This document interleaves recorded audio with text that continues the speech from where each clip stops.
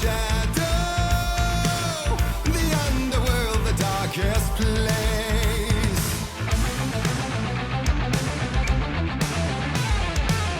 The onyx kiss of inky waters, the jet black undertow of fright. From the cold depths now I will conjure the spiral madness of his mind. Once more the ocean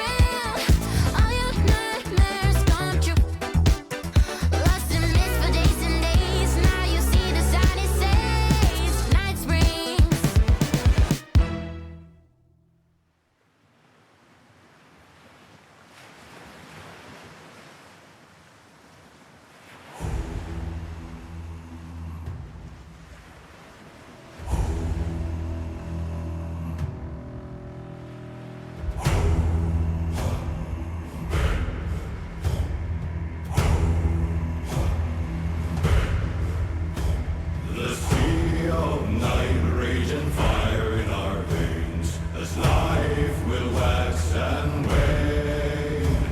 Like music, we'll hear your waves once more and sail to another shore.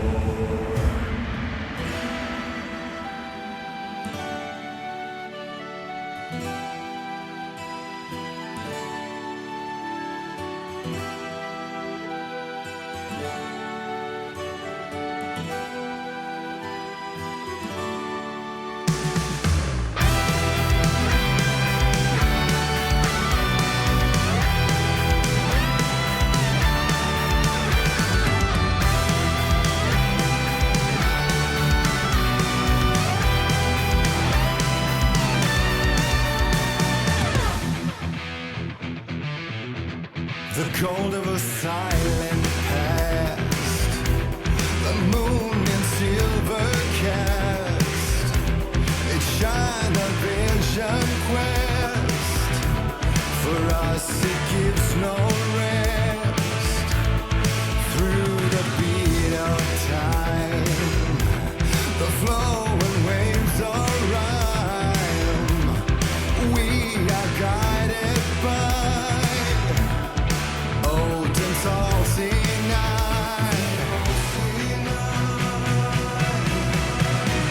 the sea of night running dark in our veins, as life will wax and wane. Like music, we'll hear your waves once more and sail to another shore.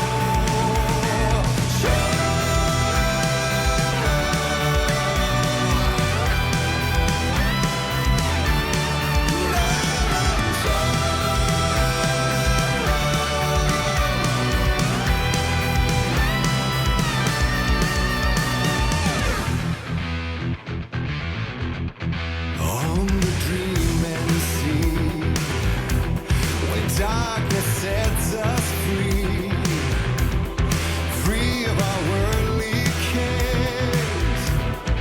We become corsairs, and into wondrous worlds we go with sails unfurled, to battles lost and won, to madness and beyond.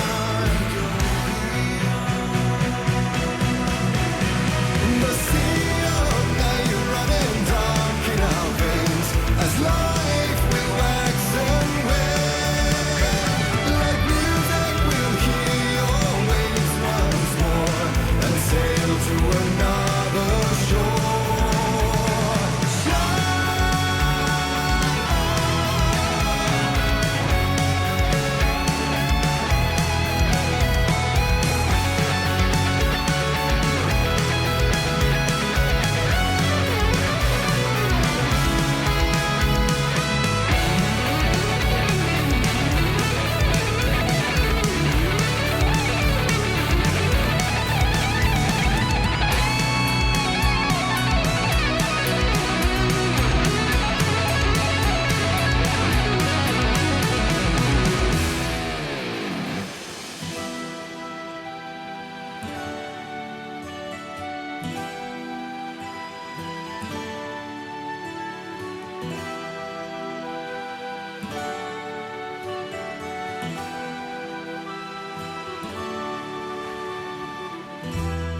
Branches of life's tree, witness reality, split up into myriad lives beyond all divides. We have been warriors, poets and elder gods, brought back a bounty to our homeland and you.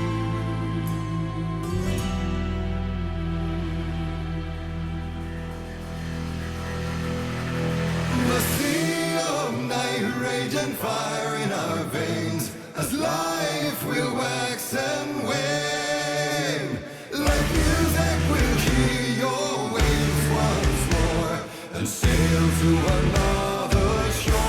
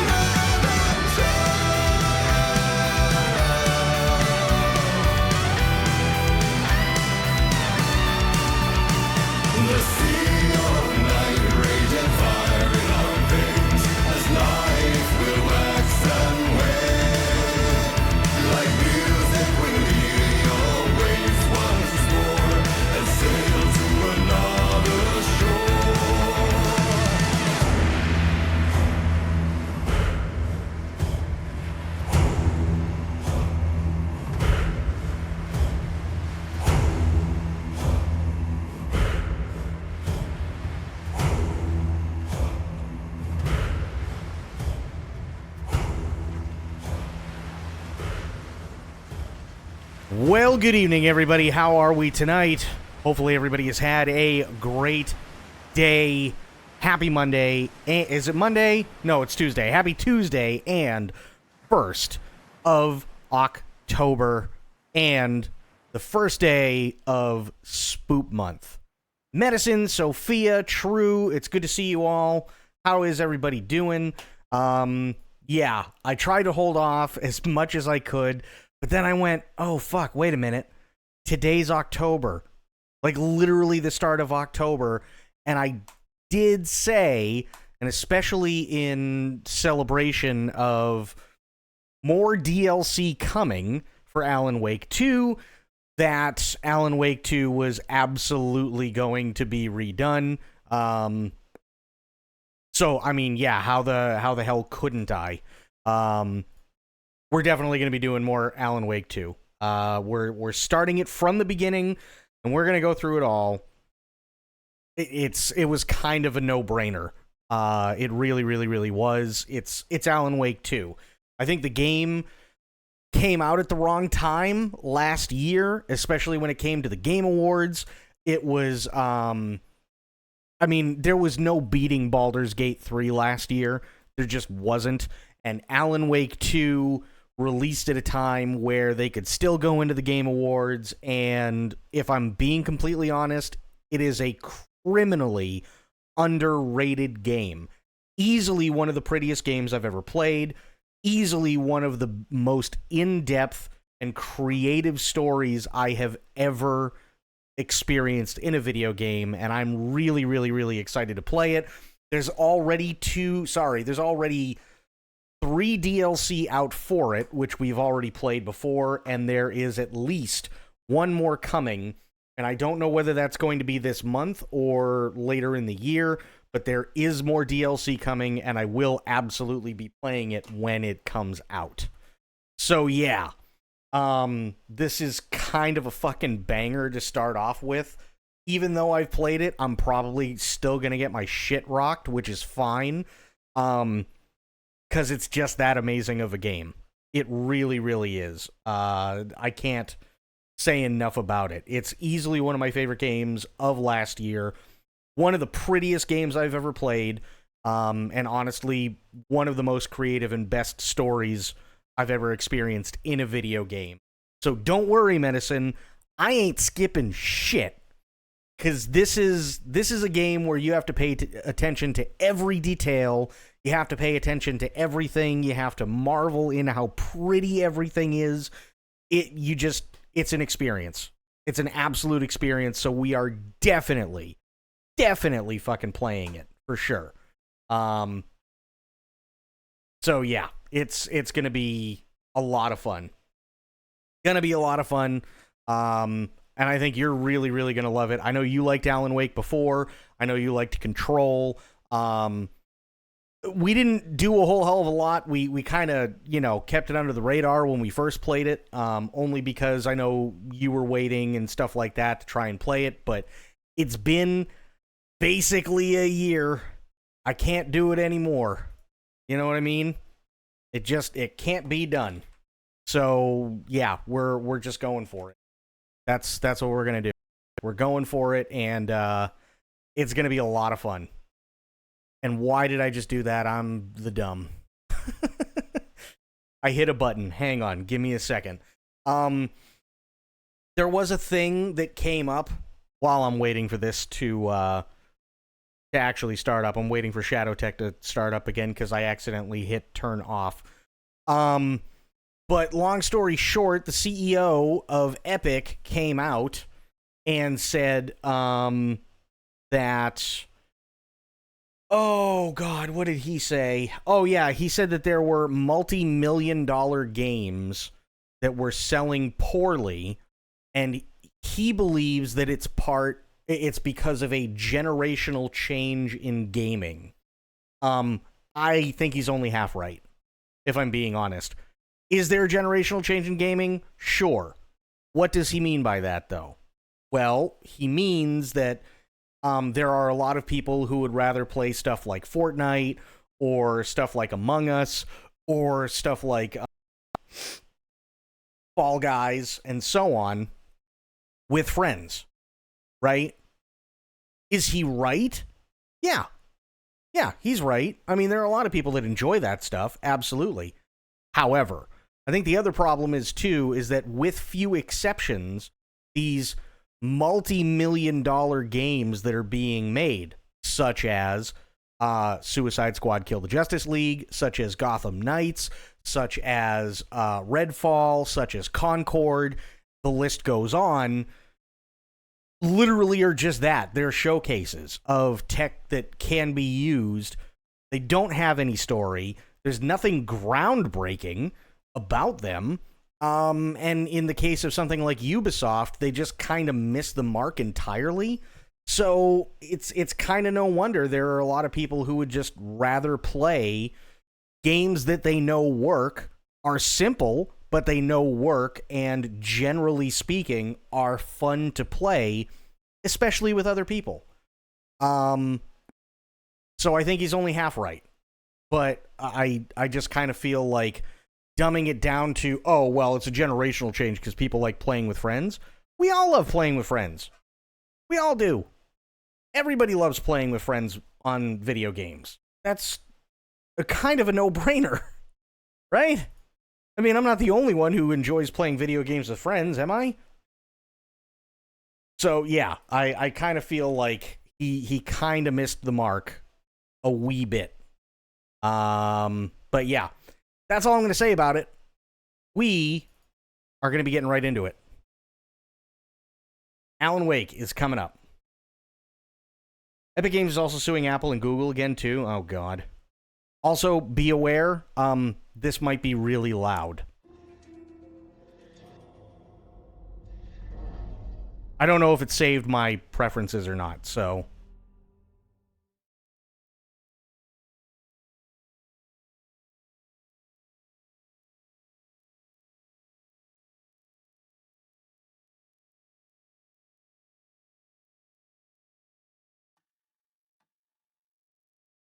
Ooh, okay, wait a minute. Wait. Hang on.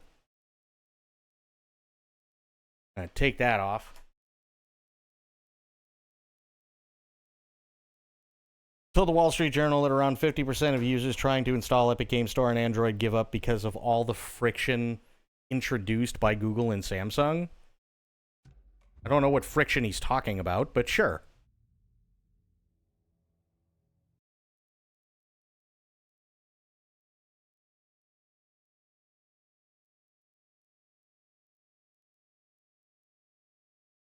To switch autoblocker on by default was coordinated action by Google and Samsung to preemptively undermine remedies.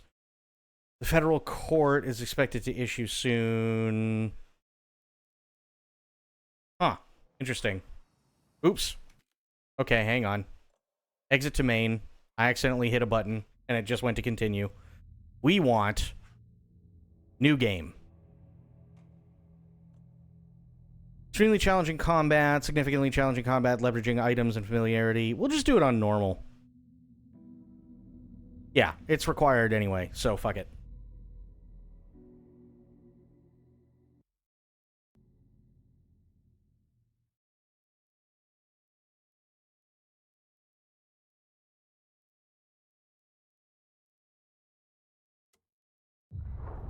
Back to the beginning.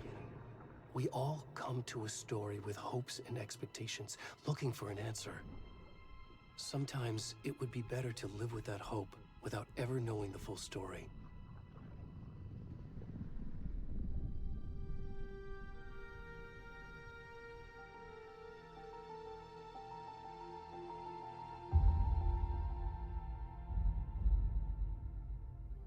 In a horror story, there are only victims and monsters.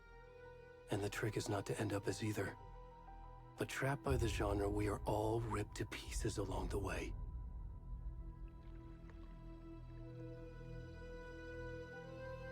This is not the story I hoped it would be. This is not the ending I wanted. This story will eat us alive. Pixel Pixie, how you doing? This story is a monster. And monsters wear many faces.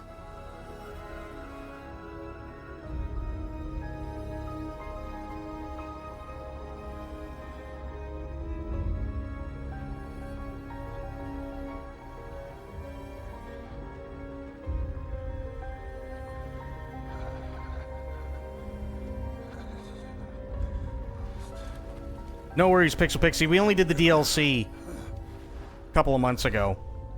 So this is the full story this time.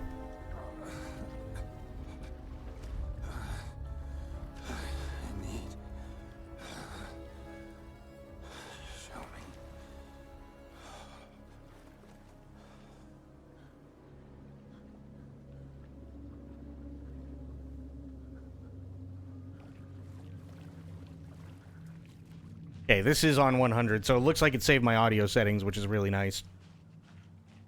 I couldn't not play this during October.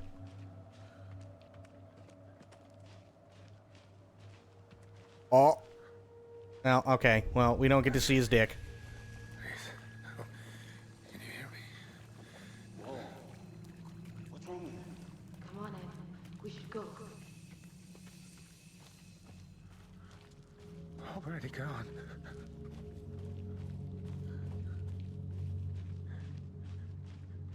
Also, this is my speed. My speed is just go, as this guy.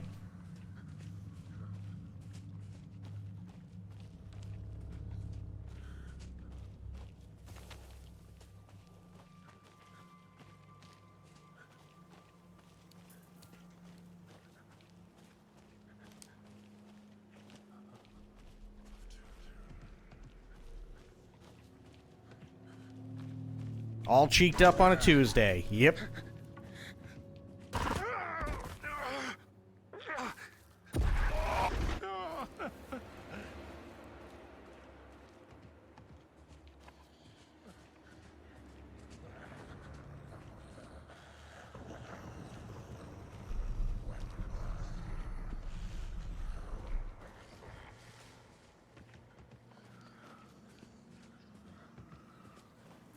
Oh, now I can run. Yay! Cheeked up and running.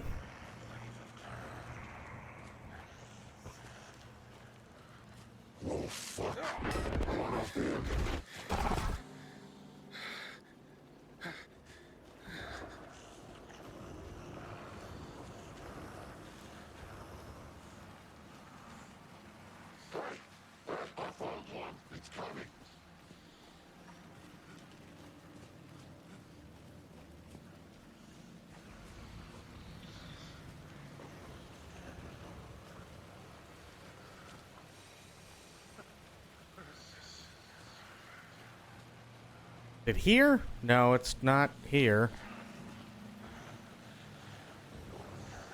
Oh, there we go.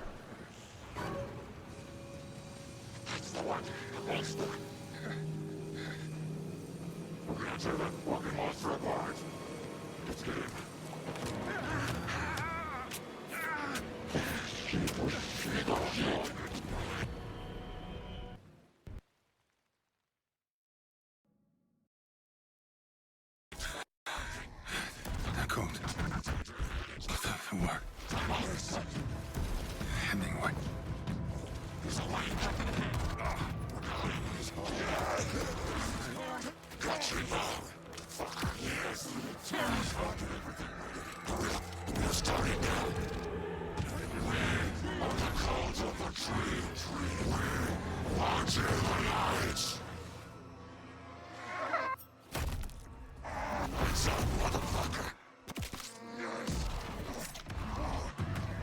Where's the rest of the stuff? We need to finish this. What the fuck?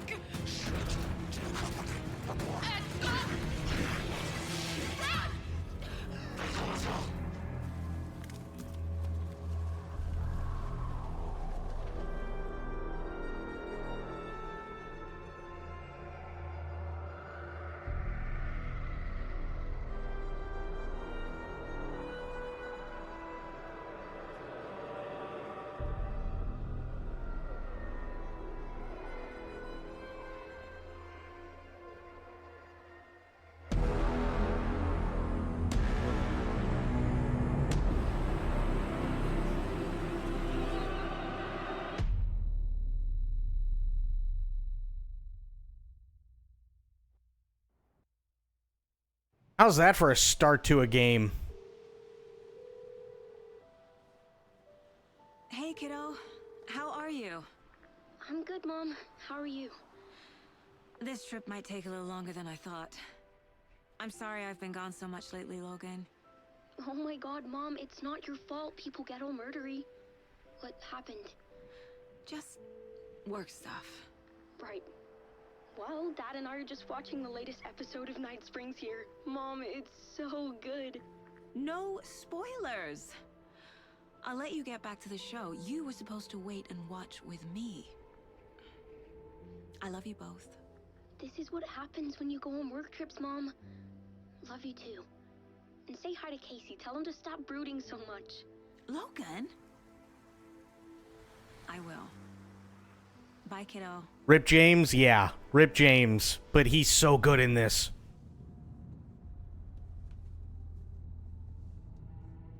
Logan thinks you should try cheering up. Snarky kid. Wonder where she gets that from.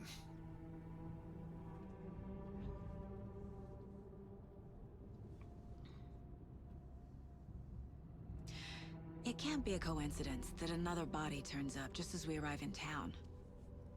Feels like the killer's leaving us a message. I'm glad you're on this case with me, Anderson. It's right up your alley. You should take lead. Think of me as the backup. Okay. Any words of advice? Nothing that would cheer anyone up.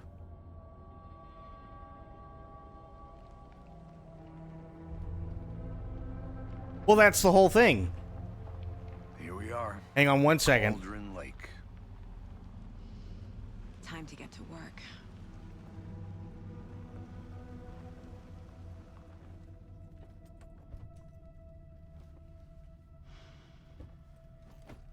Audio is only out of sync. A deputy was supposed Hang to on. be here to show us to the crime scene. This is one bug that apparently they still haven't, like, totally fixed. For cutscenes, sometimes the audio gets out of sync, and I don't know why, and I don't know how to fix it, unfortunately. I think we might have to just wait for a patch for it, unless there's something that I'm doing that's off. But,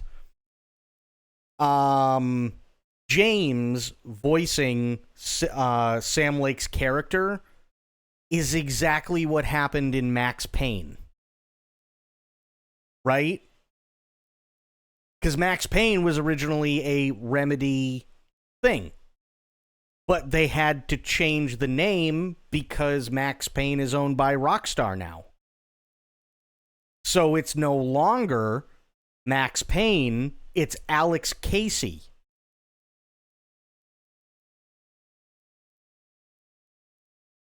Hang on one second. I'm just checking something here really quick, just to make sure. So that's why they do it that way.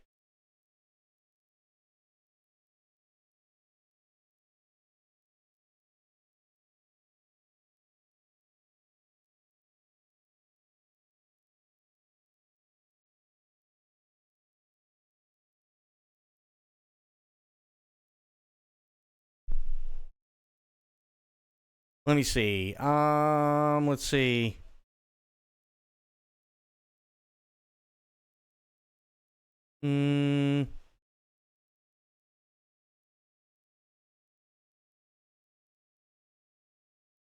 That's not it.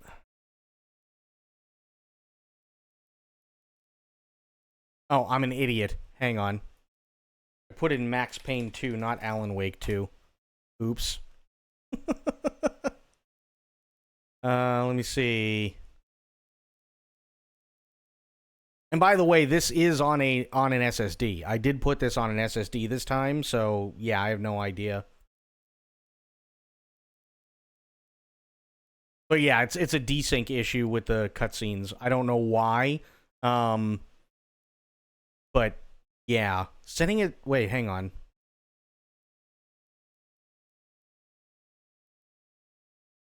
What is this? If you have a 120 hertz monitor and run your desktop at 120 hertz, then the audio and the cutscenes will be out of sync. And curiously, the FPS counter will sit at 60. Setting it to 60 hertz will fix the audio.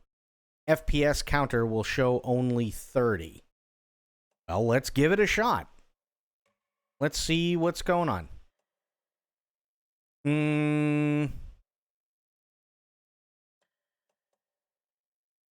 Render resolution. I don't know what that is. Oh, okay, never mind. There we go. That's good. Motion blur. Actually, I don't remember having much trouble with motion blur. But I'll turn it off anyway, because fuck motion blur. Ray tracing we don't need because the game's already insanely pretty.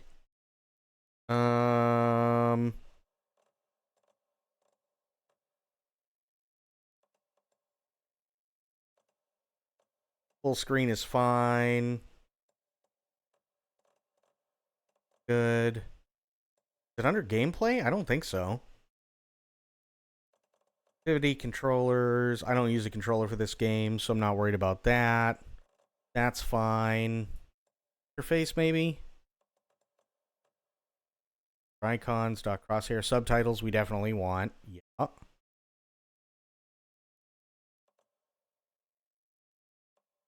Controls. Okay. These I can turn up maybe a little bit more.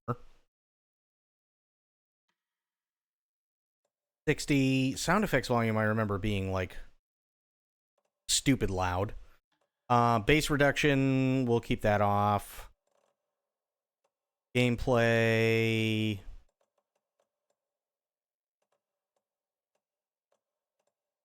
I'm not seeing. Let's go back. Difficulty selection. Okay. All right. Yeah, enable tutorials, that's fine. Aim sensitivity, mouse smoothing. Yup. No. That's movement. Play mode, sure. Yeah. Want. I didn't have a problem with desync or anything like that. Global illumination, SSAO, ray tracing, direct light transparency. Yeah, I don't know.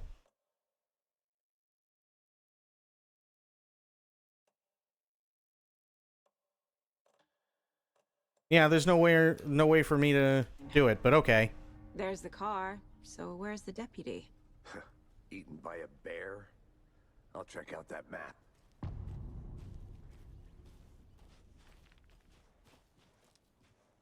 Look at how good her hair looks. It looks absolutely phenomenal. Before we get swallowed up by the trees.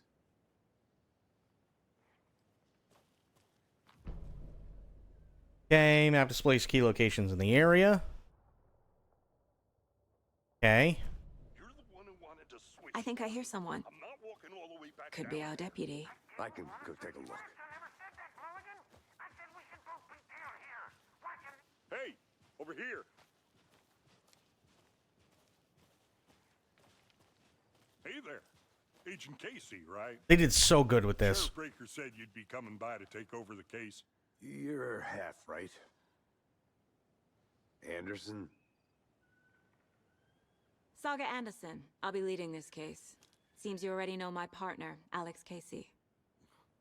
Shoot. Sorry about that, ma'am. I'm Deputy Mulligan. I just figured that, you know, that, Federal agents right here, Thornton. My partner, Thornton, down at the crime scene. He's not what you call the sharpest axe in the shed. Right here? What do you mean? Are they with you? Oh, shit! They didn't hear me, did they? I could use a briefing. What can you tell us about the crime scene? Tell them about the heart. I was getting to that, Thornton. Well, we reckon there are some organs that are currently outside the victim's person when they should be, well, you know, inside. Good call. Any witnesses to the crime? Were there any witnesses? Yeah, a couple out-of-towners. I wonder what they were doing sneaking around the woods at night. Mention the city folk. It's pretty suspicious. Not that we have anything against city folk, right, Thornton? But don't worry. Sheriff Breaker took them back to town a while ago. Okay, let's take a look at the body. I want to see the body. How do we get there? Oh, sure, that's real simple. Just through the hole in the fence, down the hill towards the lake, around the old convenience store. You can't miss it. Everything's been closed since the area was fenced off. The store, the campground, all of it. Hey, Mulligan, tell him I'm here waiting. I'll show him around. They got it, Thornton.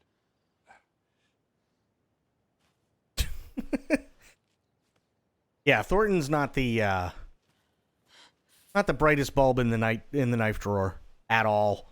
Before we get to the crime scene, there's time to review the facts of the case so far. True. Make sure I'm seeing the clues clearly.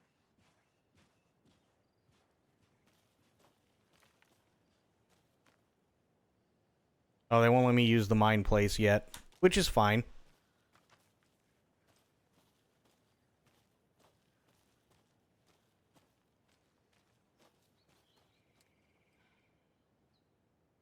Okay, he doesn't want to talk right now. That's okay. It's so nice going back to this game. Through the facts of the case. There we go. Okay, here we go. The mind place. The mind place. My version of the mind palace technique. To sift through clues and work the case. Building the mind place again for each case. Using each field office as a model in my head. Okay. The facts are on the board. Everything we know about the previous murders. Worth taking another look. True. Case board is a mental technique that allows Saga to analyze clues and progress the investigation. WASD to move around. Yeah. Zoom and unzoom. Okay. Free to navigate by... Okay. Gotcha. Alright. Series of murders have occurred around the town of Bright Falls. Finding the connections will help our search for the killer. All victims reported missing in 2010. No other commonalities. Ted Lane, dentist, stab wounds, bloating, bruising on the wrists. The victim was reported missing in 2010, discovered in 2012, buried in a shallow grave. Wendy Davis, teacher, body bloated, large chest wound, found in Cauldron Lake, 2018. Some organs missing. Predation. State of body does not match 8 years spent in a lake. Percy Wolf, store owner, bruising, heart removed, strange tattoos. Found 2 weeks ago, chest wound was ruled as cause of death. Tattooing on the body is illegible. Murder method. Slight difference in murders. Bloating only commonality in bodies but not cause of death. Chest trauma. Exposure to water post-mortem. Bruising on wrists and legs. 2 of the victims had bruising. Some of them... some form of restraint, strapped or belted down, deep gash in the chest, heart missing. Most recent victim died of major chest trauma, consistent with 2018 victim, hard to confirm due to condition of body. And then all bodies experienced bloating. Bloating of the corpse is indicative of drowning, but only 1 victim was found in water. Killer profile. Okay. Post-mortem tattooing of the body. Victim number 3 was covered in illegible tattoos. Message from the killer or maybe their art. The murder targets have no discernible common traits. Apart from going missing in 2010, the victims have nothing apparent in common. Chest trauma resembles animal butchery techniques. Killer may be a sportsman or a hunter. So that's currently all we have. And we have no cases. Not yet. I see you're already hard at work, Anderson. Close to cracking it? We're just getting started. Let's head down the hill to the crime scene. Hey, Casey. You putting me in charge. Why now? Look, Anderson, you're a better detective than I am. You've cracked cases that had the rest of us baffled. I don't want to slow you down. Are you thinking of retiring? You know what happens to cops who say this is their last case. Mm-hmm. Real funny, Anderson.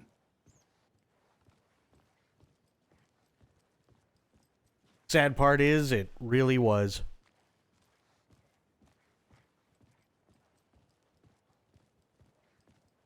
Stairs are out. You okay to jump down? I'm not that old.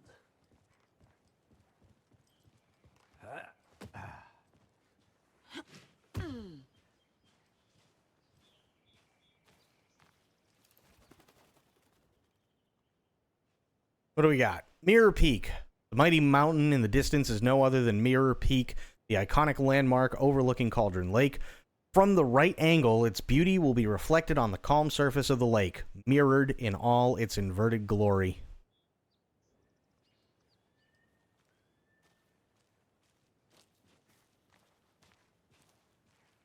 Also, I'm surprised Spoiled isn't here. This was one of her favorite games last year. But, fair enough. It's fucking pretty. Gives me a headache. There's too much sky.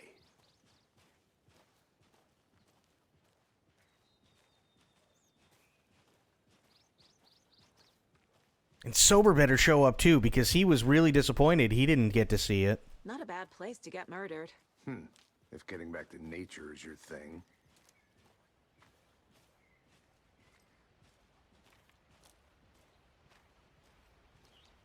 Damn.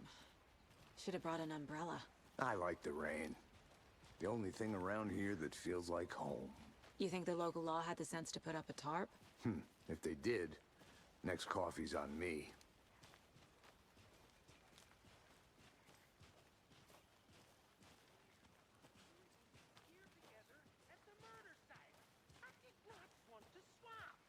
No, still not getting it. Try explaining it one more time. How much clearer can I make it, Mulligan?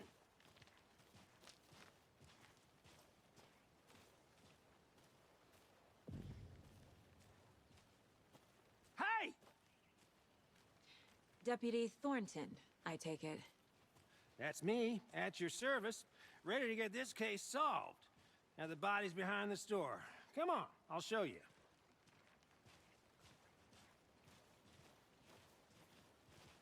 So, FBI, huh? That's so cool. Hunting down psycho serial killers and shootouts with the mob. You forgot the UFO cover-ups. What? Those are real? You guys hiring? He's joking. Let's just see this body, shall we?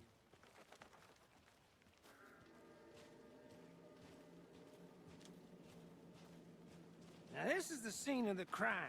We found him on the table. Now we didn't touch nothing, you know, procedures and stuff. True. Thanks, Deputy. No tarp. You owe me a coffee. Okay, let's start by examining our guest of honor. Does this fit the MO of the previous murders? Also, just FYI, fat guy penis incoming. Step 1. Body is positioned on the table. Ritualistic. First key image, okay. Another body turns up just as we arrive in town. Coincidence?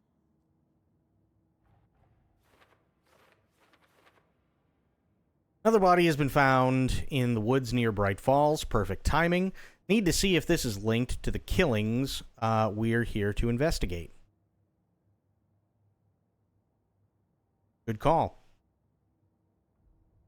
When a key image is placed, it'll prompt a new question. Objectives are viewable at the case board in your goals. Oops. As I hit the wrong fucking button. There we go. Okay, you're now free to examine. Yeah, okay, got it.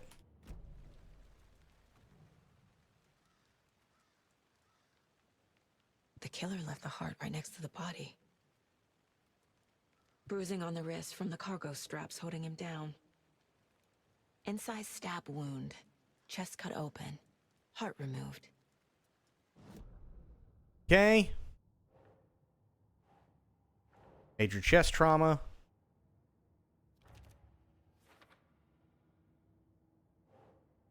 Heart removed. Oops. Oh, wait. I gotta remember how to do this. There we go. And there. Heart removed from chest, strapped by the wrists. Definitely matches the previous murders. But this time the heart and the straps were left behind.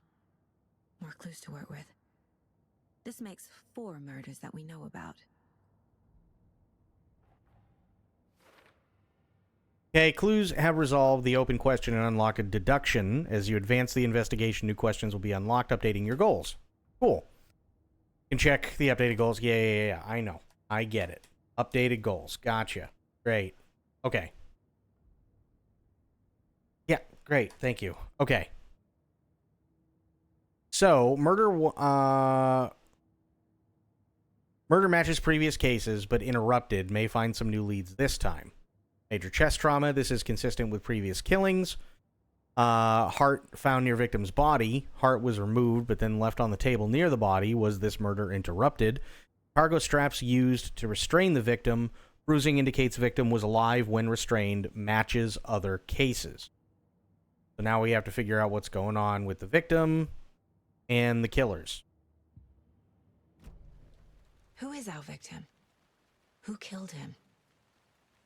Need to find more clues. You identified him. Any idea who the victim is? Oh, I sure do. His name is Nightingale. He was FBI. He came to town about 13 years ago. Now, I haven't heard a word about him since. Well, until now. Hang on one second. Gonna go to options again. Audio. Dialogue volume is already up there, but I'll turn it up a little bit more. Nightingale? Robert Nightingale? Oh, yes. You probably knew him. Brothers in arms. Oh, and sisters. Who's going to be discovered by speaking to people as well as examining your surroundings. Fair. So you knew our victim? Well, I didn't recognize him in his current state. But yeah, I ran into him a few times at Quantico.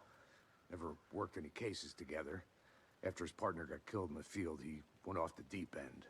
Got the boot pretty quick after that. What happened after he got fired? So what happened to Nightingale after the Bureau let him go? I only know the rumors. Depression led to booze, booze led to paranoia. He got some wild ideas in his head, chased ghosts until he fell off the map. Guess he ended up here. I bet there's more to that story. But no happy ending. He's been missing since 2010. Oh. Nightingale went missing 13 years ago. 2010. The same as all the other victims. Certainly fits the pattern. Makes me wonder what was going on that year. Probably something this town wants to forget. For those that don't know, 2010 was the events of Alan Wake 1. Someone was drinking beer. True. They spent time here, waiting. Someone left in a hurry. Knocked the tripod over. Was it for a camera? Okay, what do we got? There we go. Trust Casey's read on people. Sounds like our victim wasn't mentally stable. Casey says Nightingale went off the deep end. The FBI fired him. Robert Nightingale, ex-FBI, came to Bright Falls 13 years ago. Okay. These are for later. Good for now. Was he killed here or brought here after? For display. Multiple people were here. Multiple killers?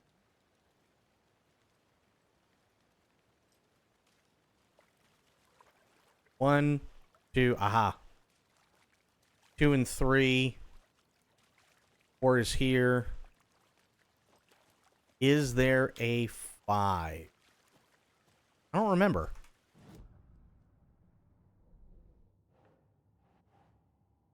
Here. Lots of activity here. It's unlikely our killer was working alone. Fair.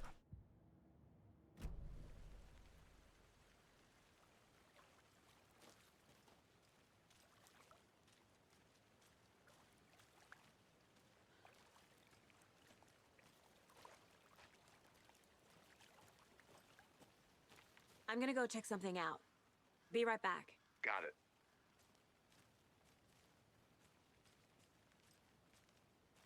Locked. They really don't want people coming in here. Oh. Go. That's blocked. So we'll go down this way. But you can trust me.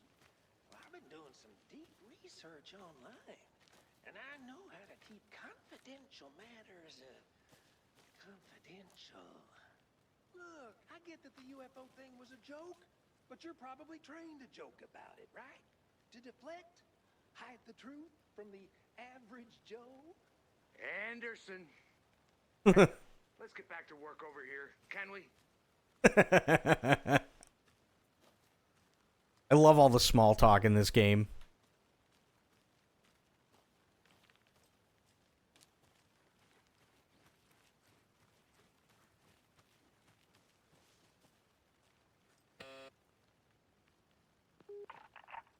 Hello, this is Agent Anderson and Agent Casey, FBI.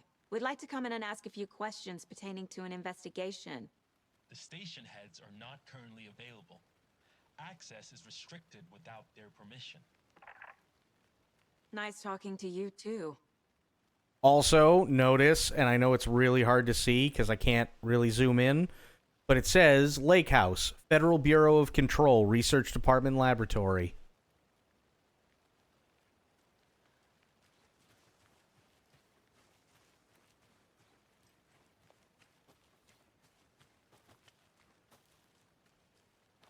Just kind of so happens that the DLC is going to be called Lake House.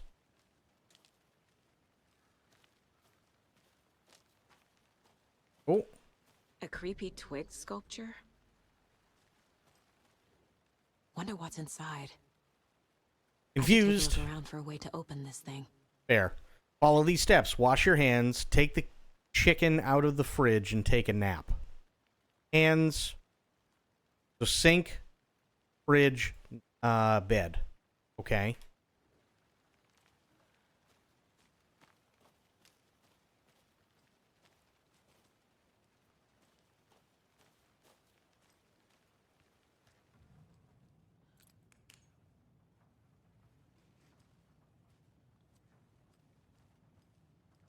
Nope, not that one.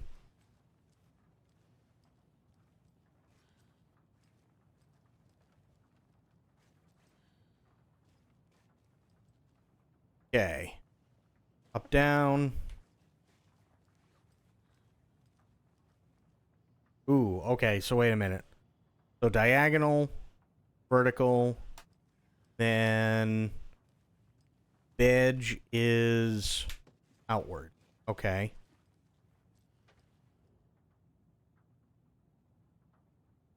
Let this be a warning to you fellow trespassers. They say the lake is a caldera, something formed by an erupting volcano or the sinkholes it leaves in its wake. But what if that's not true? What if it's something else? Something else less natural and much more man-made, intentional. I say the lake's not formed, it's designed, and it has a purpose. The lake is a hiding place. Beneath the calm surface lies a secret machinery ready to be activated at the press of a button. And people with the button, they're in that big house by the lake, preparing it. I know it. First drawing, water line. Real caldera is made from a volcano. Lava. Second drawing, water, engineered structure, strange machines. Right.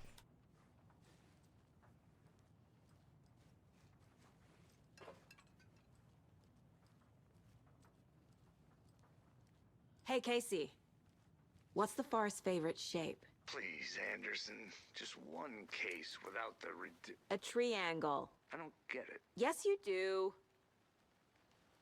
I hate it.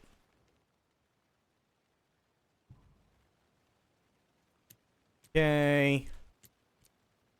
Here. Gotta look for the vertical.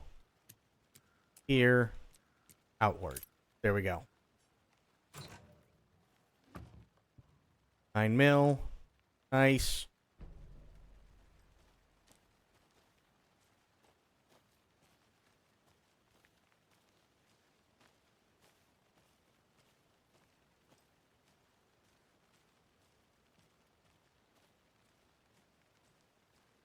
Welcome back, Anderson.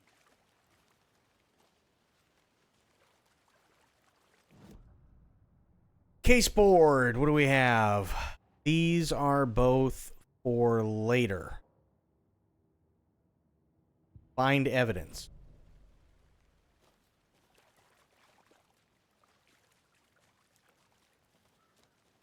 Nothing there. Nothing there.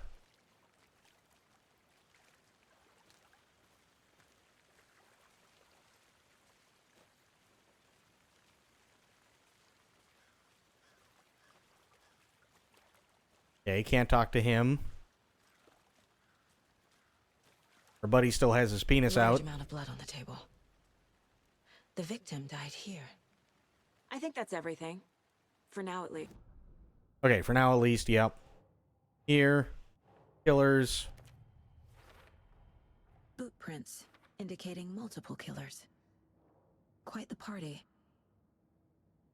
Multiple assailants present. Messy scene, crime of passion, premeditated. Heavy blood splatter on table. They really made a mess here. Caught up in the act or just sloppy work. Multiple sets of footprints. Lots of activity. It's unlikely our killer was working alone. Premeditated or spontaneous? I'm going with premeditated. Sure. Tripod found near body. Looks new. Brought by the killers. Why? To mount a camera? Weird snuff film? They planned for the murder to happen here. Passing the time with equipment ready. They were waiting for him. But why Nightingale? He's been missing for 13 years. Why here? Why now? Victim came from... Profiling. Get into the subject's head. See what they saw. Feel what they felt. Use whatever I know about them to guide my intuition to a revelation. Piece it together. He used profiling inside Saga's mind place to get inside the heads of suspects and victims. Using her intuition, Saga can discover new clues by profiling people of interest. Missing person. Agent Nightingale has been MIA for 13 years. How did he end up here? Up from the lake that's not a lake. It's dark. He was there too. You are not allowed in the lake until he says otherwise. Robert Nightingale came from the lake before his murder. Okay, ritual murder. Nightingale was chosen as the victim. Why? Flick the switch. It goes click. Lights are off. But somebody's home. Somebody's home. This wasn't some random act of violence. This was a ritual. And Nightingale a component. They didn't see him as a person. More like a container for something. Okay. Nightingale came from Cauldron Lake. Feel the Nightingale came from the lake, but why now after 13 years? Where's he been? Good question. Okay, nothing else here.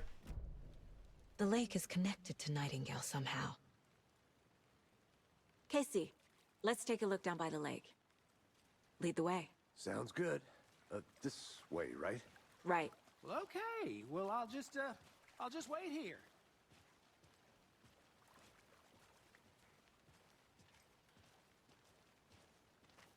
This one of your hunches, Anderson? Did something happen at the lake? I think Nightingale came up from that direction. From the lake. Probably looking for shelter. Safety. They were waiting for him. When you're ready, I'd love to hear what you put together so far. Sure. It's not that complicated. Nightingale was out in the woods alone at night, possibly nude. The killers knew he was here, ambushed him, dragged him to the campgrounds, strapped him to the table, cut his heart out.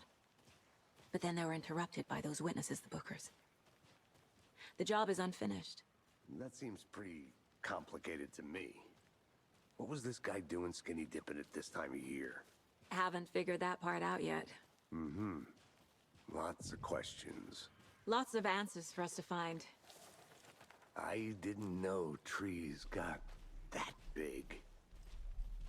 Gives me the creeps. That's a big ass tree. It is kind of creepy, though.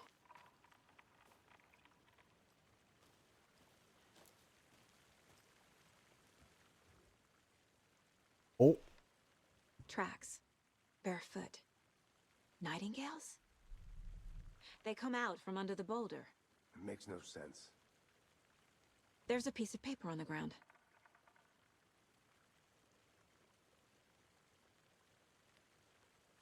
But I can't see what it reads.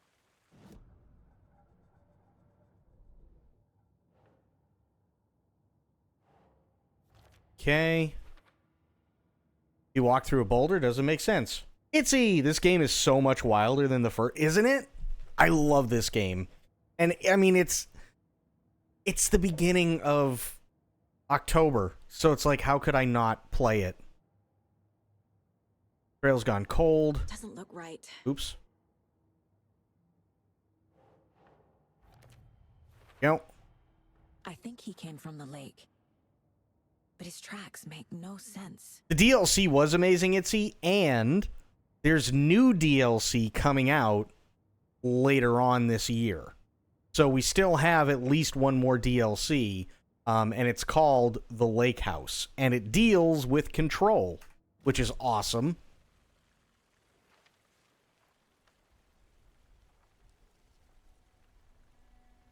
A page full of text on one side. Not a printout. Written with a typewriter. Old school. Lines scratched out and edits added with a pen. Mm-hmm. Like a manuscript. Page of a story. The killer left a message. It's for us. The text is about us. The victim was one of their own. FBI Special Agent Robert Nightingale. And then there was the page they found. The first step down into terrifying depths. Reading the words. These words felt like a message. Felt like a message. Someone knew they were here. Someone playing a game with them. An invitation. How could they not accept?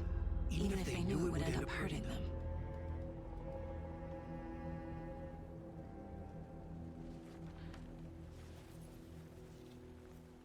Someone's been watching us. Playing a sick game with us. You were right.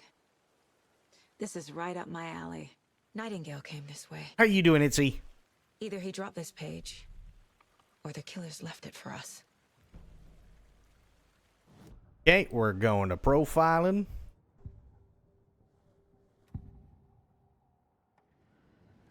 You're chilling? Nice.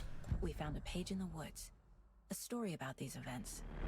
What is Nightingale's role in this? I carry his words close to my chest now. Inside, the awful truth. You must dig it out. Something was put inside him. In his chest. I must find out what. Okay, 1 second. Let me take a look at something here really quick. Okay, it is up. Oh, I know what. Hang on. Give me a second. Here. Do. Okay. All right.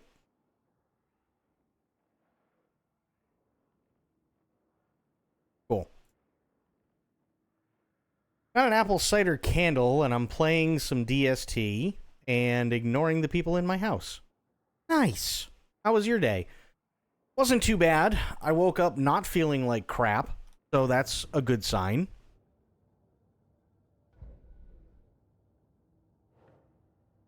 Nightingale has something hidden inside of him.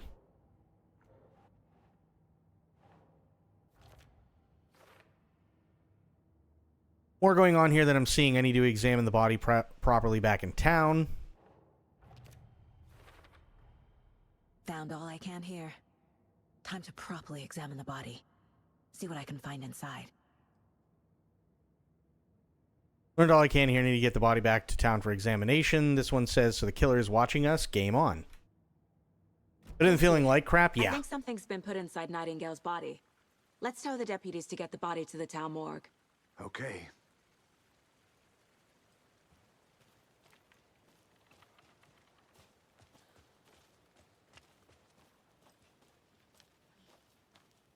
A read witch this. with no heart. A strange echo of owl murder. There is no mystery in Cauldron Lake being named after its cauldron shape, and yet there are many mysterious stories about the lake, it being a gloomy doorway to the underworld or of a witch whose cauldron the lake really was. The legend tells that when the affections of a local sheriff went unanswered, he accused the lady in question of having bewitched him.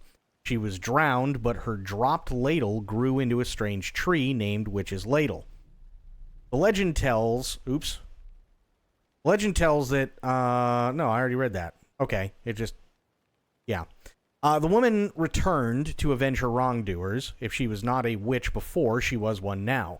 She killed the sheriff, drowning him in the lake. Then she took out his heart and locked it in a box. With the heart, she would summon him from the lake to exact revenge on her behalf, or so the legend goes. Oops, wrong button. Wasn't that special? Whoever wrote that page made sure it read like a story. Like a scene from a thriller. I hate all of it. The text said we'd find more. I believe it. But what's the purpose?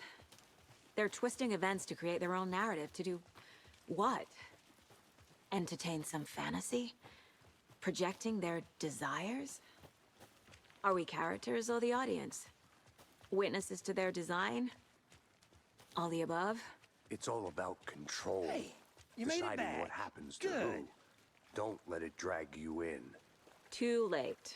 I'm already hooked. I need the next chapter. I hope you didn't get stuck in any of those big puddles. Crazy flooding down there, huh? Just like I said. Let's get the body back to town. Deputy, I want the body taken back to town for a proper examination ASAP. Well, sure. But the coroner won't be back in town for another week after Deerfest. Not a problem. I'll do it myself. Oh, and Sheriff Breaker called to say he's got the bookers at the Oh Dear Diner in town. Oh, and I've got a key to the gate. It's a shortcut back to the parking lot just up the hill.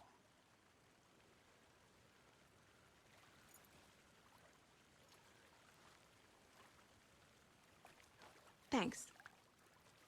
Let's get the car, drive to Bright Falls, and talk to these witnesses, the bookers. At the diner, right? I could use a cup of coffee. Let's try that shortcut the deputy mentioned. Sounds good. Yeah, yesterday, Itzy, I woke up, was really achy, just kind of generally feeling like crap. I know we talked about it a little last night, was in that perpetual state of having an almost headache. But yeah, woke up this morning feeling much better, so I don't know what it was. Might have just been a bug or something.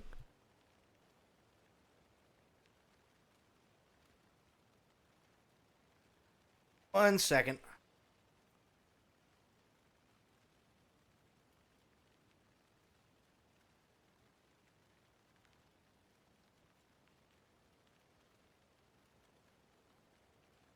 So yeah, but I was like, hey, you know what? Holy shit! Today's October 1st. We need to do Alan Wake 2 again.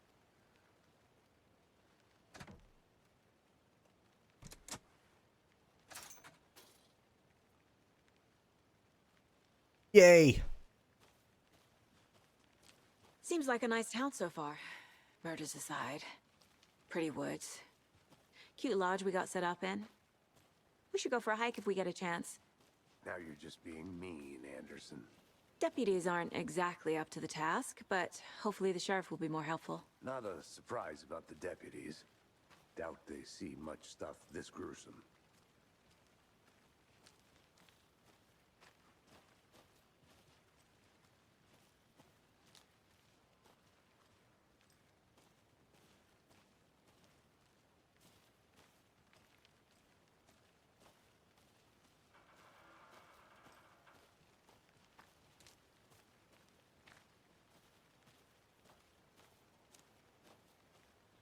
I think I saw something. It'll only take a minute. I'll wait here.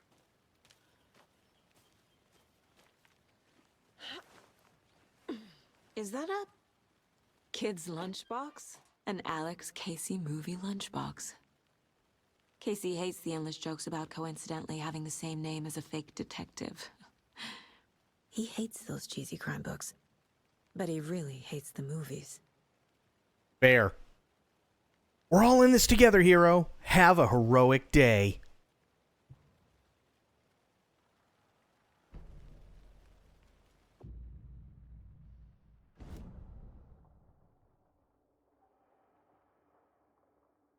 Let's see. Yeah, that's right. I forgot. I need like a bunch of these.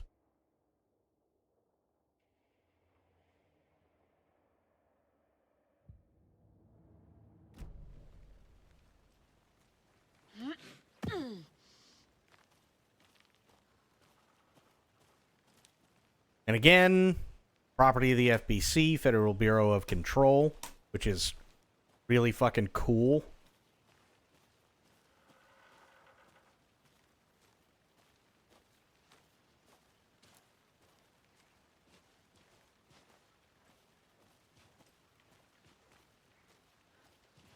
Can't fit the clues all together yet.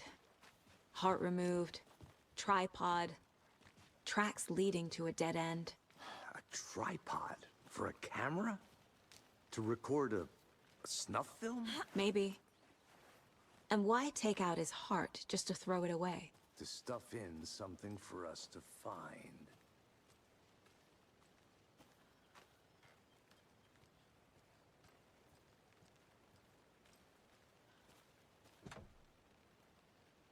Shortcut key. Nice.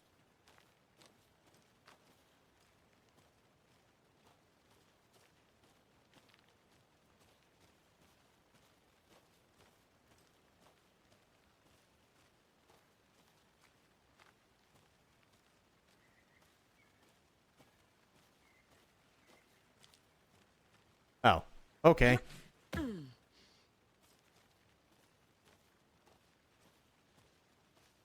Alex Casey was having none of that. Here we are. Let's drive back to town and meet the sheriff at the diner.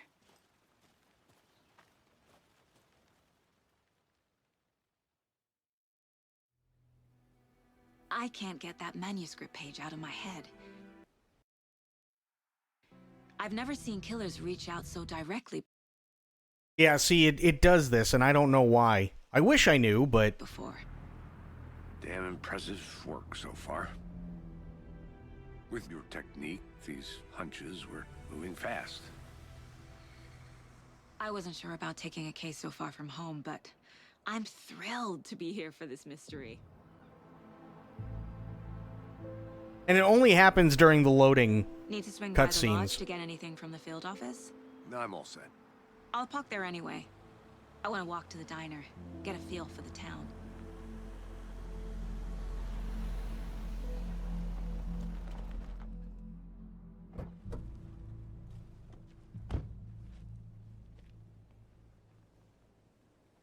That's an incredibly old Ship of Theseus debate. The diner's just up the waterfront. Shouldn't keep the sheriff and our witnesses waiting. I smell coffee.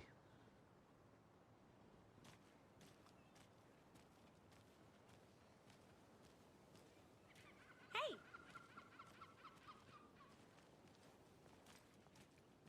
I...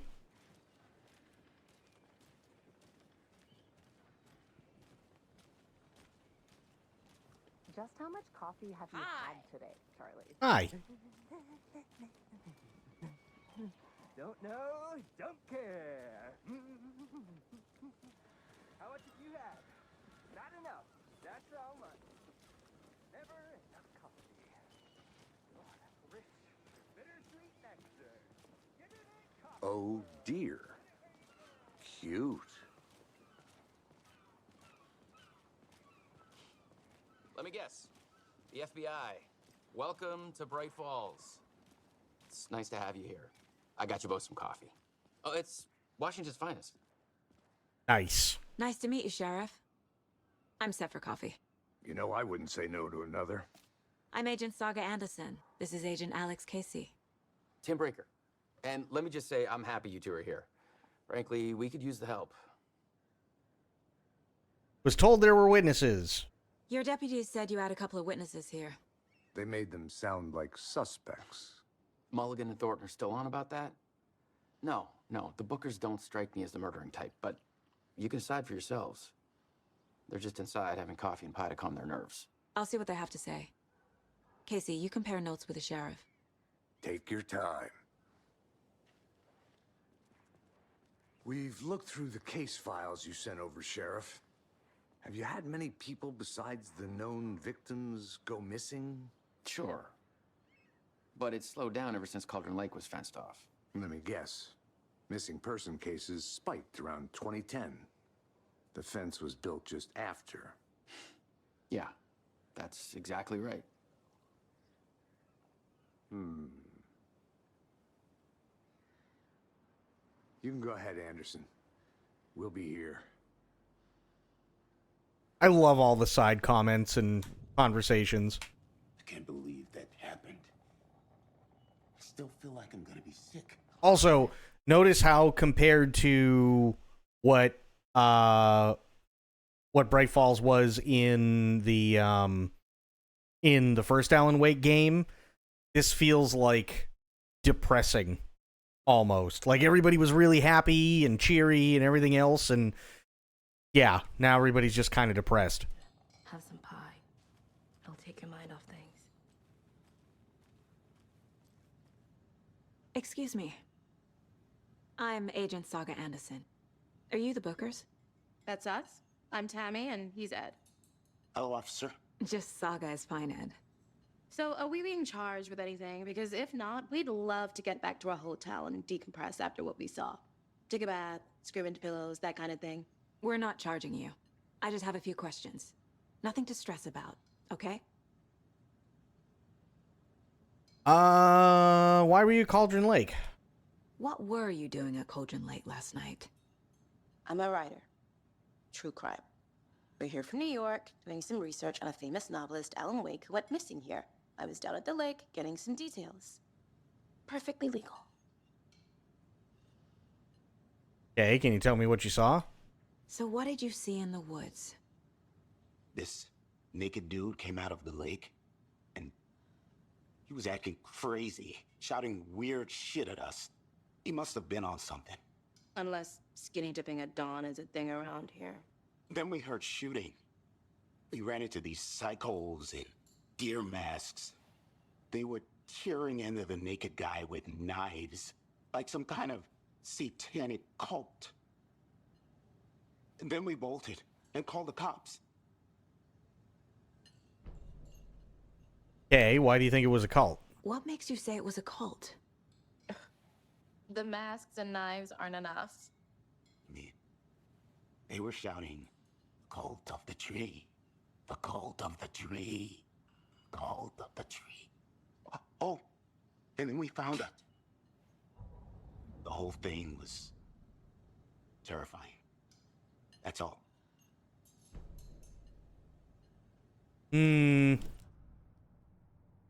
Ed. You are a treasure trove of information, my boy. Yeah, play narration. The victim was one of their own. FBI Special Agent Robert Nightingale, gone missing here 13 years ago. Now he had suddenly turned up, only to be murdered in a brutal ritual on the very day of their arrival. And then there was the page. This page, the first page that they had found, not the last. The first step down into terrifying depths. secret truths trembling beyond the threshold. Reading the words, these words, felt like a message. Was a message. Someone knew they were here, what they were doing. Someone playing a game with them, leading them on. An invitation. How could they not accept?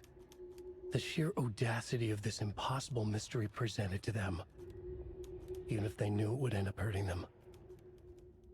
Nice. Okay. The Bookers. Cult of the Tree. The Cult of the Tree. What are the Bookers telling me? I found their necklace. The symbol is 2 triangles. The cult wants their spruce tree back, Tammy. Finders keepers, Ed. My publisher will want this on the cover. Tammy found something. A necklace belonging to one of the cultists. Okay. Cauldron Lake. The Bookers were at Cauldron Lake. Why? The fence was built to hide what's there. They say the rider fell in the lake. Private party. No trespassing. My book has questions. Past the bolt cutters. They broke in for the sake of Tammy's book. Nothing to do with the murder. They were telling the truth. Okay. I think you found something. So you found something there, right? A necklace these cultists may have dropped. Okay. Wow. How did you put that together? It's evidence. You need to hand it over.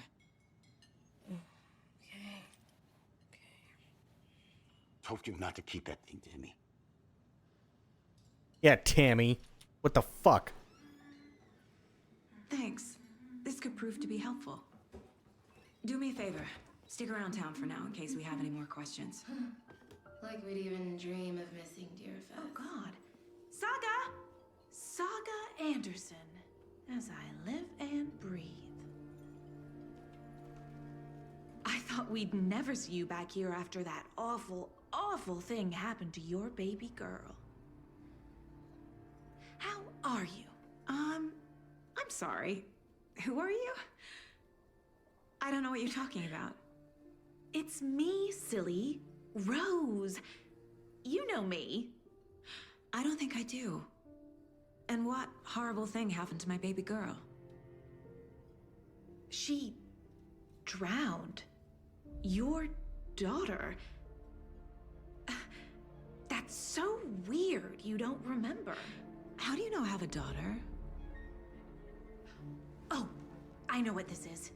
You're blocking out your traumatic memories. Happens on TV all the time. No. You're mistaking me for someone else. If you say so.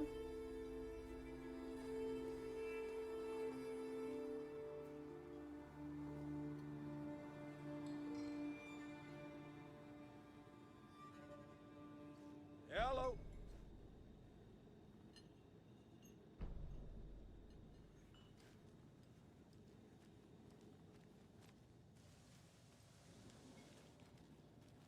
What do we got?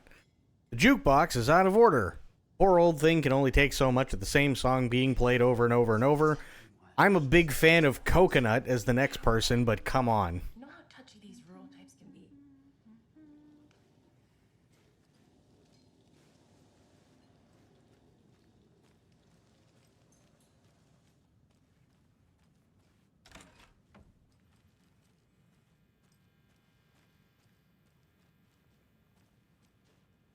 Hey there, Mr. Deer.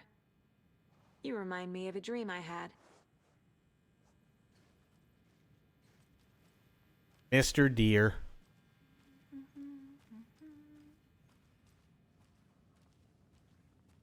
Ooh, map. Nice. I need a tool to get this open.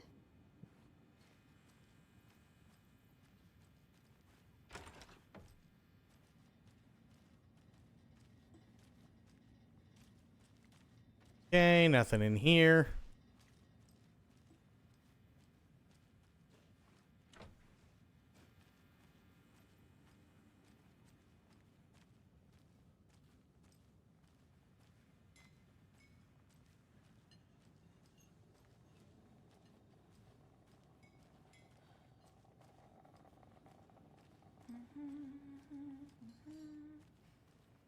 All set? My guys have Nightingale at the morgue if you're ready to go take a look. Let's go. Well, Casey, I got a lead. Looks like we're dealing with a cult. The cult of the tree. A murder cult. Fuck. Have you heard of this cult of the tree, Sheriff? Only the urban legend. If you're in the woods at night, the cult will get you. That sort of thing. We're not gonna find out you're the Grand Wizard or something, are we? I played some D&D back in the day. Wizard was always my favorite class. Morning, Sheriff. Looks like you have some guests. Morning, Ted. Yeah, real important guests. Deerfest. Always draws a crowd, right? Too true. More the merrier. Have a good one, Sheriff.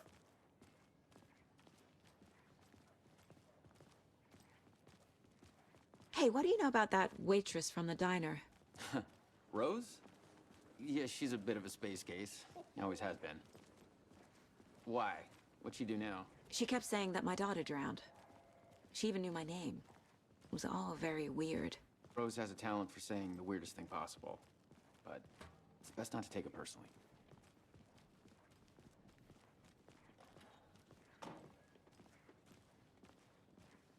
Hey, boss. Corpse is downstairs ready to go. Yep, in the morgue, all prepped. I'd like to take a closer look as soon as possible. Lead the way, Sheriff. Oh, this is the Bright Falls Sheriff Station. Anything you need, just let us know. We appreciate the support, Sheriff.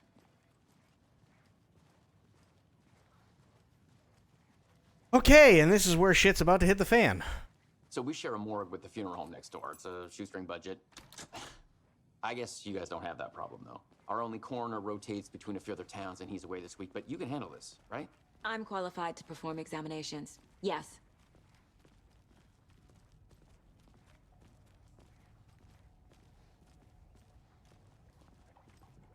Something about morgues. They always cheer me up. I can't say I feel the same. He's joking.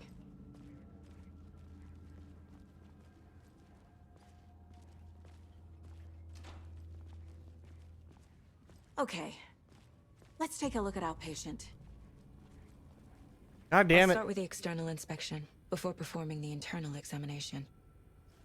Wish this guy would put his penis away. What That'd be was the nice. cause of death? What other clues can the body give me? Defensive wounds. He put up a fight. This looks like text. A tattoo? Nightingale didn't strike me as a tattoo guy. The body shows signs of being submerged in water post-mortem. It doesn't add up.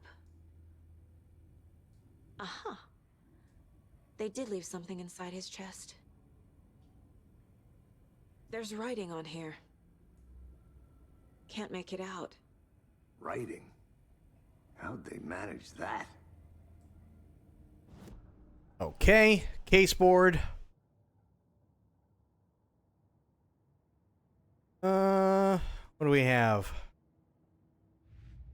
Cases, previous murders.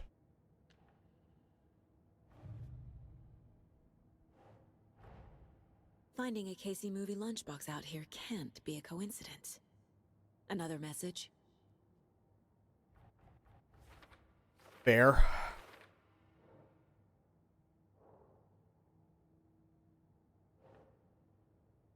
Okay. Oops. No, I gotta go Cauldron Lake. There we go. Good. Previous murders. Killer profile. Multiple attackers wearing deer masks, chanting and tearing into the guy with knives. We're dealing with an organized group of killers, not a lone serial killer.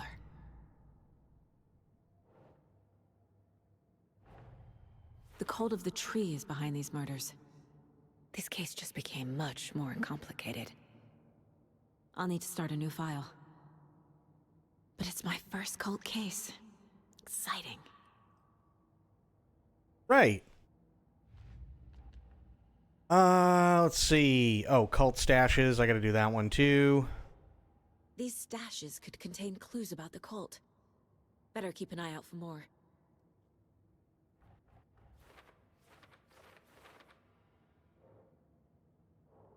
That one. Cauldron Lake.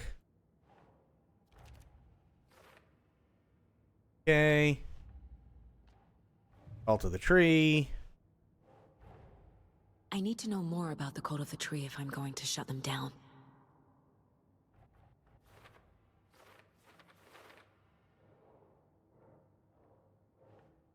Alright, what do we have?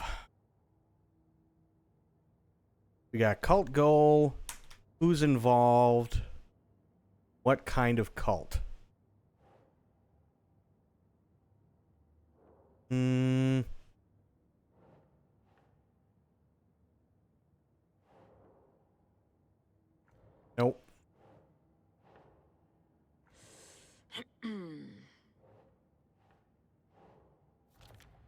Okay.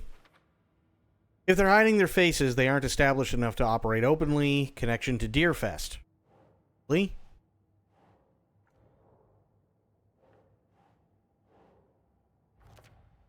Cult symbols. Jewelry can be used as subtle indicator of membership, but this isn't subtle. A badge of pride.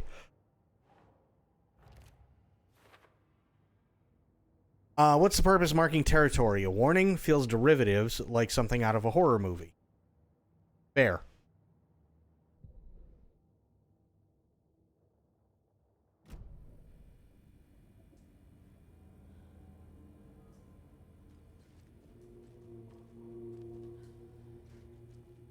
Ooh, actually, wait a second. Back in here, cases. Murder at Cauldron Lake. Time to see what Nightingale's body can tell us. There we go. Anything to learn from the body.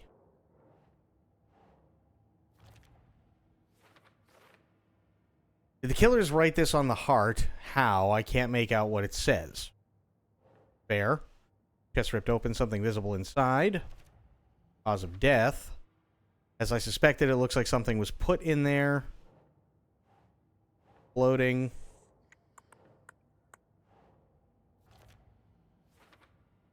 Victim was alive, then strapped down. Timeline is inconsistent with bloating. Writing. Text is smudged.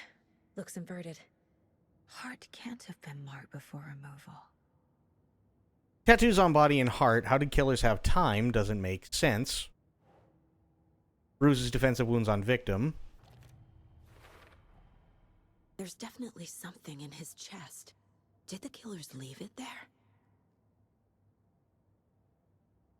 Cause of bloating unknown. Strange tattoos on skin and heart. Something was inserted into the chest cavity. Chest trauma is clear cause of death.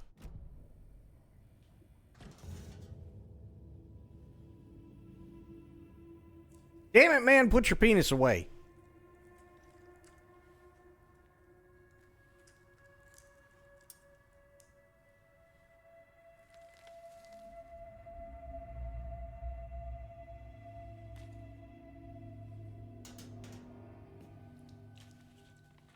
It's the same type of page we found at Cauldron Lake.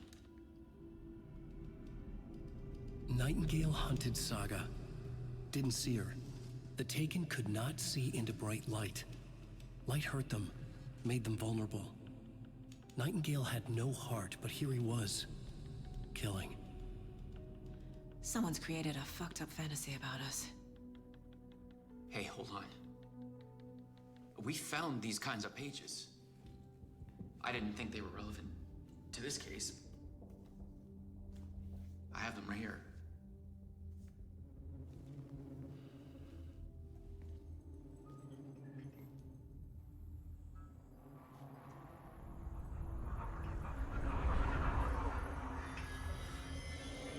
No, wait!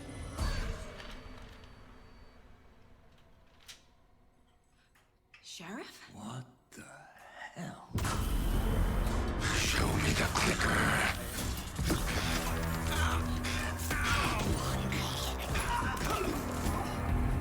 Casey!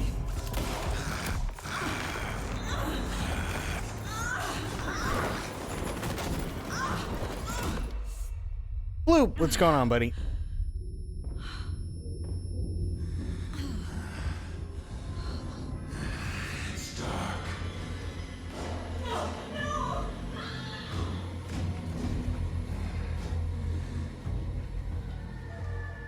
Didn't see her. Could not see into bright light.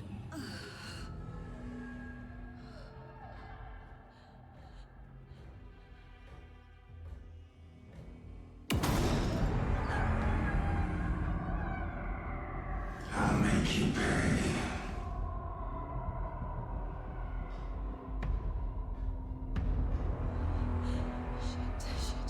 He's coming. No weapon. The page said to get into the light. Stay in the light, avoid being detected by enemies. Yep. Pretty energetic for a dead guy. Mm-hmm.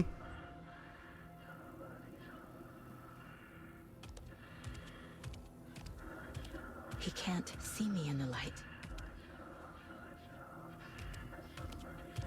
My gun's out in the hall. Gotta get it back.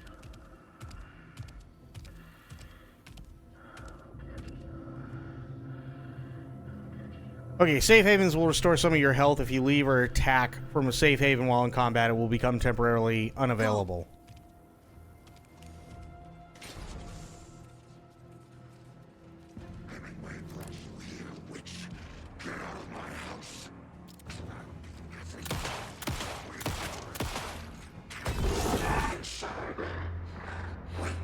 He vanished.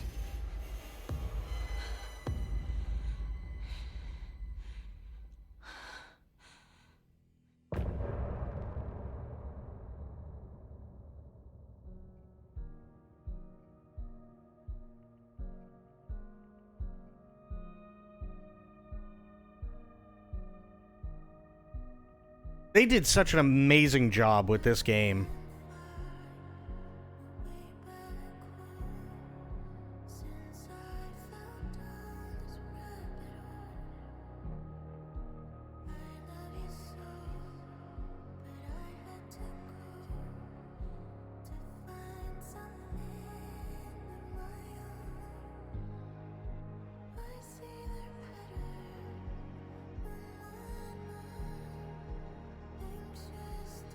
And I love the music in between the chapters.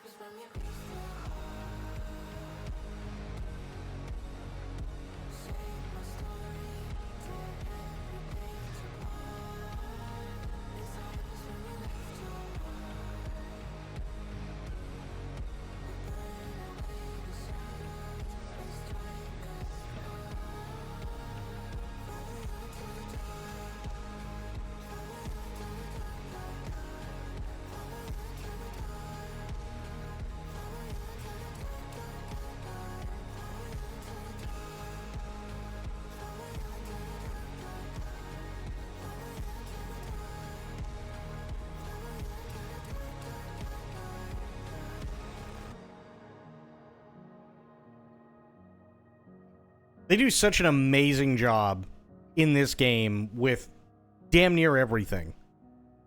The cutscenes, the models, the ambience, all the lighting, just the music, the voice acting. Like, everybody is so good in this game.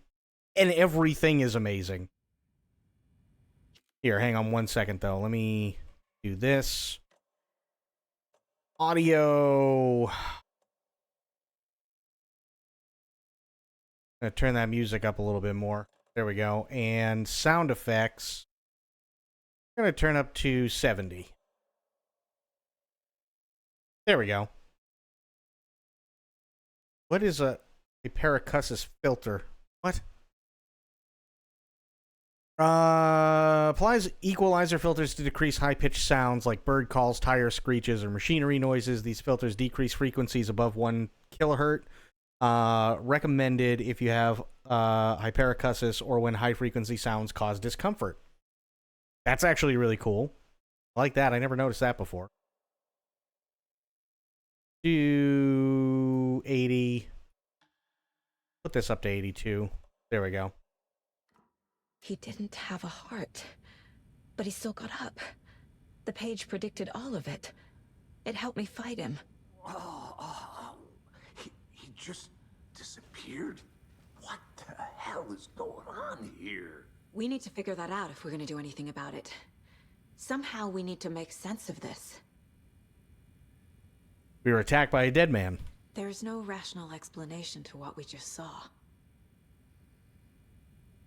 I'd love to blame this on mass hallucination caused by inhaling volcanic gas, but we both know that's bullshit. This was supernatural. Well, I'm glad you were the one to say it. Now we can figure out a way forward. Okay. What happened to the sheriff? Right before things got crazy, Sheriff Breaker just vanished. Maybe the sheriff knew more than he was letting on. He seemed anxious, like he dreaded what was coming. One more mystery. Is this the work of the cult? The victim of a ritualistic murder turns into a monster.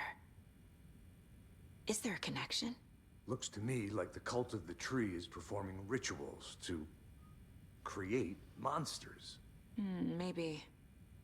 We need to start with learning this cult's goal, their purpose. Okay, look around There's for one of the clues. pages on the floor. These pages are important. Breaker dropped one before he disappeared.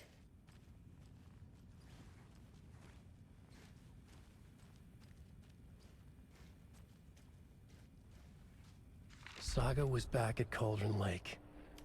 Saga had to pursue Nightingale into the overlap. Finding a way in would be difficult. A ritual. Saga would learn how. Stop the monster. Okay, manuscript pages. Yeah, that's fine. Radio. And it has all the songs in it when they start, which is really cool.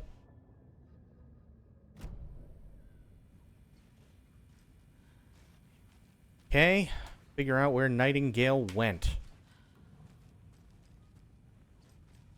Ooh, excuse me. Oh, actually, hang on. There's more to put here. A dead man turned into a monster. Light as a way to fight him. Pages predicting the future. There's no rational explanation. This is the case we must solve. Where did Nightingale go?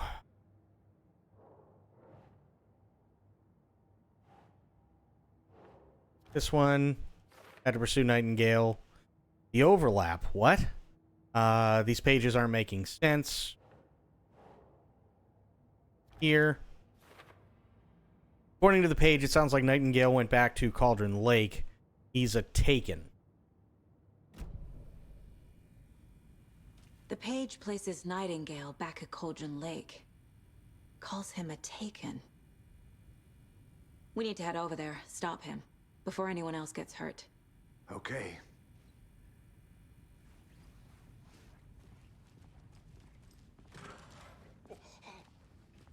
We heard gunshots. Y'all okay?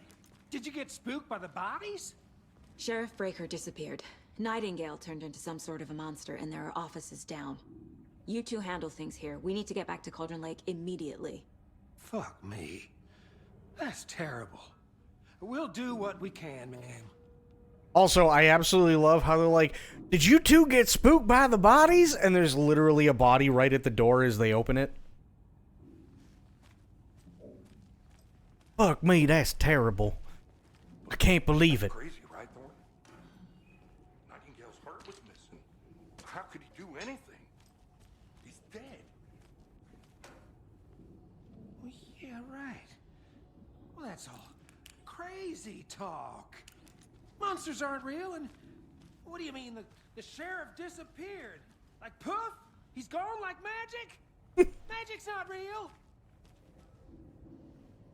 Magic's not real. Right, Mulligan? No, Thornton. Monsters aren't real, and magic's definitely not real. I knew that.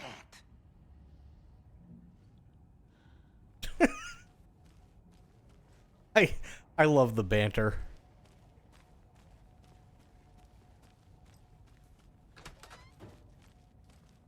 I need bolt cutters. Okay, can't get in there right now. Ooh, what's that?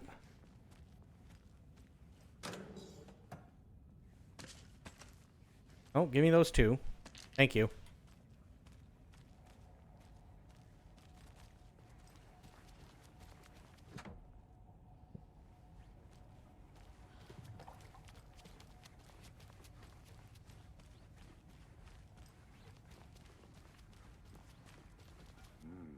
They're a fine pair.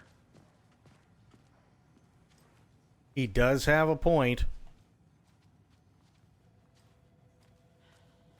Also, hang on one second. I do want to show you this because we only saw her very, very, very briefly.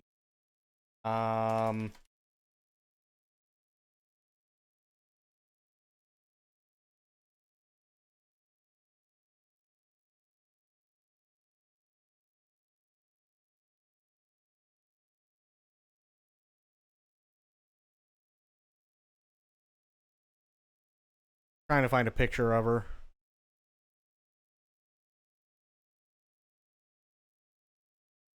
She was at the Game Awards last year, but this is the one that was they did the mocap and they modeled the character of Saga and did the voice for Saga.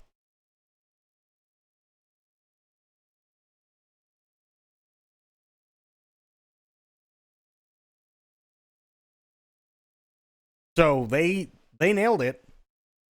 They totally nailed it. She's really, really, like, they did fantastic. No, she's not a baddie. She's the one we're playing. Looks just like her. It really does. My client has been held here long enough. Are you gonna let me speak to them or not? Just a moment, ma'am. Someone will be right with you. Kill the Joe, make some mo. This is the third time this week I come in for late shift and there is no coffee in the machine. Take that last cup, you brew a new batch. Fair.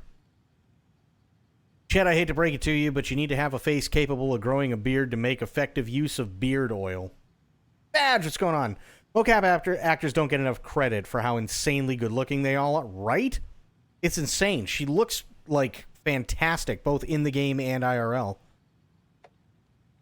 I knew Marco's beard was too soft to be natural. What brand is he using, Lucy? Since my numerous friendly reminders about not having personal packages delivered to the station have gone unheeded, from here on out, if you've seen fit to send something to the station, I will see fit to announce to the station what you have received. It is a federal offense. Is it a federal offense to open someone's mail? Yes, it is. Is it a personal offense that I need to share my desk space with your late-night impulse buys? Yes, it is. You have been warned. Admin. P.S. Officer Lightfoot, your beard oil is ready for pickup. The front desk computer and an admin email are not to be used for personal quarrels or other unofficial business. And remember to wash your coffee mugs. The annual event you've all been eagerly awaiting is upon us again, the Community Outreach Barbecue. Now, I don't want to hear any grumbling. This is a valuable opportunity to connect with the community. Statistics show that officers who are well integrated with the communities they serve see lower instances of violent crime in their precincts, are more effective in their policing, and have overall better mental wellness. This is for your benefit, so take it seriously. The community-voted dunk tank victim this year will be, drumroll please, Deputy Thornton. Congratulations. Looks like everyone's getting retribution for that speed trap on 12C at last, eh? A friendly reminder that anyone out sick on the day needs to provide a written doctor's note, or you'll be assigned night shift for 2 weeks. Anyone who replies all to complain about their assignment will be volunteering as the assistant for Officer Lightfoot's magic routine. Nice.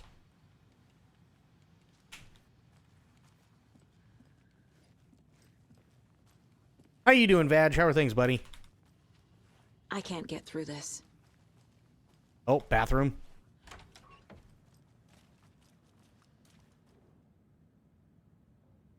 I know one of you is stealing the toilet paper. I've been counting them, and there's an entire roll missing every day from stock. Theft is taken seriously around here. It's a sheriff's station, for Pete's sake. One of these days, I'm going to catch you red-handed, and you better believe you're getting thrown out. What a disgrace you are. Not bad, not bad. Keeping busy. How's everyone tonight? I'm doing pretty good. Doing pretty good. It's the first night of Spook Month, so I figured let's do Alan Wake. Aloy looks ugly compared to her mocap counterpart. Yeah, I don't know what they were doing with that.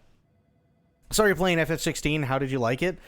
I liked it. I still have to come to a consensus exactly where I want to put it on like a scale of 1 to 10, but honestly, I enjoyed the hell out of it. I really did.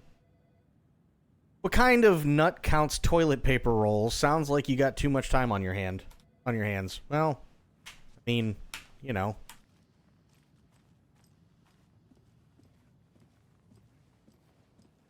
But yeah, I figured. Nightingale and his cult fuck, are Alan Wake dangerous. 2. It's We beautiful. Need to be prepared in case things escalate more than they already have. Can you call it in, Casey? A smart choice, Anderson. Yeah, Agent Casey here. Yeah. We need backup. The Bright Falls case. Whoever you can spare. ASAP. Think we'll actually find Nightingale at the lake? The pages haven't been wrong yet. We can't assume the person writing these pages isn't playing us. I agree. But it's our best lead. This is the same symbol as that cult necklace. Not exactly hiding in the shadows, are they? Been waiting for it to go cheaper. I want to play it. So here's the thing. And this is going to sound really dumb, but I bought it when it came out. Had a blast with it, played it. And then the DLC came out, right? And we played those. We played the 3 DLCs a couple of months ago. And now there's another DLC that is coming out. And it's soon. We don't know exactly when just yet, but soon. And that is exclusive only to the deluxe edition. So I hate to say it, but I don't think it's going to be getting any cheaper anytime soon. No offense, but I'd love to do more than just police work in a town as pretty as this. Same reason I didn't like Life is Strange for the same reason. Well, so there's a good reason as to why you can't do much in this town. Right? It's because you're here to solve a case, right? You work for the FBI.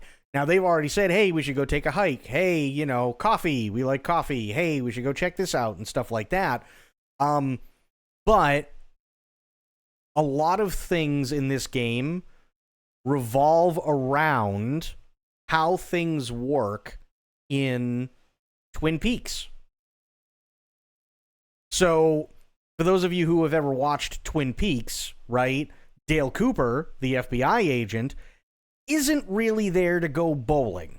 He isn't really there to, you know, sit there and go to whatever community thing is going on. He isn't there to go fishing. He isn't, like, all these things that other people do, he's not there to do. He loves the town. It's very, very pretty, but he is there to solve a case, first and foremost.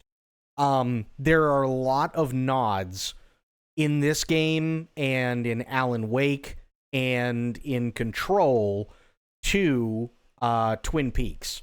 So if you really want to watch a mindfuck of a TV series and movie, definitely watch Twin Peaks, and it will actually give you a lot of insight into why things happen the way they do in Alan Wake 1 plus the DLC, Control, and Alan Wake 2 plus the DLC, for sure.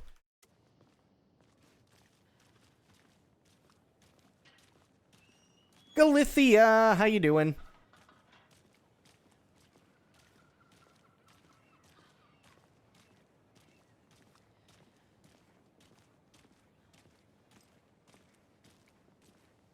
I'm doing good. Kind of felt like crap yesterday, but definitely feeling a hell of a lot better now.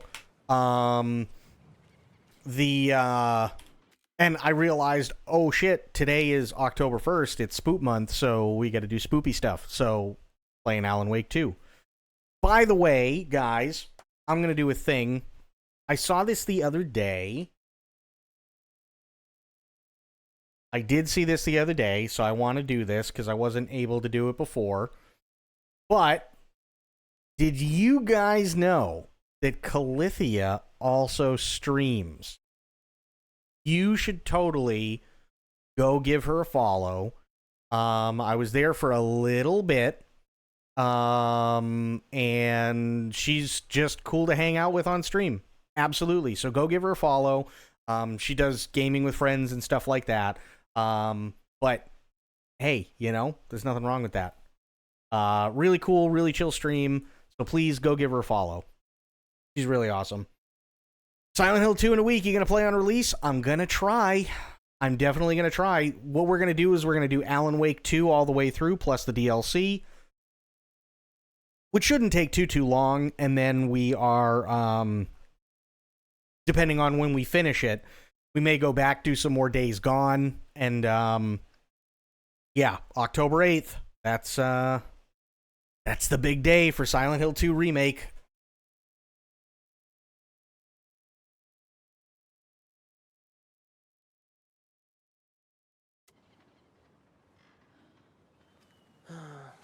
Rinse and repeat.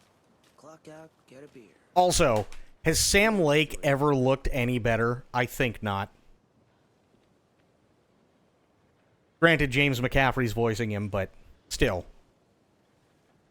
Rip a legend, James McCaffrey. The only thing I don't care for, and I'm still trying to figure it out, is these loading screens sometimes fuck up with the audio and they desync, and I don't know why. I need to come. See what I mean? Anderson. I know why It's really weird. Nightingale was here 13 years ago. He was chasing a writer, Alan Wake. Tammy mentioned him. She's writing a book on his disappearance. You know the detective character from his books, Alex Casey. Yeah, I've heard the jokes at the office. Cold case Casey. Murder case Casey. Sorry. Ha. It's the same name, similar job. It's the first thing anyone thinks of. It annoyed me, but that was it. Then, 10 years ago, I started getting strange letters in the mail. Fragments of prose describing murders. You've heard the stories about what happened in New York. Some of it, at least. Bodies started to pile up. It was a murder cult. Turns out the fragments sent to me were from the crime books of Alan Wake. The cult was copycatting the murders from the books. In their heads, they were performing a ritual to bring Wake back. Their imagined prophet. After that case, I started looking into Wake's disappearance on the side. And you thought this case might be connected to him? His name does keep popping up. I just wanted you to have all the facts. Next time, give them to me before we find ourselves in the...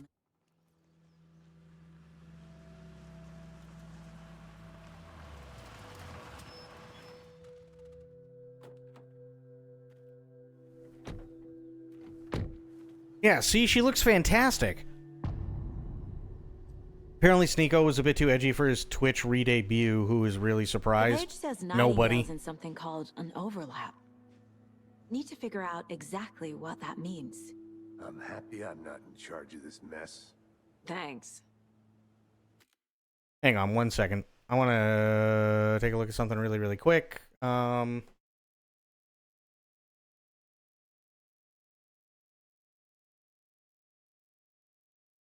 Take a look at something quick. Yeah, no, Vag, I'm really, really excited for it. We'll see. We shall see what happens, but I am excited for it for sure.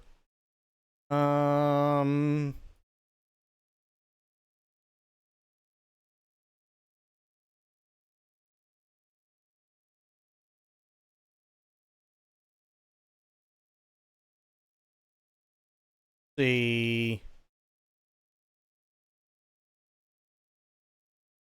Ah, it's the wrong one. Yeah, it looks like it's just a thing with the game. Sadly.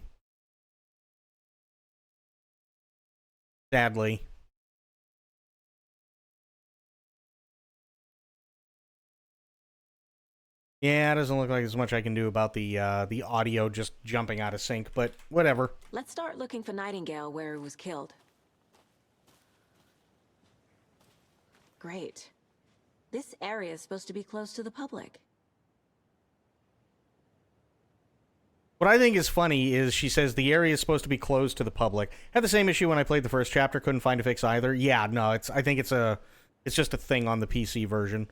I think it's funny though where she says this is supposed to be closed to the public, but you can clearly see here FBC, which denotes that it's not public.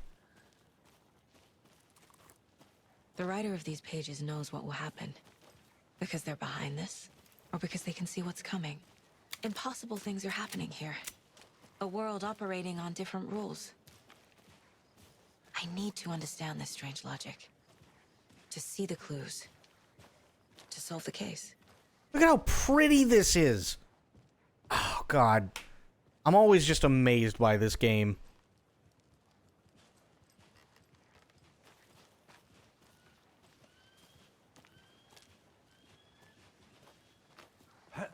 Whoa.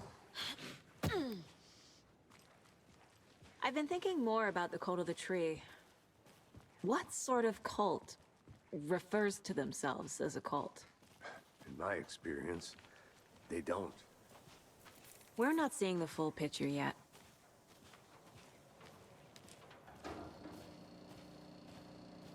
Hey, hello there. How are you folks doing? Those restricted area signs don't do a damn thing, huh?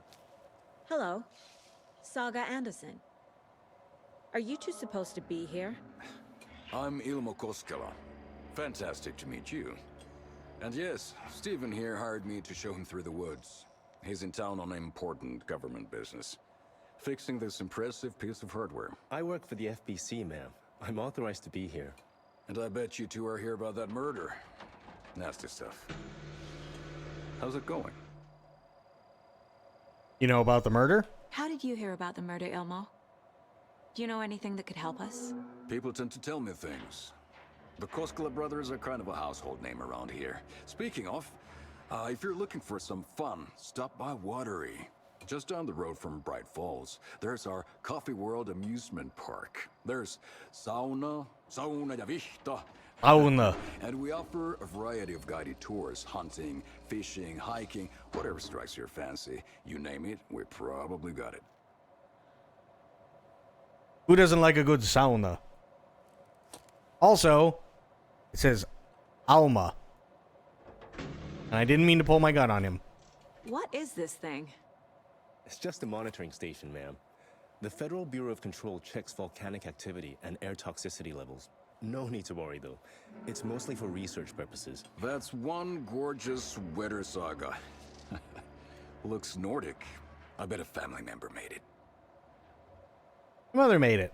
My mother made this sweater for me. How do you know? I knew it. My mom used to knit those sweaters for me and my brother. Watery, my hometown. was founded by Finnish immigrants. So between your name and the sweater, I figured your family might be from Finland too. Suomi, Finland. Ulla, Karjalan piirakka. Close. My mom's family is from Sweden originally. I don't know much about them beyond that. The sweater is just something to remember her by. Federal Bureau of Control. Stephen, we're investigating a murder that occurred nearby. What can you tell me about your bureau? Nothing that isn't classified, I'm afraid. But I don't know anything about a murder. Operations here are run by a different department. I'm just here to make some repairs. The wiring on this thing frays every couple months. Yep, that's the raccoons. They grow real big here with teeth like you wouldn't believe. Can't gnaw right through a garbage can. Ooh, thank you for the hydrate and the stretch, Itzy. Thank you. Oh. I need to head out. What the hell is this? What'd you find there, Stephen? Oh. Nothing. Just something that shouldn't be here. Raccoons, my ass. I'm gonna go take a look inside.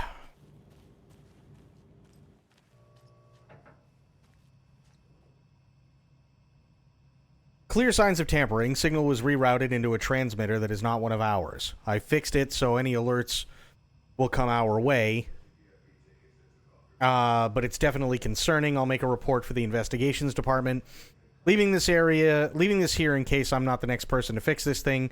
If you're reading this, check for tampering. We may want to put more secure metal casing around the whole thing so that the raccoons don't get to it anymore. Stephen Lin, Chief Tech.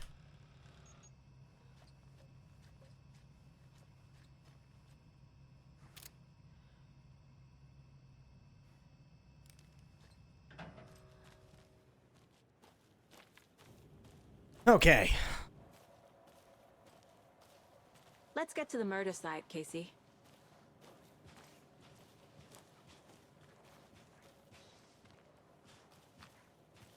A lot of things about this case keep bothering me. But one thing feels really off.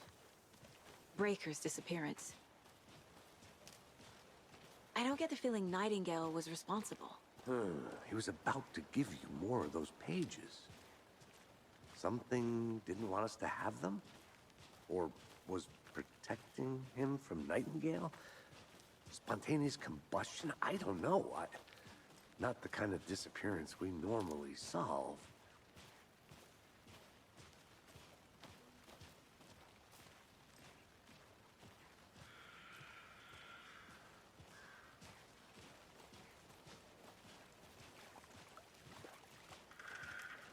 Our crime scene's drowning. I never minded rain. Feels like home. No sign of Nightingale. But the page did place him at Cauldron Lake, in an overlap. So how do we follow him there? Maybe something around here will tell us. About all this ritual stuff. Monsters?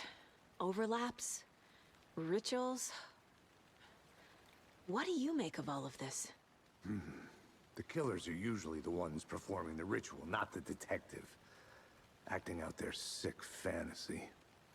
They may be trying to get you involved, forcing you into their twisted world. But with dead men coming alive, the word ritual starts to have more weight behind it. We need to look around. Learn what this ritual is. Okay, we find Nightingale and then what? After we find Nightingale, what then? I've never arrested a monster. I've watched you arrest plenty of monsters, Anderson. You know what I mean. Monsters. Light worked against him at the morgue. That might be the only way to stop him from hurting anyone else.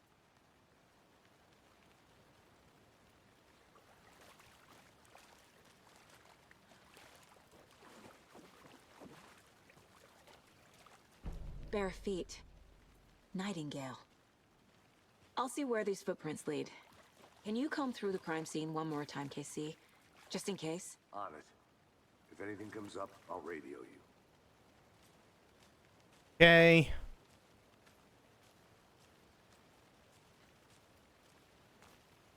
Let's go follow the footprints of a dead naked man who somehow ran from town with no heart back into the woods. I like it.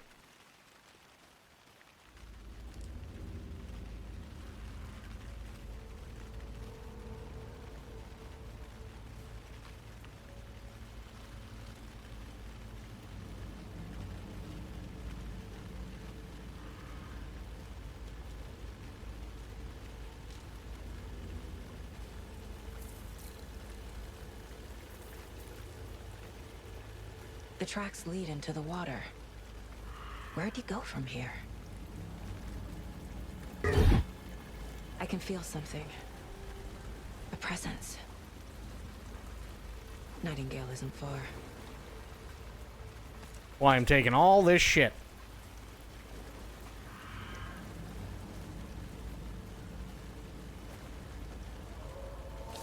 Hang on.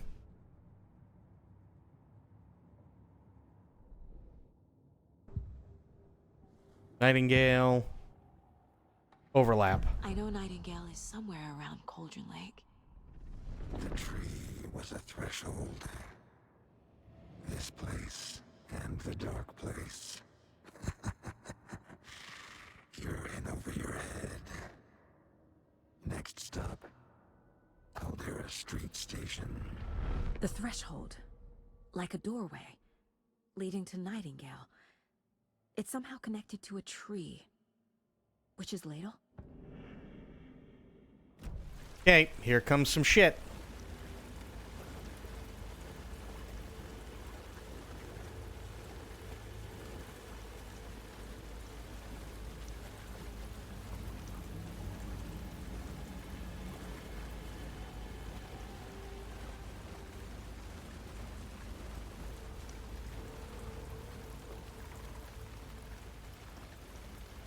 What is that?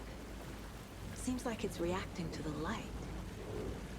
These aren't the same tracks that were here before. They're headed into the tree, not out of it.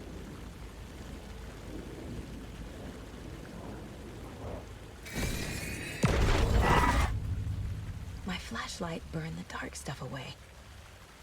It was covering another page.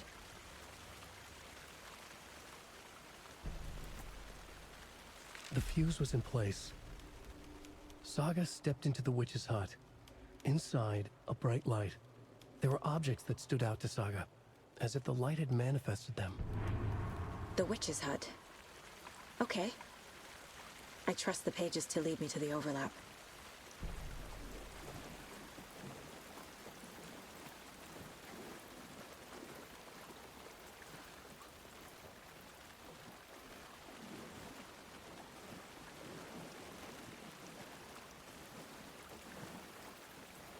Okay.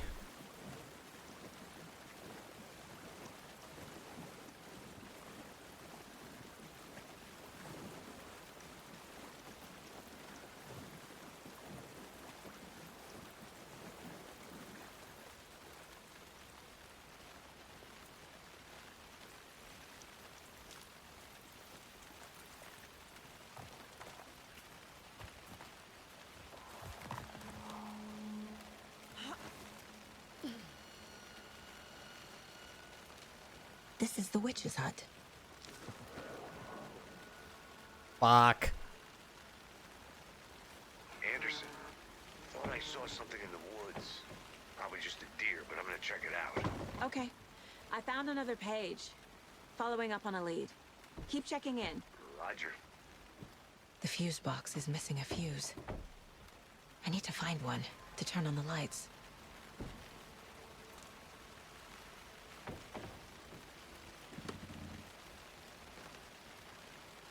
This fuse is busted.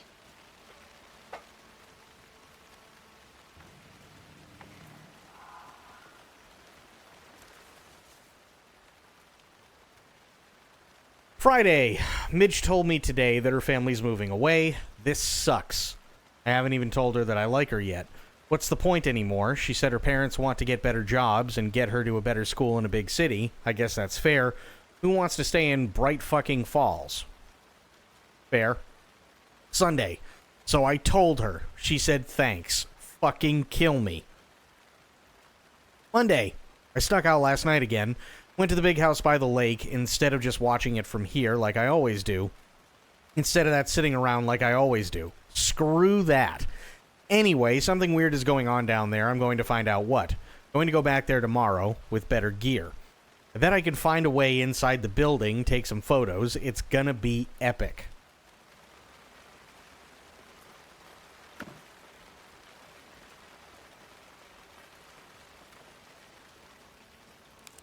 This one looks good. People should really stop littering, though.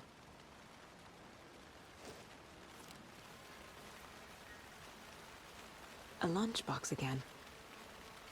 Who's leaving these out here? I know things can get a little crazy around here, but if you're ever feeling scared, just remember that Alan is watching over us. Oops, wrong button.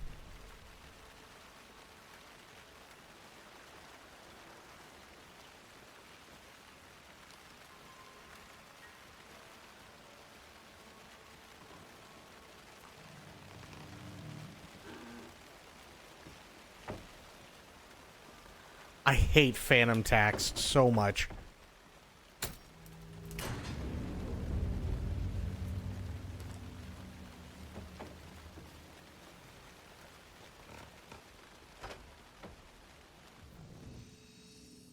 Break room is a place where you can save your progress. Nice. Manual.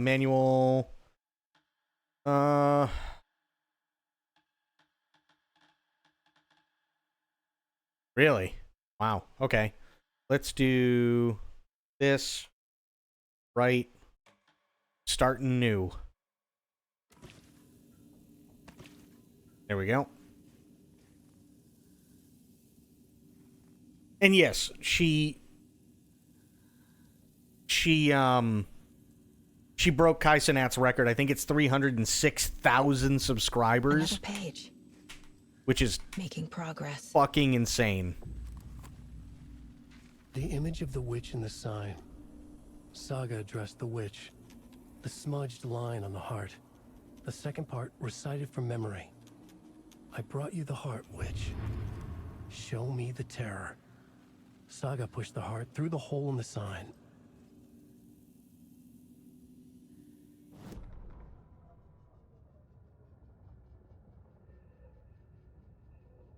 Oops.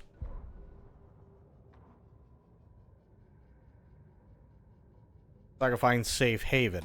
The fuse was in place. She found it among the junk in the forest. Saga stepped inside the witch's hut.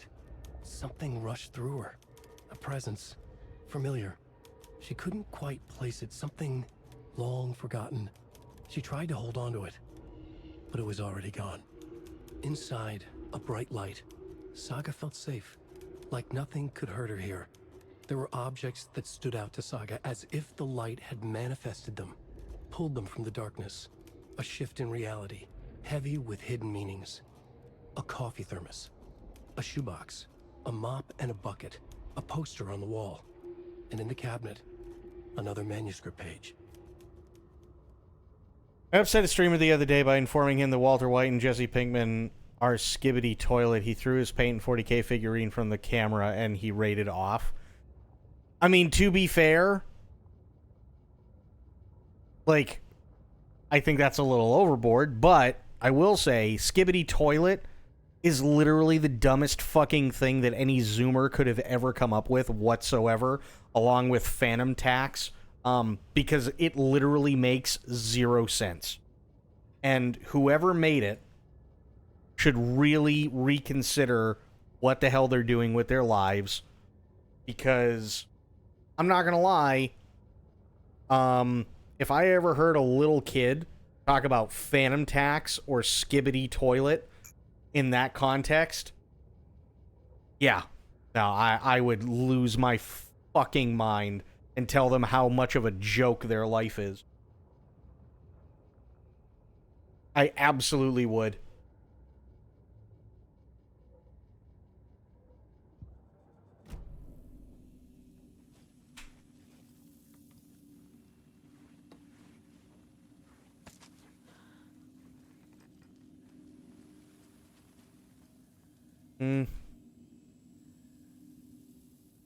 I love this platform so much.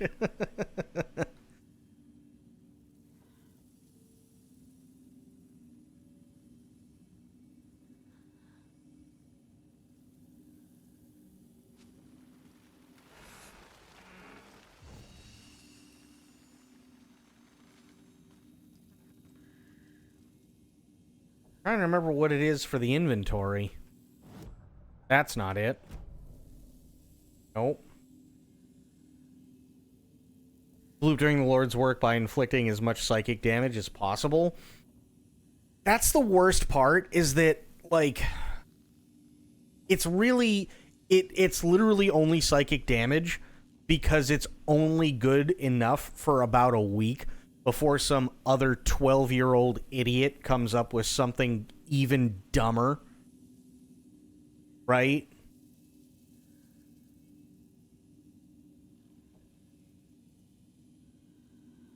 That's the worst part. Like, if anybody told me, oh, well, that, like, IRL, if anybody told me that's Skibbity Toilet, I would fucking annihilate them. I would. I absolutely would. Not because they're trying to say it's stupid, but because stupid is quite literally a shorter word, both in count of characters and syllables, than Skibbity Toilet ever could be. So literally, people are just pissing away their time using something like Skibbity Toilet, which is like 3 times the amount of fucking syllables and letter count than the word stupid, because they are in fact themselves quite stupid.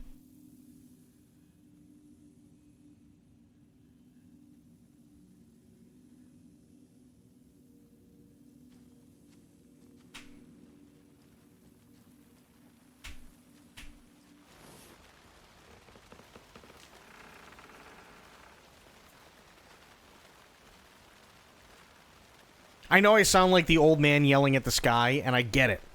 But, like, that shit drives me nuts. Remember, I grew up during a time where using the word retarded meant quite literally everything but what it was actually originally meant for. Right? I remember when sick was used as a synonym for cool. I remember, like, all these different things, right? I remember all these different things. Literally none of them were ever, hey, I'm going to take something that's 3 times as long as the original word and use that instead.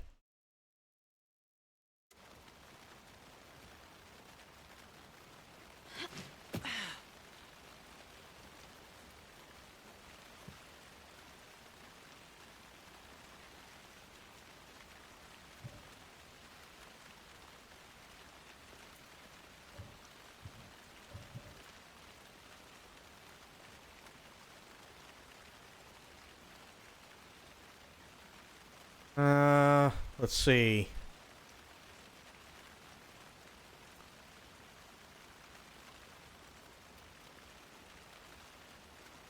Oh, there we go. Quick slot. I think I had that on 3.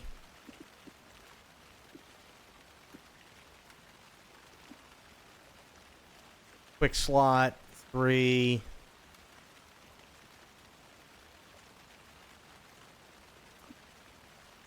Quick slot, 1. That's ammo. Okay. Remember when people used to put, how about the retarded on postal stamps? Tilt the mentally disabled. I didn't live through it, but I know that time existed. Of course it did. Of course. And it's like, I get it. There are some people, and they don't like that word being used, and I understand. Completely, I get it.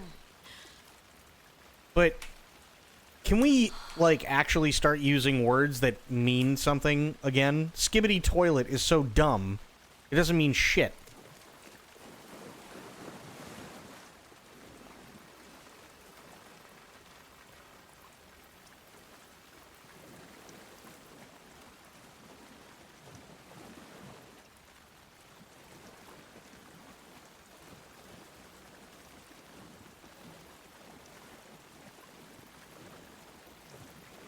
feel this way about the censored words, like, oh, yeah. Yeah.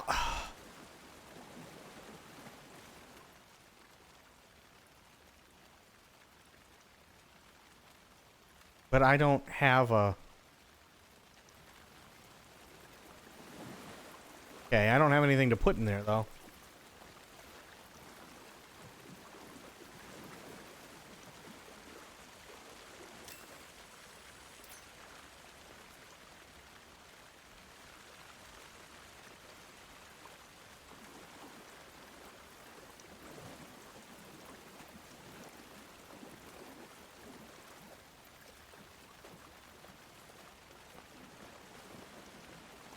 Well, no, because here's the problem, right? There are no words, and this is what bugs a lot of people, and I get it. There are no words when it comes to mainstream media that are off limits. Think about that for a second, right? They can say suicide all they want. They can say a lot of things all they want, and it doesn't matter. They can show bodies literally torn apart by shrapnel from explosives. They can show gunshot wound victims. They can do anything they want and get away with it. But to make matters worse, you have platforms like YouTube who will demonetize entire channels or will quite literally drown someone's video in the depths of the algorithm if they use that suicide word. Right? If they use that word, people's videos that they make on a subject that is literally objectively explaining things, their video will quite literally be buried.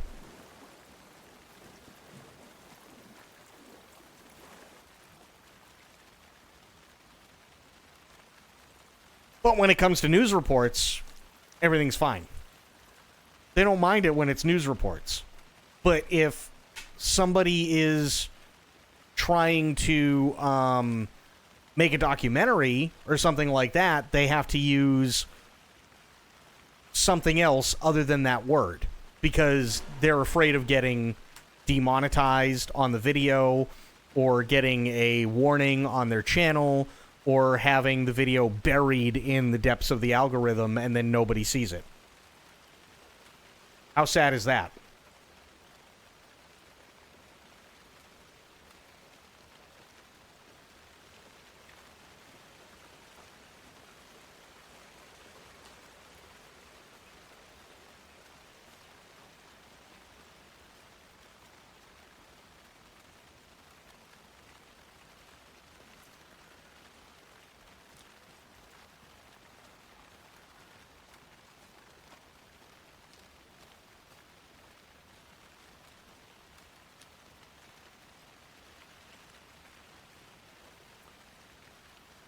Like, I'm all for making sure that, like, in general context, certain words are discouraged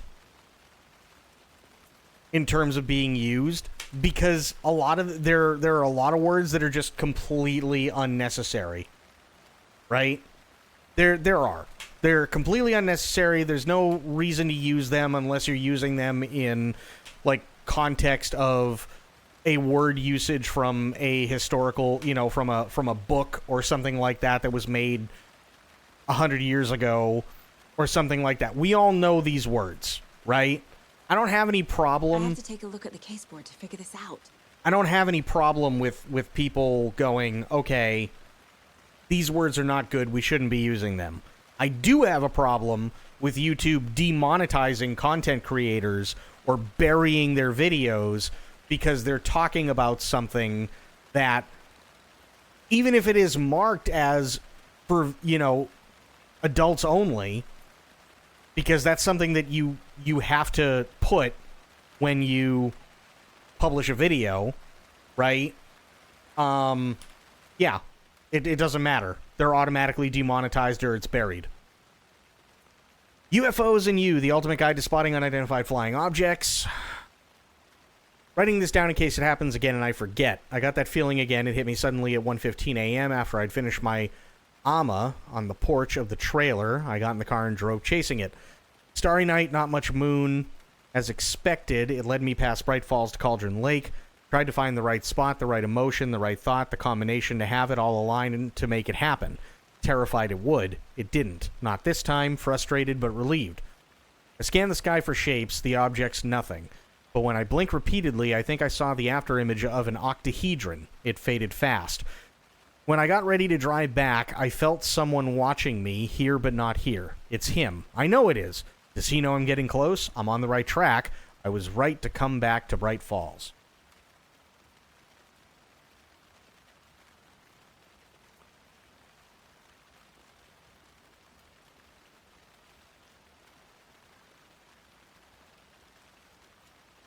Gotta stop letting advertisers dictate how we speak on user-driven platforms. I would agree, but the problem is that when that happens, advertisers pull out because they have. There are dozens of other platforms that will literally just suck their dick. You know what I mean? How do you like knitting? How do you like the knitting, hero? I had made it just for you.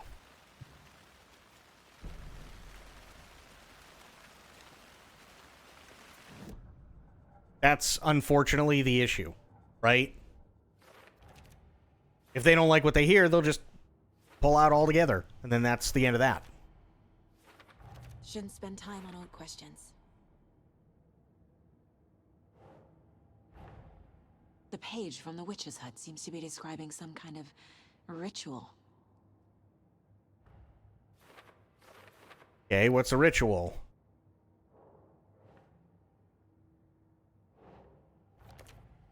Nightingale's heart disappeared from the morgue. Where is it now? Okay, and who's the witch? Where's the heart? Oh, no. To get into the overlap, I need to find Nightingale's heart. Read the line imprinted on it, plus the line on the page to the witch's ladle sign. Then push the heart through the hole in the sign.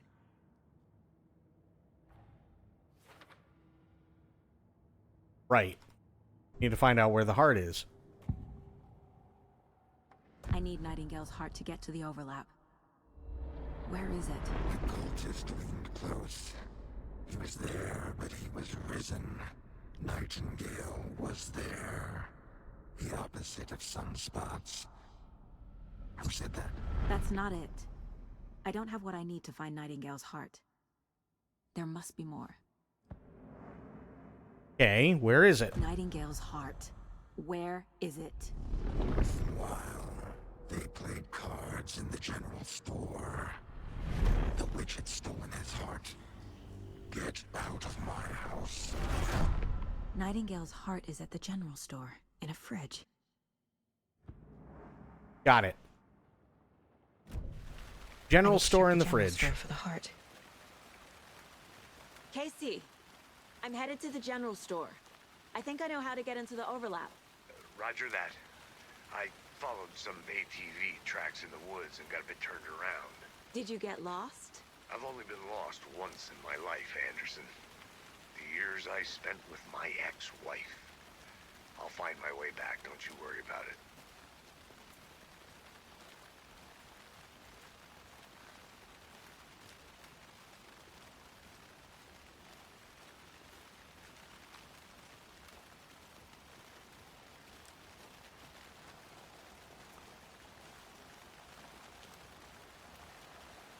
Okay. Kinda on the right track.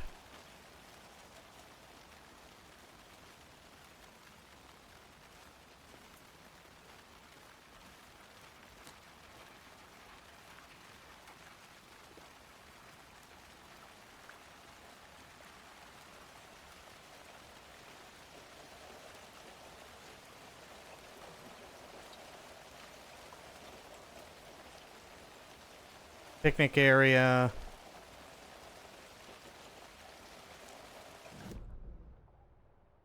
Let me take a look.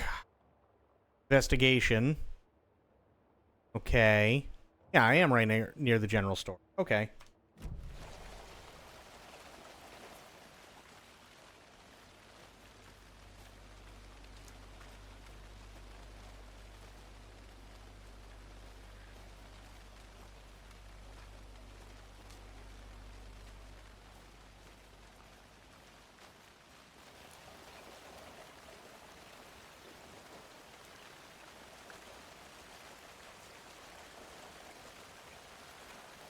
Now I gotta find a way around to get in it. Damn it.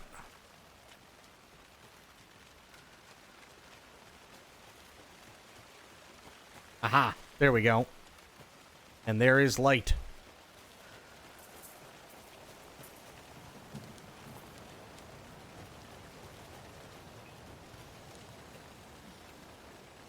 Which means there's probably gonna be baddies.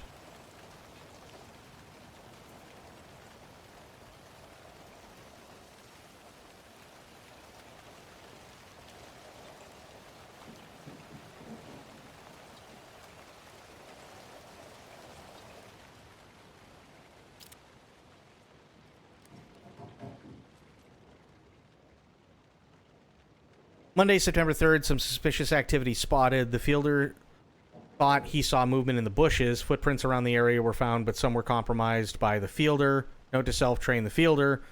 September 4th, nothing to report. Some animals, regular. September 5th, hunters out after dark. Poachers. Heard some gunshots, not one of ours. Got to keep an eye on these people. They could get more than they bargained for.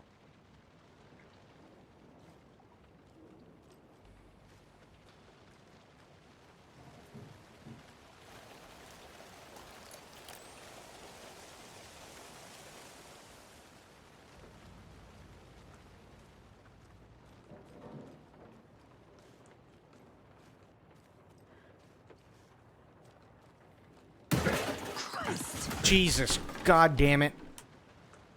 I forgot about that. Oh, fuck.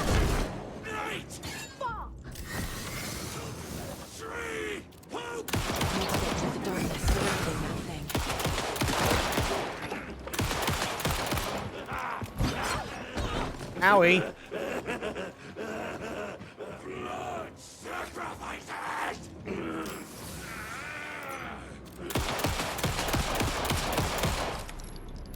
Occultist. A monster. Like Nightingale.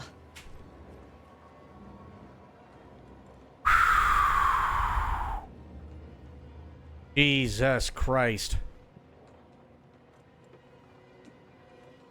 Oh, wait. Hang on.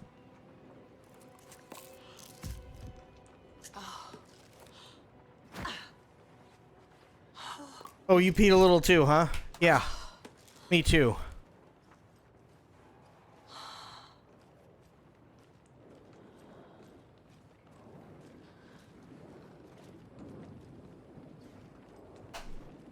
On a scale of 1 to full, how are your pants?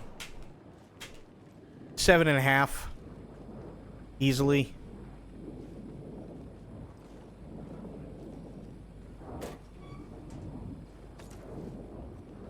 Grab all this stuff first.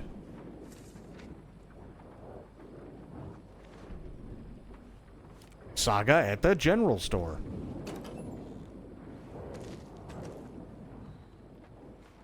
Swim diaper full. Mm-hmm.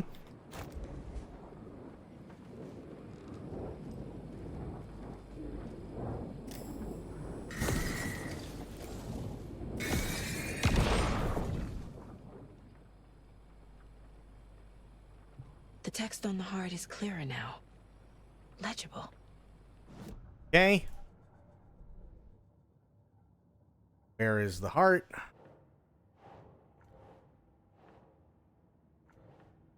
Okay.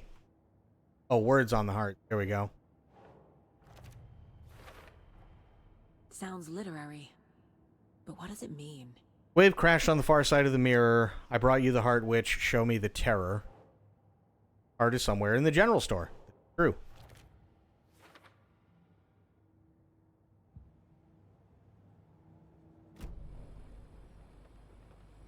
I feel like I recognize this.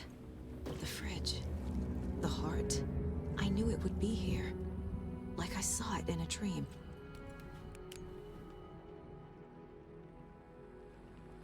And now I need to give the heart to the witch. Makes total sense.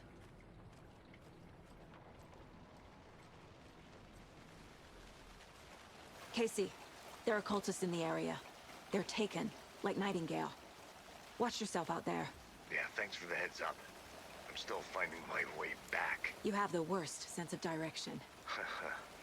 Any city in America I can get through drunk and blindfolded. It's these damn trees. Okay, okay.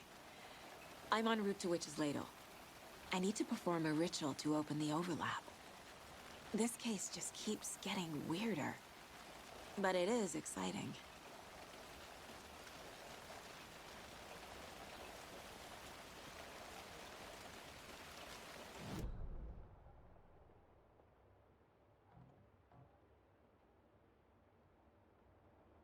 So straight ahead, bends over. Okay. Yeah. Straight ahead, and then it bends to the right. Somewhere. Right here.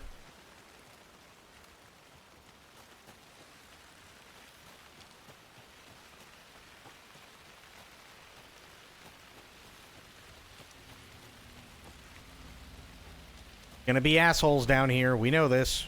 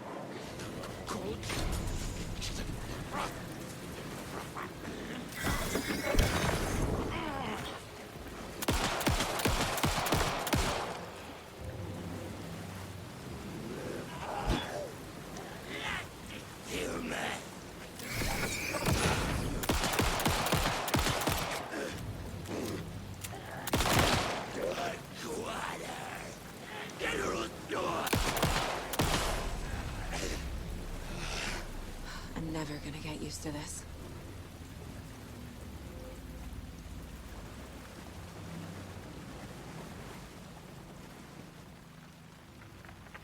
Okay.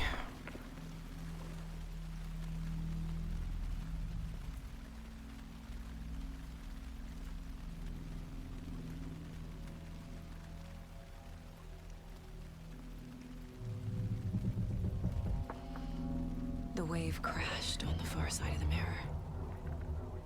I brought you the Heart Witch. Show me the terror.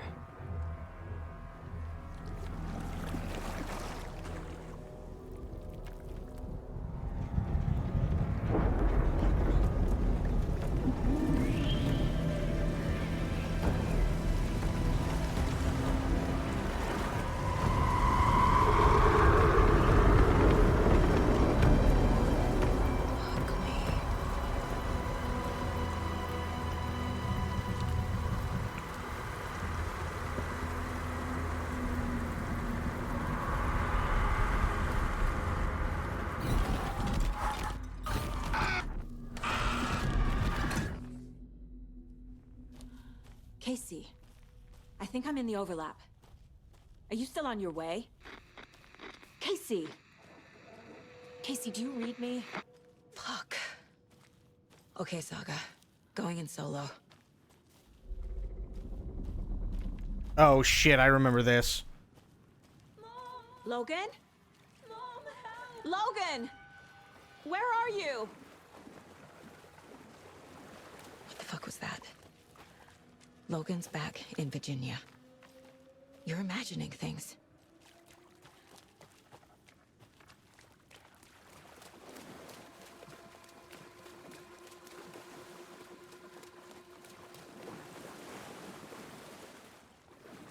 Okay, not finding anything here.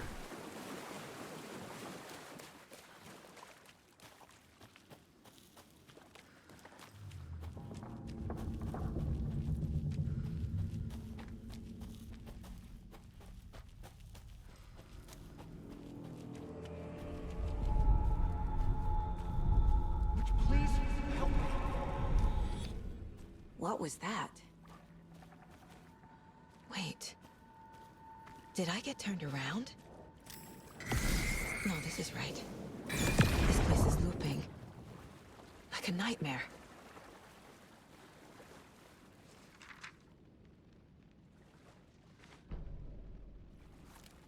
Nightingale enters the lake, which is bad. Saga edged toward the broken door, her gun ready, flashlight aimed ahead. Nightingale said it would be here. The Cauldron Lake General Store was overgrown, left to rot. Saga thought about the cult of the tree. They had been here, waiting, planning a gruesome ritual murder. Meanwhile, they played cards in the general store, like it was just another late-night poker game. Saga stepped closer to the door. Had the animal broken it? There was a loud crash. Saga found herself face to face with a cultist, a hulking figure in a raincoat. We watch in the night. Wild eyes behind a plastic deer mask, an axe in his raised hand. That sounds about right. Nightingale enters the lake. The rider went into the lake, banished the dark presence. Taken still lurked in the woods. The dark place receded. The current pulled back those with darkness inside, into the lake. Nightingale was there, one of them.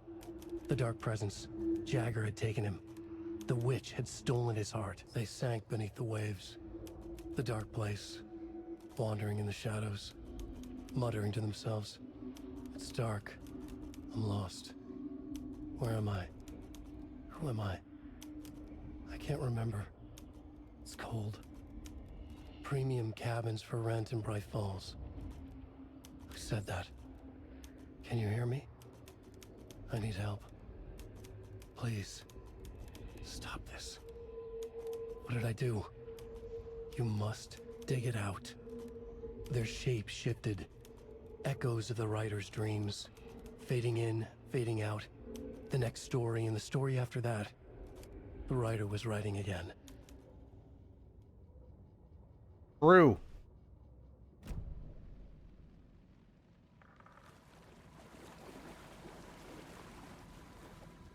I remember getting really fucked up at this point, too. And constantly turned around.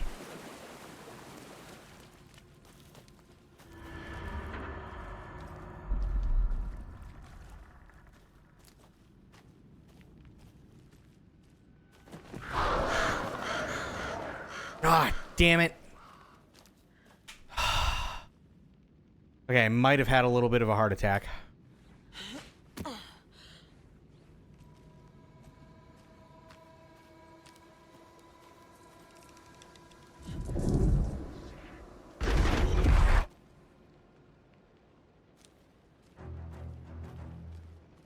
Yep, here we go.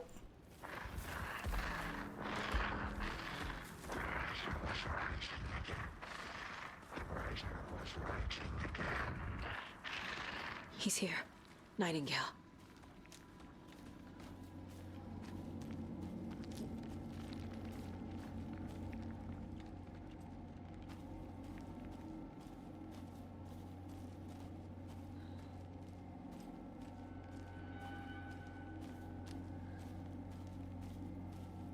Yep, now I'm lost. Completely lost.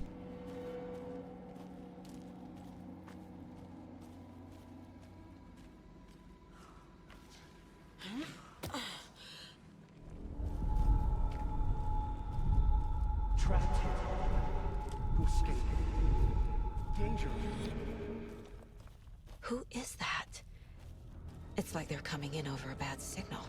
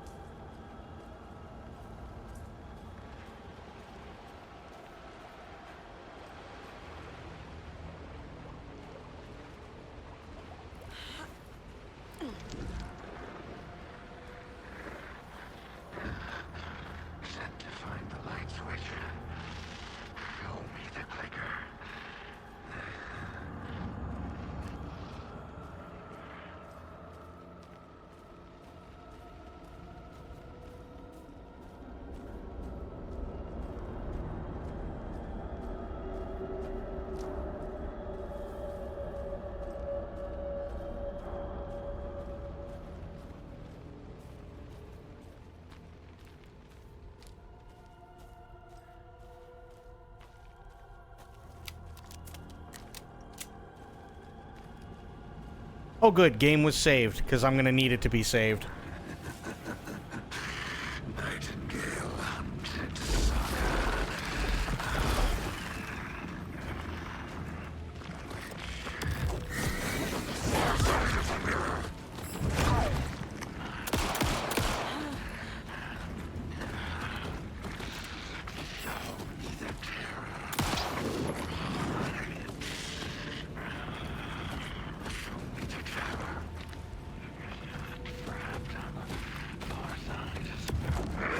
Fuck.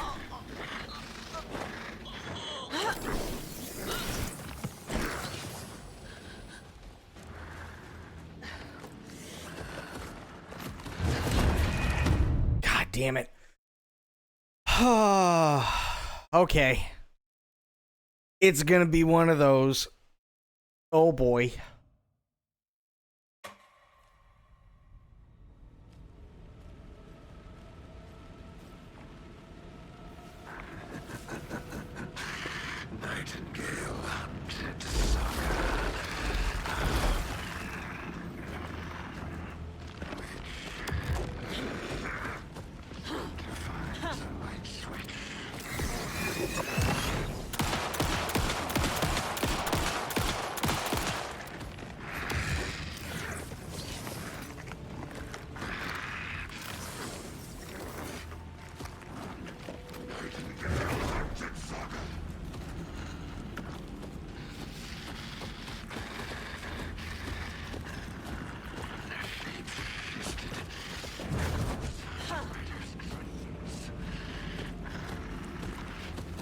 Shit nuts ass.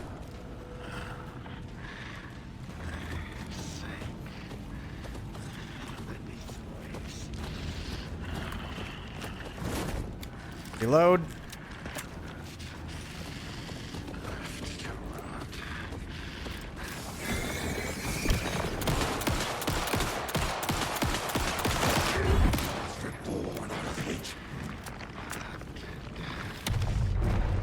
Gotta move. Now. Go.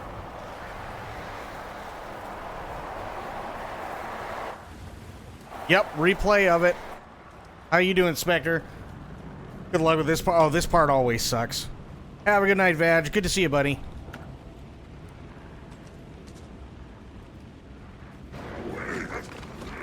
Oh, God.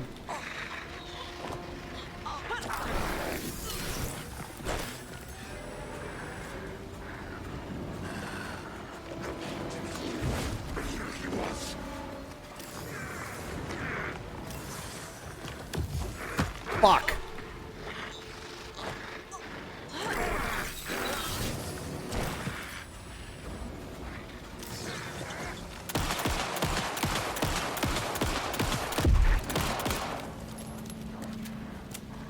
There we go.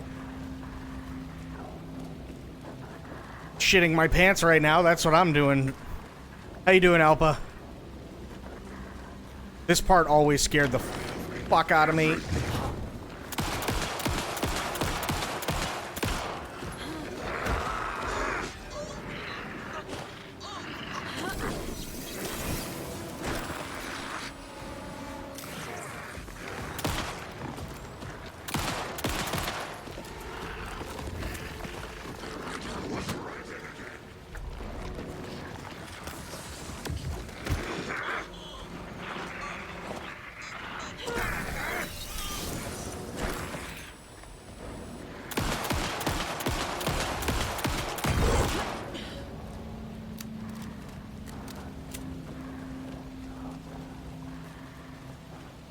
God damn it.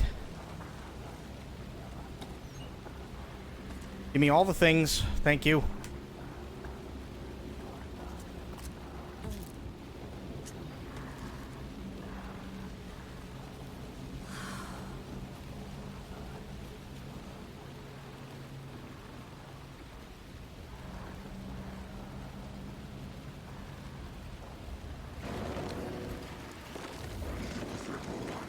Nope.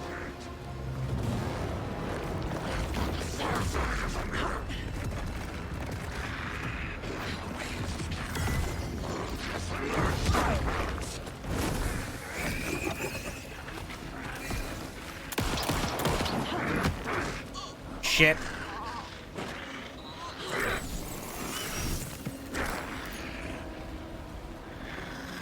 I might be a little bit stuck.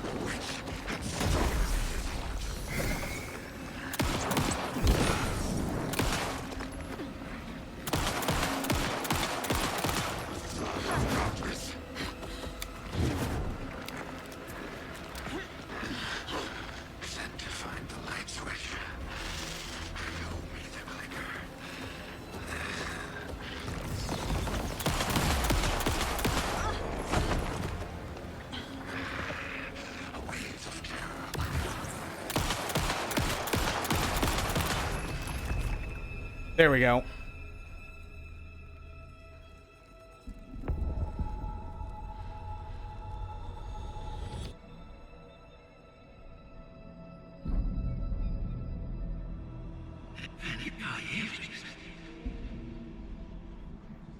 Who are you? What is this? Who are you? Hear me. I'm Saga Anderson, FBI. I can hear you.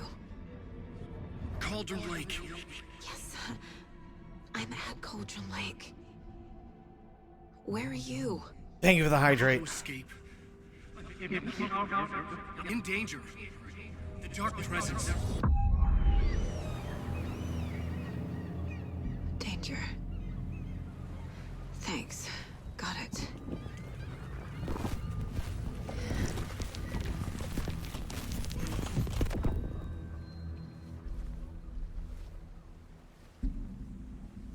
Hey!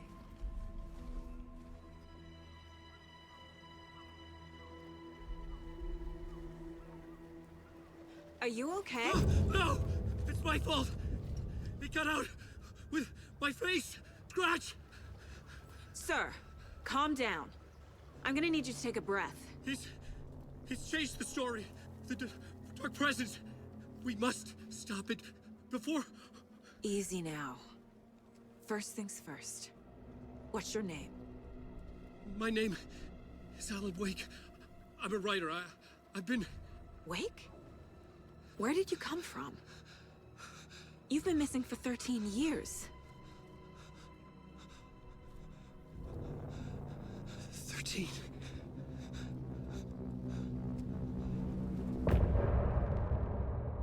And now it is music time.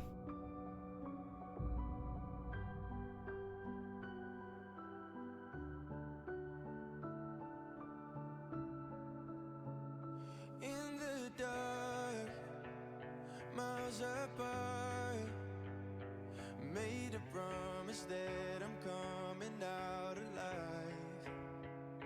Raging heart, went too far. I will never lose myself again, oh I was calling you, did you hear me? I lost my way, lost my way. I was trapped in 1,000 nights with no escape. Nightmares taking me over, and now I'm wide awake. And now I'm wide awake. Oh, I died like 1,000,000 times, but the waves I break. The nightmare's finally over, and now I'm wide awake. And now I'm wide awake.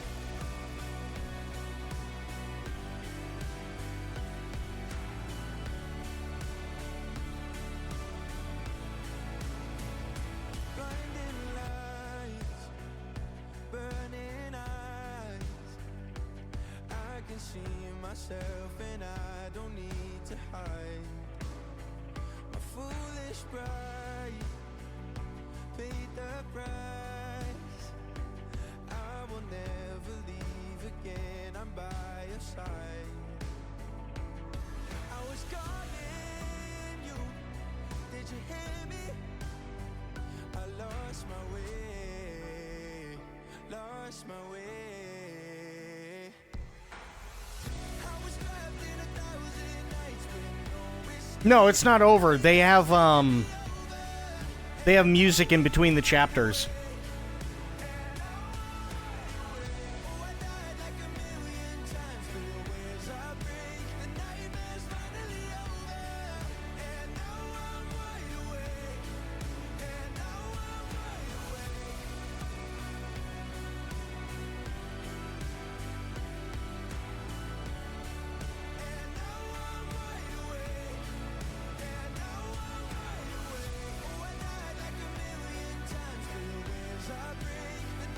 Oh, I know it's not a loading screen, but I listen to the music between the chapters all the time. Because all the songs are amazing in this game.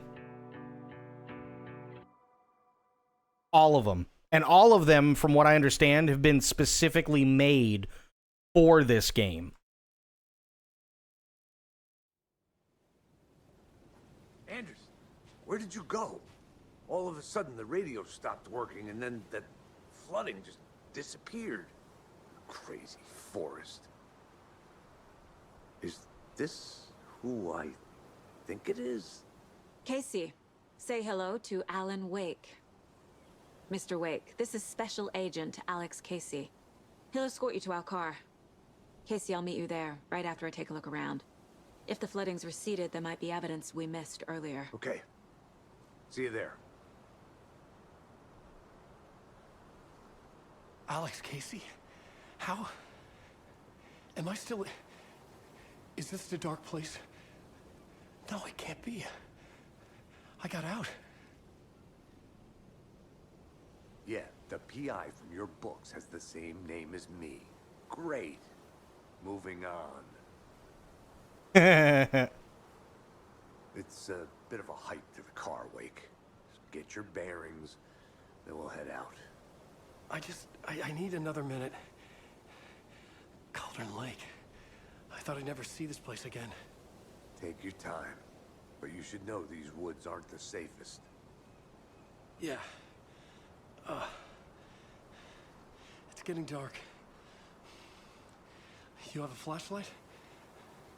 It's not safe without a light. I have a light.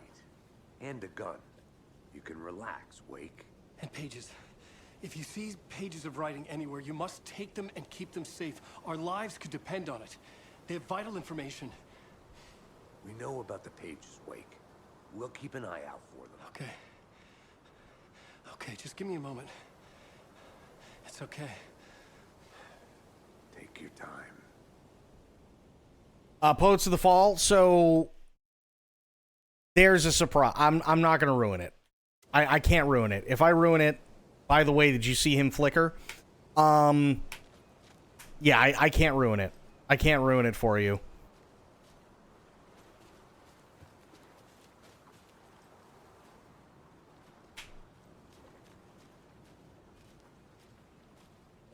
I absolutely don't want to ruin anything for you, because this is just look around. a masterpiece of a game. With the flooding gone, could be further clues out there.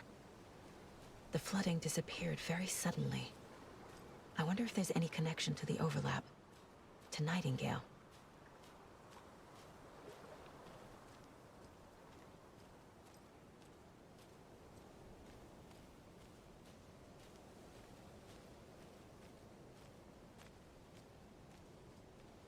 Okay, can't go up there yet, which makes sense.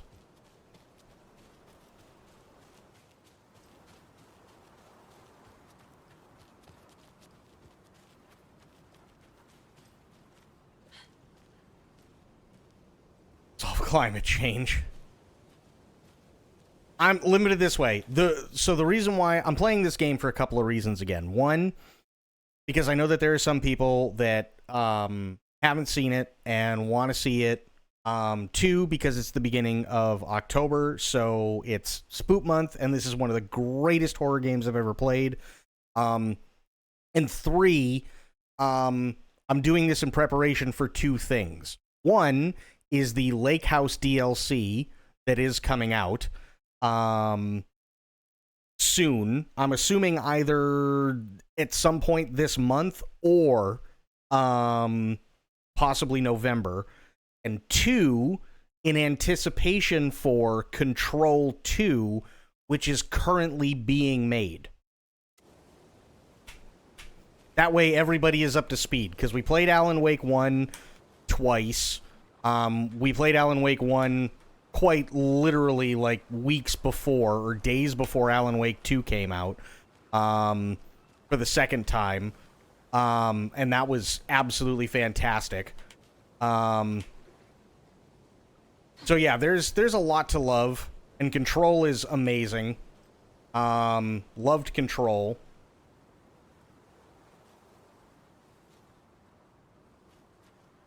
So yeah, there's a lot. There is a lot to catch up on for sure.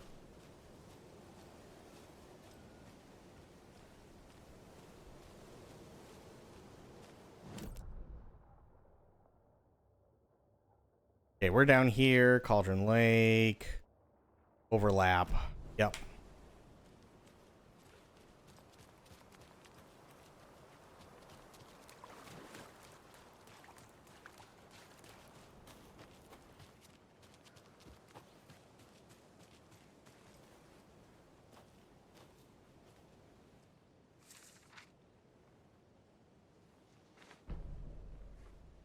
Okay, the overlap. The reality-changing influence of the dark place flowed like water flowed, like fear flowed, down the path of least resistance, eroding the weak spots until they cracked. In places where reality was more yielding, where story told and retold, imagination sparked and fear ignited again and again, had softened the walls of reality. Sites of violence and tragedy, where truth was laced with fiction, where a work of art proposed an alternative narrative, something people could suspect to be true, something people felt strongly about, something they feared. The stronger the connection between the belief and emotional response, the better. The darker, the better. A ghost of a witch ripping a man's heart from his chest. Two brothers murdering the neighbors and hiding their bodies in a well. A young woman haunting the flooded bunker where she drowned.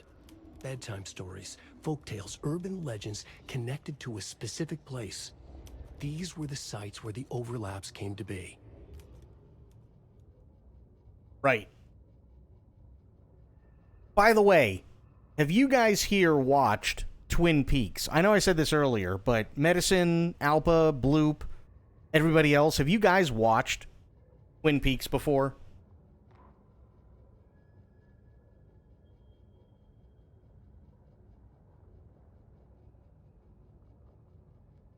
You tried. Okay. Medicine has, okay. I kind of figured you would have.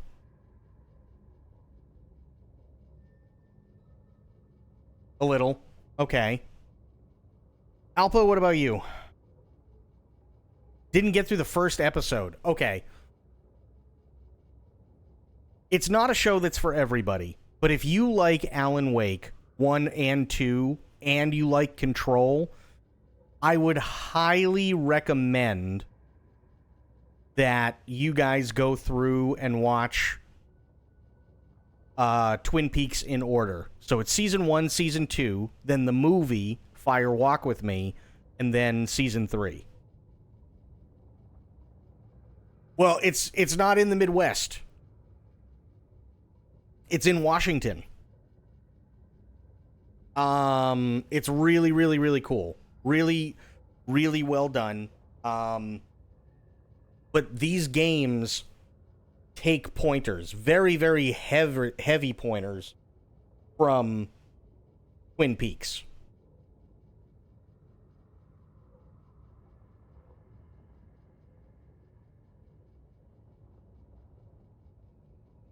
It was in Washington State. Yep. I think I had trouble finding places that would even stream it. And I can understand that for sure. But if you can, I would highly recommend that you watch the movies, because the storytelling is very, very, very similar in terms of pacing, in terms of how you figure everything out, in terms of the thinking that you as the viewer have to do, and so on. It's, I mean, insane how many cues they took from Twin Peaks.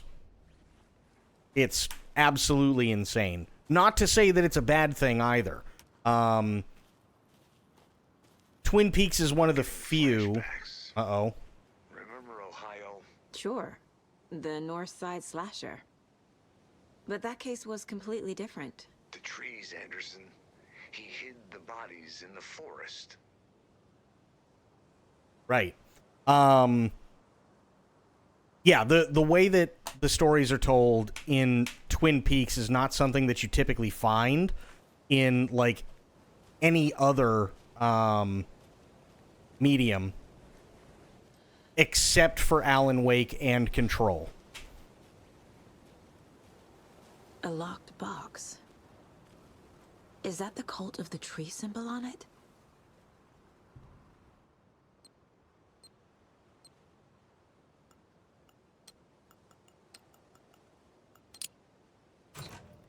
Notes and ammo. Looks like they're tools of the trade.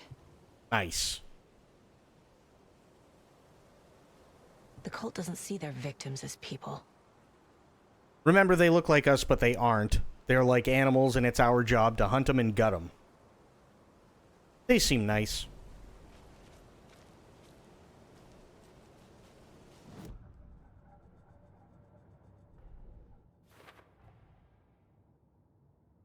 Okay. Case closed. Nightingale goes missing for 13 years, shows up murdered, and then turns into a monster. After I stop Nightingale, a rider who's also been missing for 13 years turns up. What's the connection? What kind of case is this? Good question. Call to the tree. What do we got? Zoom out a little bit here.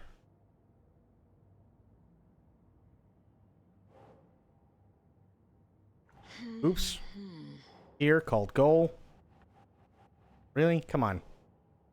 Nope, okay. Triangle graffiti, cult symbols. Good. Cult of the Tree is performing rituals to create monster. Maybe? Nope.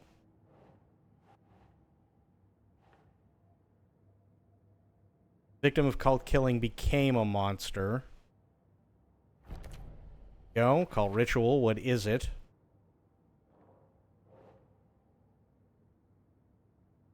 They're like animals. Nope. He was the only victim to become a monster? Yep. But why? Covered in writing, page found inside his chest. Oh.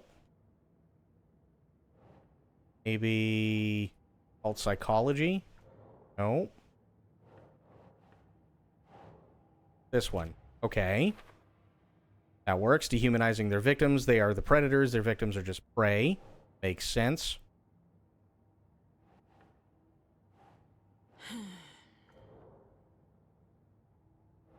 Okay, who's involved?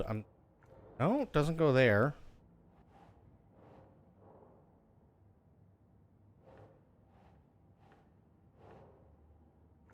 No.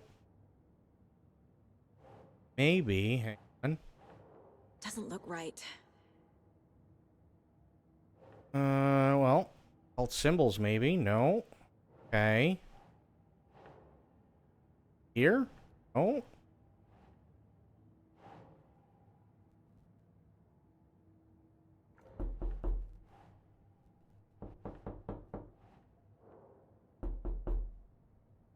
Okay, go back to cases. Alt stashes. Cauldron Lake.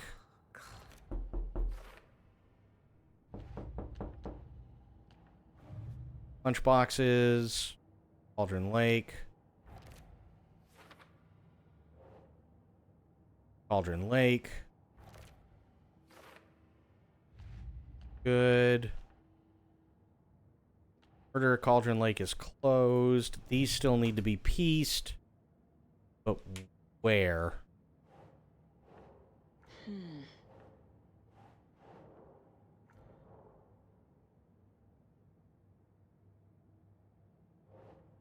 Cult ritual, maybe? Yep, okay. There we go. Text tattooed on the victim's manuscript page found inside. Writing has some significance here. Okay, writing part of ritual. Spoken excerpts of the pages. Yeah. Cage is placed inside Huh. cavity. Nothing.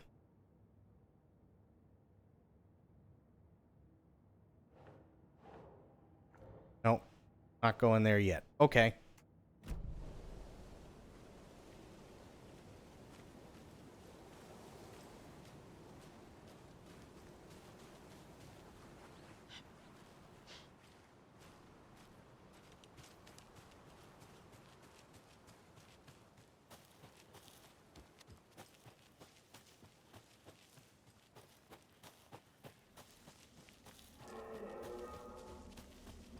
Didn't like that sound.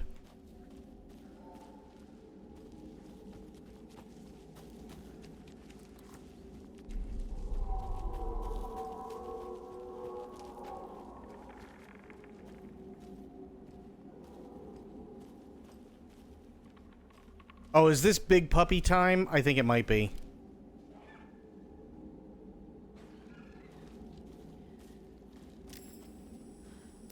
Not what I wanted to do.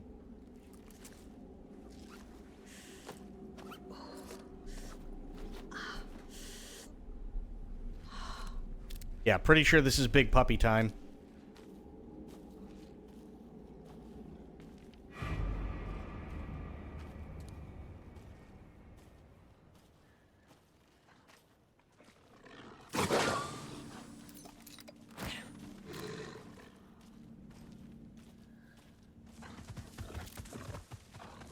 Oh.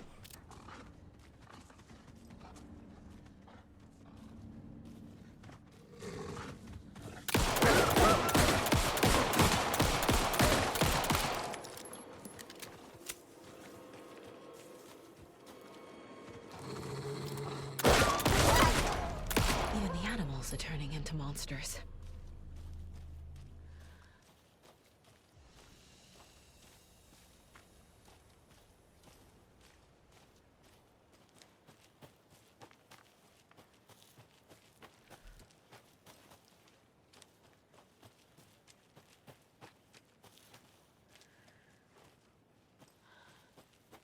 Okay.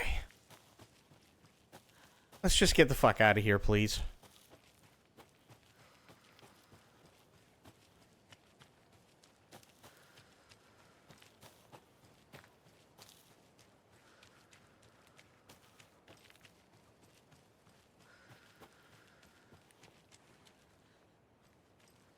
Okay. Oh. This carving looks fresh. Go. Caseboard. Alt symbols. Here. They intend for this body to be discovered or just an idle carving. Don't know.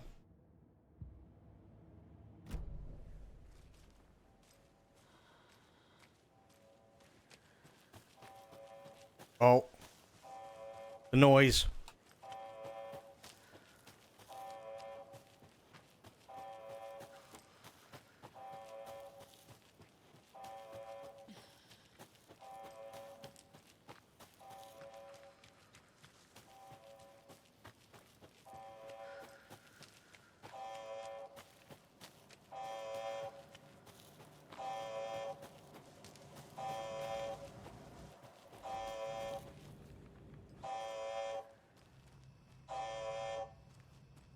Warning. Activity detected. AWE. Alan Wake event. In progress. Cauldron Lake. What's an AWE? Casey, what exactly does the FBC do? After New York, when I started looking for our friend here, their name came up. I pushed them for any files they had on him, but got stonewalled. They have a reputation of showing up for weird shit. They have a presence here, and now we find our writer. How about that?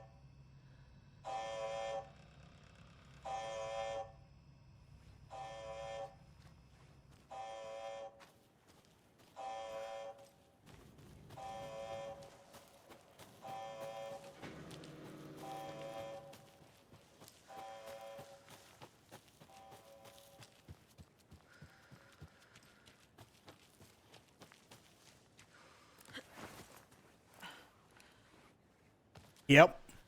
Kind of interesting, isn't it? How they tie in Control and Alan Wake.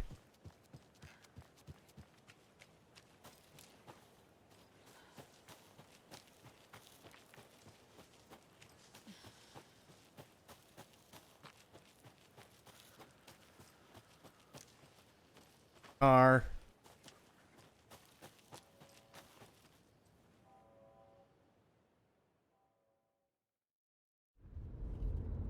Mr. Wake, we're taking you back to our field office in Bright Falls. You can freshen up there, and then we'll talk properly.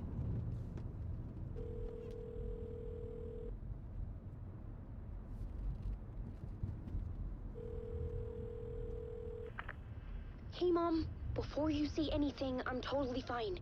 Don't freak out. Dad shouldn't have even texted you. Logan? No one texted me. What's going on? I'm totally fine. I slipped, that's all. God, it's not the end of the world. Put your father on the phone. Okay. Dad, it's Mom. Don't worry, hon. Logan slipped in the shower and bumped her head. She has a slight concussion, but I'm keeping an eye on her. Lucky I heard her fall. She could have drowned. Jesus, David. Why didn't you call? I tried. It didn't go through. She's fine, really. But what about you? You sound stressed. No, it's, just weird case, that's all. Well, if you need a hint, my years of board game victories tell me Colonel Mustard did it. I'll keep an eye out for him. Love you, Dave. Love you too, honey. Want to say bye to Logan? Just tell her I love her. Bye for now.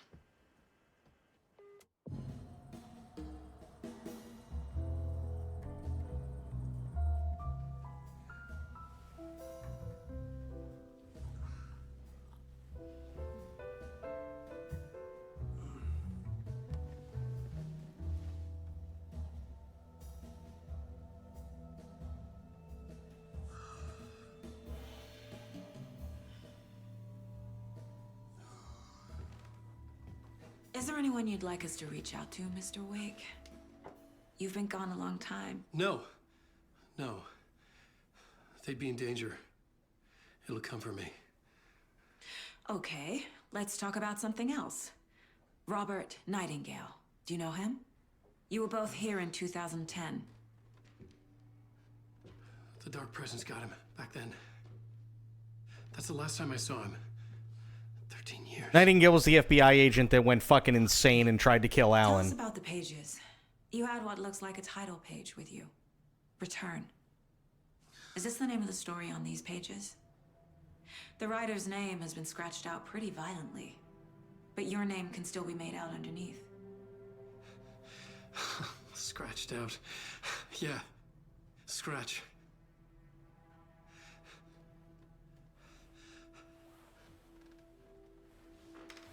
Did you write these pages, Mr. Wake? I'm trying to remember.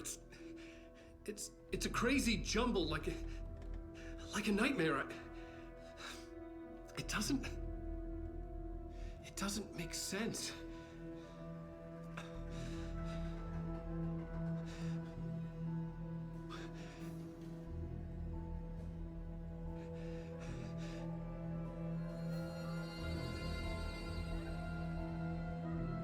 I remember.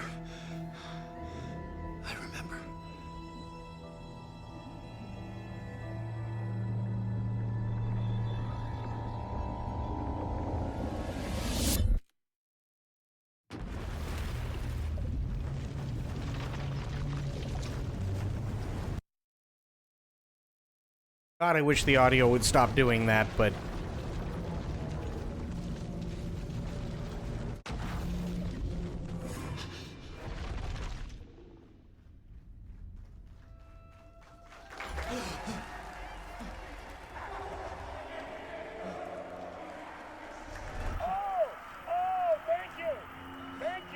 Thank you. Welcome. Well, we have a great show for you here tonight. Alan Wake is here. Alan Wake, one of my all-time favorite writers.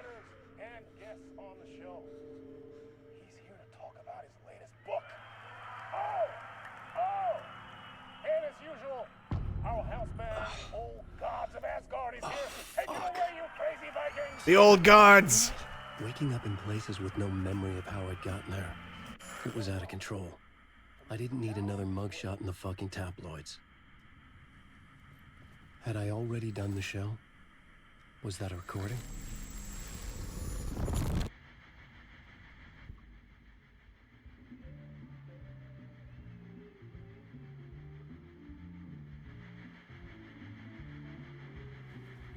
Please give a warm welcome to Mr. Alan Wake. Oh! Right on! Good to see you, Alan. Great to see you. Welcome back to the show. Come on, sit down, sit down, sit down. Woo! Oh, man. It is so good to see you, Alan. This must be an exciting time for you. Tell me, does it ever get old? Sorry, does what get old? Publishing a new book. Are you okay there, my friend? You look like you've been cooped up in the writer's room for a few too many years. This is exactly how I feel. You know, I've waited so long to get my hands on the sequel to Departure. You left us on quite the cliffhanger. We've all been dying to know what "it's not a lake, it's an ocean" really means. You and me both. Well, our wait is over. Your new book, Initiation, hits the shelves tomorrow. What? That's exactly what every reader will be asking. This book is mind-bending. It's so cerebral. I mean, how would you describe it? An auto-fictional thought experiment? A horror story? A postmodern detective story? Wait. This isn't right. I haven't written anything. He's so humble. Okay. No, it's not Lance Reddick. Good prank. Very funny. But yeah, sad to say, I've not written this. I'd remember if I'd written a book, right? Or maybe it was written by your evil double. Well played, man! That is spot on! Playing the role here. Pretending the world of the book overlaps our own. That's very meta indeed. You see, Initiation tells the story of a fictional writer named Alan Wake, who is trapped in a nightmare, desperately trying to find the manuscript of a novel he has forgotten he has written. The book is set in New York, but it might not be New York at all. I'll explain it after. Tormented by his dark doppelganger and guided by visions of a fictional detective he has written. That's right, Alex Casey is in this book as well. I guess we'll just keep doing this the whole show. The joke's on me. But isn't that what you sign up for with autofiction? No, but seriously, I found the structure of the reality you build in the book fascinating. It reminded me of The Matrix. I mean, the writer is physically in his writer's room, trapped there, and he projects himself out to this dark dream of New York through the story he is writing. Like astral projection. Did I get that right? Yeah, that's exactly right. Go on. I should be taking notes here. This is great stuff. Notes to that other Alan Wake in that room writing this as we speak? Are we all in your story, Alan? Wow. No, I wish you every success with your new book, Alan. I hope it's as successful as your best-selling Alex Casey series. Initiation hits the shelves tomorrow. After this, I'm sure we'll all be eagerly awaiting the culmination of this hero's journey trilogy of yours. A book called Return, perhaps. Man, thank you for one of the strangest interviews of my entire career, Alan. All this talk of meta-narratives. I'm expecting to disappear once this scene ends.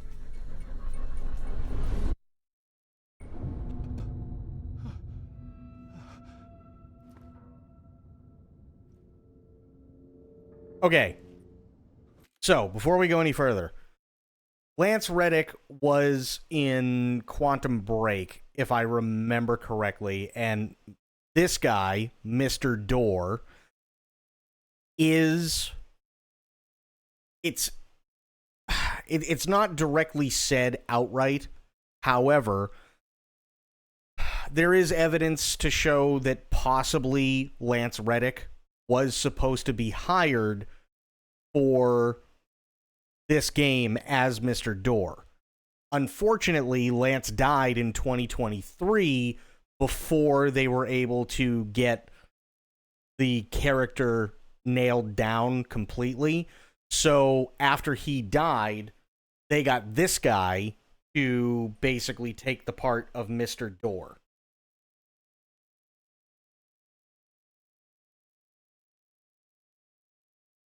Yeah, and his name is David Harewood.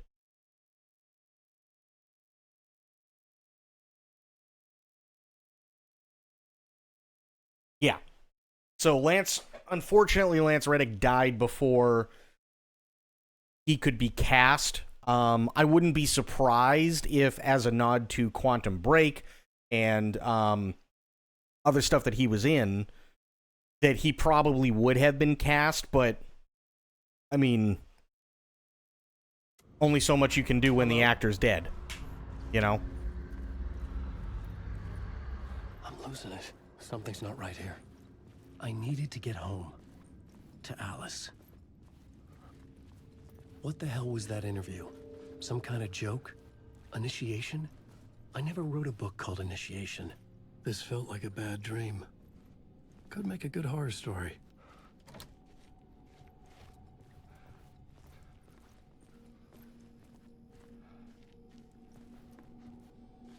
Old Gods of Asgard. That name sounded familiar. 665, the neighbor of the beast. Fair.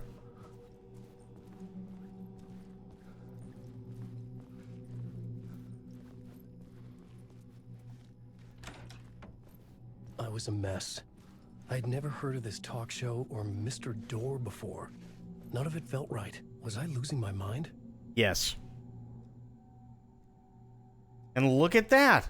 Dr. Casper Darling. Huh. Weird how he'd show up, considering he was dead and also in control. My interpretation of many worlds.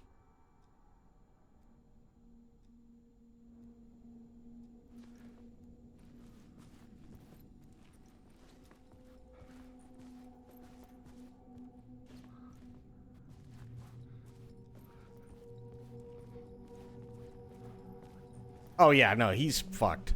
Diddy's absolutely fucked. Oh, wait. Here we go. Because it's the neighbor of the beast.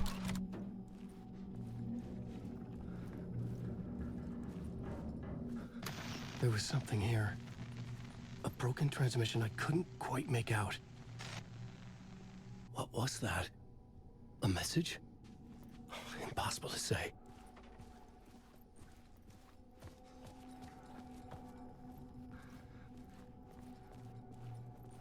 And you're gonna love it. You're gonna love it, Medicine. There's a surprise that will be coming up very soon. Actually, more than a few surprises. I know you're gonna love.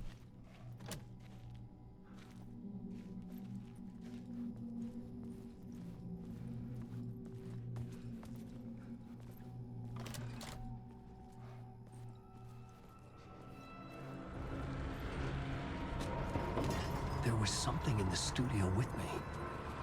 I had to get out.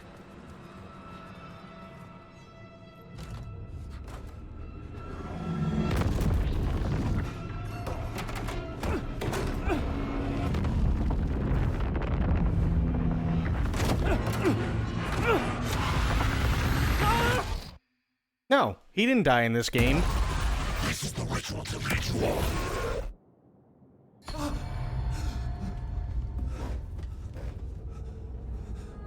He was already dead in Control. I felt like a drowning man gasping for air. This place felt familiar. A ghost of a memory surfaced, about riding here for countless days. Casper was already dead in Control, and Control takes place before this does. A plot board for mapping out a story. On the index cards, the nightmare that just happened to me. A summary of the story so far. But other notes as well. Warnings. I had written them. I couldn't remember what it all meant. The name Scratch filled me with dread. I could trust these words. I had to act on them. You must write to escape.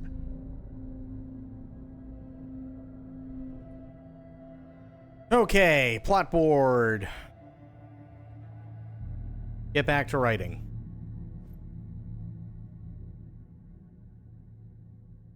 Okay, waking up to a nightmare.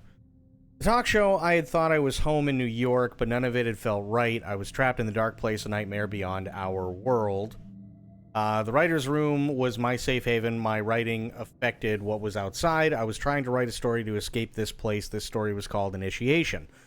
With the story, I know. With the story I wrote, I projected myself out to look for a way to escape. I had tried many times, failed. This place made me forget. Everything the door had said felt true. Everything Door had said had felt true. Was that part of my writing or coming from somewhere else? Dark place, trapped. You must write to escape. Read me, beware, Scratch, and Alice.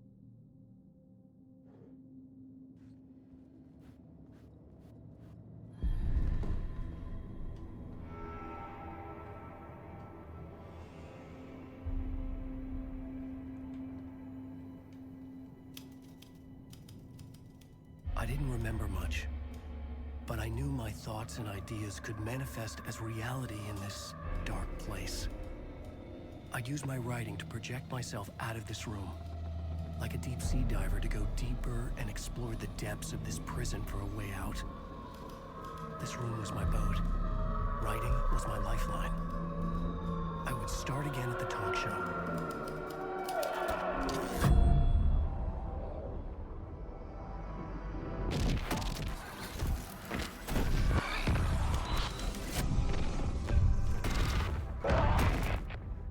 Okay, but see, here's the thing, True. There's quite literally nothing to suggest that he's missing. There's everything to suggest and imply that he's dead, because everything from Control, if somebody has been taken, like what Alan Wake calls them, right? If somebody has been taken, they're already dead. So if they've been turned, then they're dead and it doesn't really matter, right? So even if he is missing and was taken, he's still dead.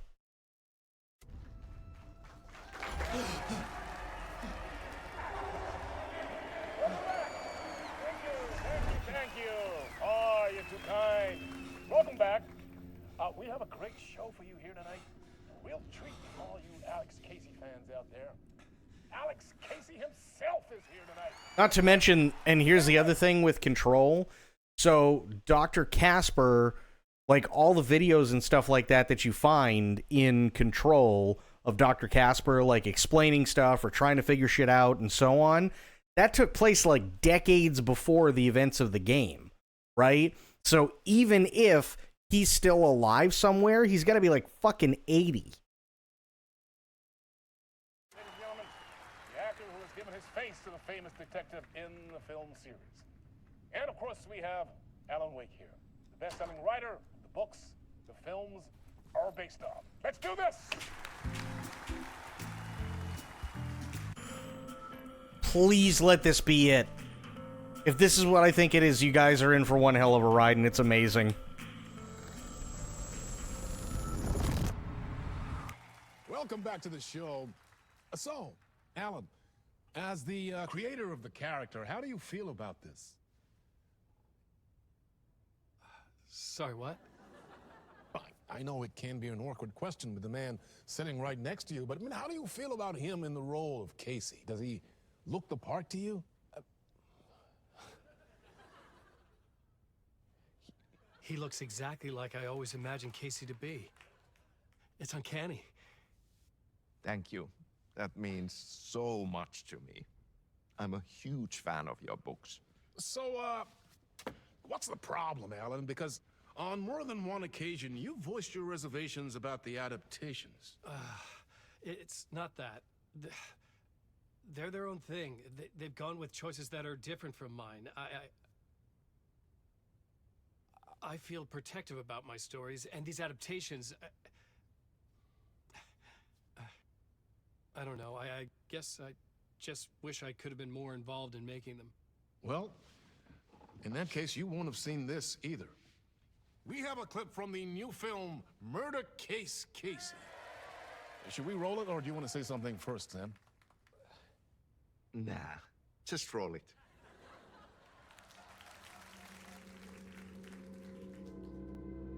This city was an old scar that refused to heal. The rain made it fester. It needed the sun, but there was only the night. I was tired. Insomnia covered me like a plastic film. I was watching the world through a rain-slick window, my own reflection haunting the view. I was trying to track down a missing writer. My only clue was a table lamp, shaped like an angel. The only thing to shed light on this sordid mystery.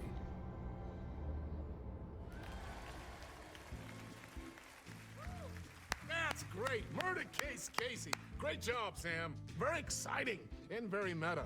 I'm looking forward to seeing more. Wait, stop. What was that about a writer? About a lamp?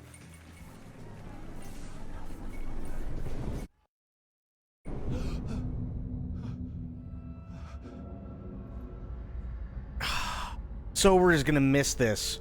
Sober is really gonna miss this, and it's gonna suck.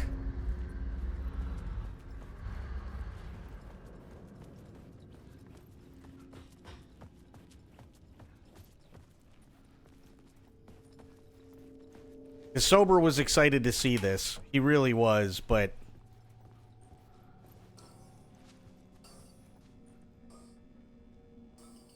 Six, 5, 6, 5, 6, 6, 5, 6, 5.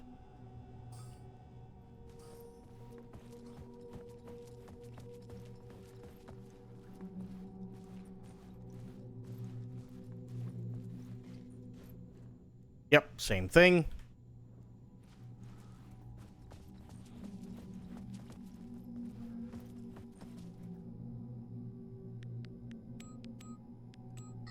Okay.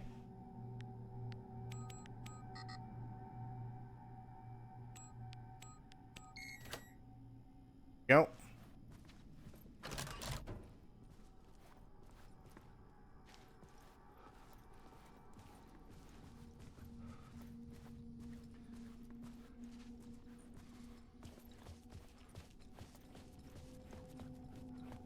There's something that's coming up that you guys are gonna fucking absolutely love. I remember losing my shit when it happened.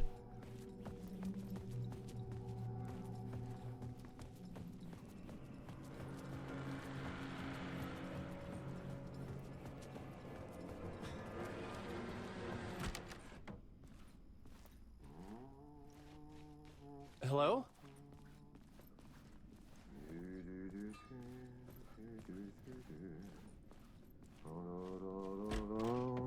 Ah, Lorraine! There you are, Tom. Oh, not so much evil that not a bit of good as well. Not one without the other. Good to see you. God, I love him. Hey, I can't seem to find my way out of here. Can you point me to the exit? Totta helvetissä. Of course, Tom. The work will instruct its maker. I was gonna get something from the basement for you, but you can get it yourself now. The more cooks, the worse the soup. I'm sorry, have we met? Have we met before? Are you trapped in the dark place too? You remember Ahti, the janitor. You can't be lost if you don't worry about where you are headed. So don't worry, Tom. The sun will shine even into a heap of twigs. Just remember to turn on the lights. It won't take long when you get to work. What do you want me to get from the basement? And my name's Alan, not Tom. Ja, mutta katoppa kun a man's a man, but a man with a tool makes two, Tom. Eikö niin? And a man with a tool can build his own exit. It's in a shoebox, in the basement where you left it. Safe as in the Lord's purse. Here's the key.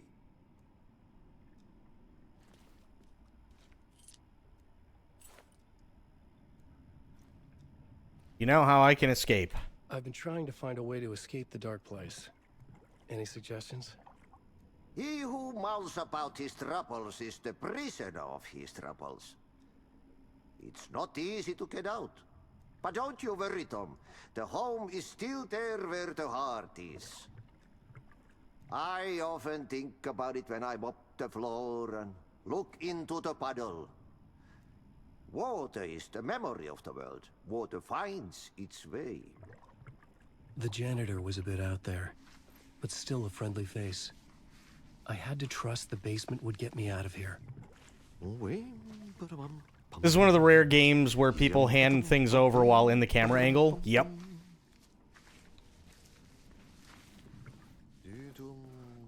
Ati is one of my favorite characters in the Alan Wake and Control universe.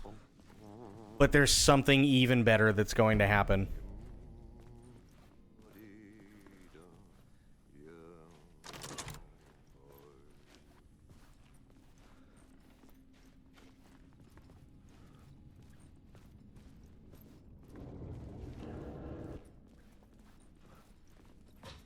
Ah, the French.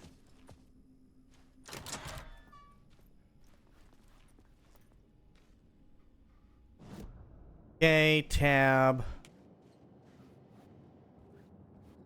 Radio. Go to the plot board, I guess. What do we got? Dark Presence was out there hunting me. When it caught me, it killed me. I'd wake up here. I refused to give up. I'd start again. The talk show felt real and not real. Alex Casey was my creation, but now it seemed he had a life of his own. He mentioned a lamp shaped like an angel. The janitor seemed to know me, but he got the name wrong. Had I written him into existence? He said I had left something in the basement, a tool to get out. The lamp in the shoebox opens up the way. Writer's journey. Gotcha. Find what was left in the talk show studio basement.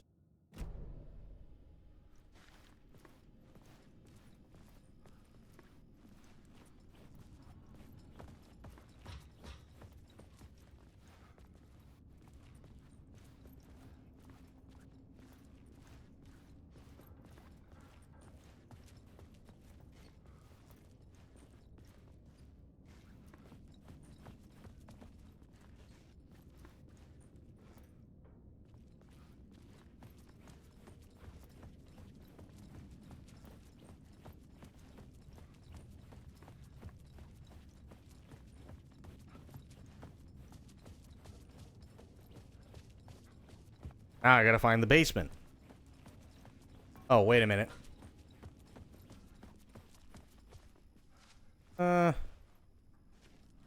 Alan Wake. Old Gods of Asgard. Mr. Door.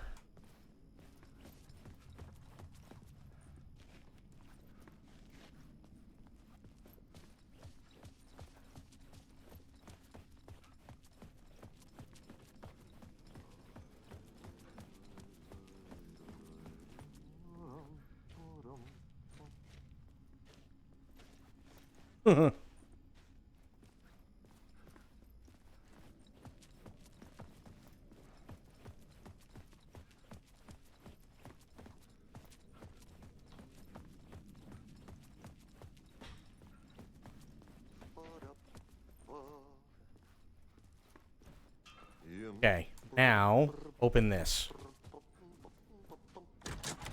Much better.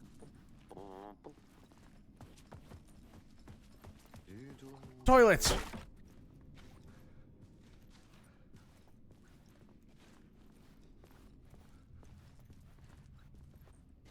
We're in the ladies' side. All manner of dark things.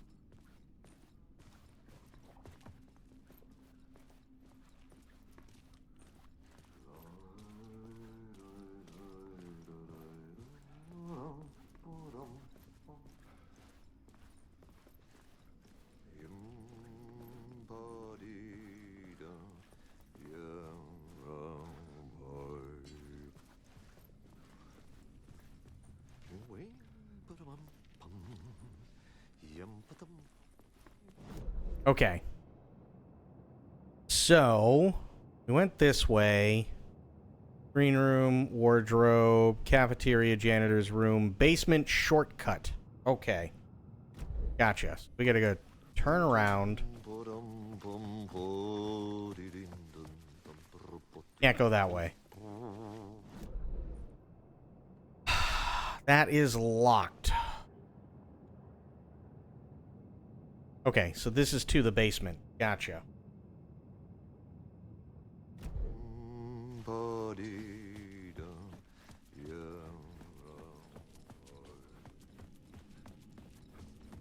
Basement.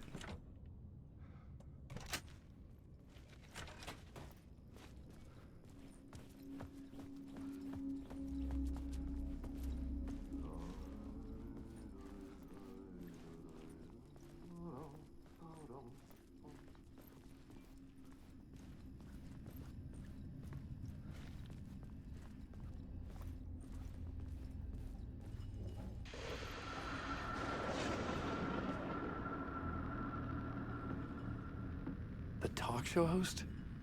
Good evening. A writer trapped in a dream world attempts to write a story to shape reality around him and escape. He is beset by visions leaking in from realities beyond his own. He uses those visions as inspiration for his stories, in hopes of giving them power to make them come true. Us, hidden few, know that ultimately he will succeed. But before that, many of his stories collapse back into the stuff that dreams are made of, to remain as they began, works of fiction. And yet, maybe there is a gleam of truth to be unearthed from these tales.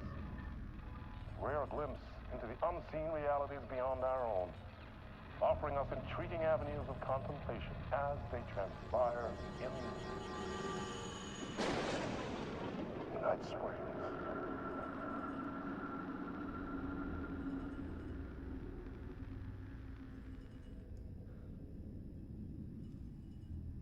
Gotta love Night Springs.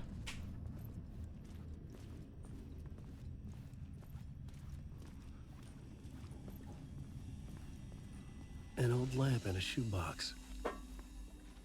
Was this what the janitor had left for me?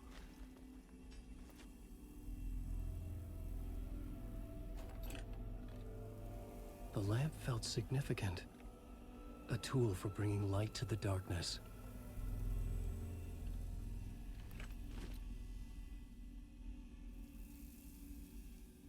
I felt a magnetic pull between the lamp and the light overhead.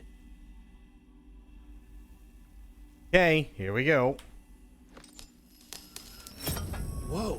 When the light jumped into my lamp, the whole room changed. Like something in a dream. Opening a way forward.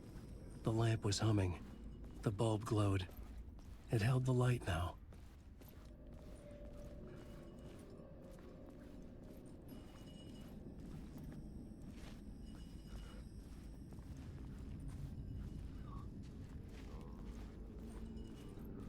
I felt another surge from the lamp.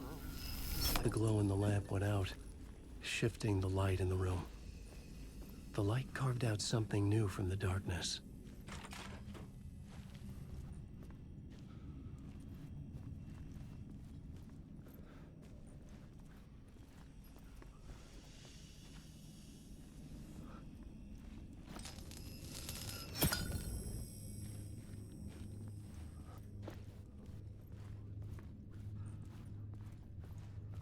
Oh, he definitely does look like John Wick.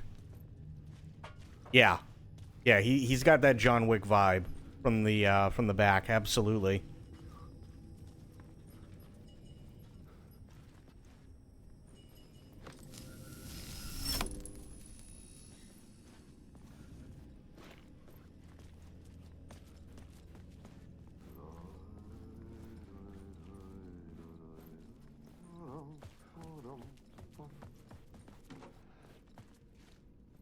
needed to find another way out.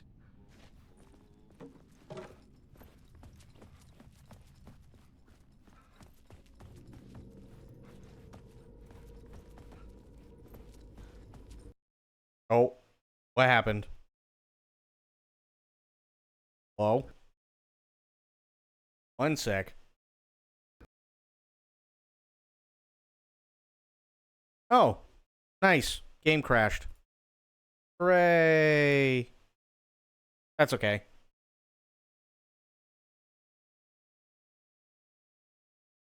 That happened. Honestly, I think this is like...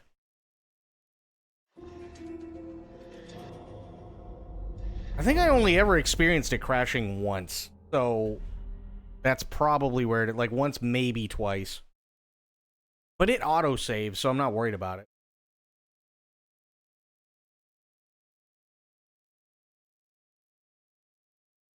Like, even if it's a little bit before that, that's okay. I'm not worried about it at all.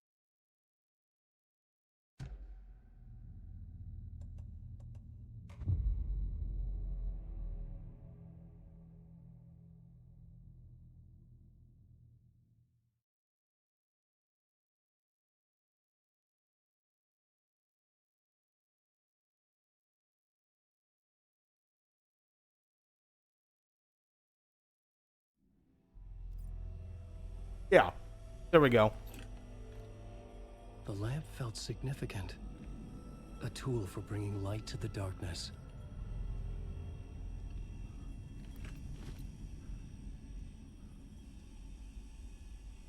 I felt a magnetic pull between the lamp and the light overhead.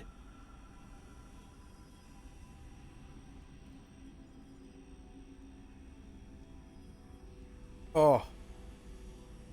You ever chew on something and don't chew it enough and then go to swallow and it kind of gets like stuck?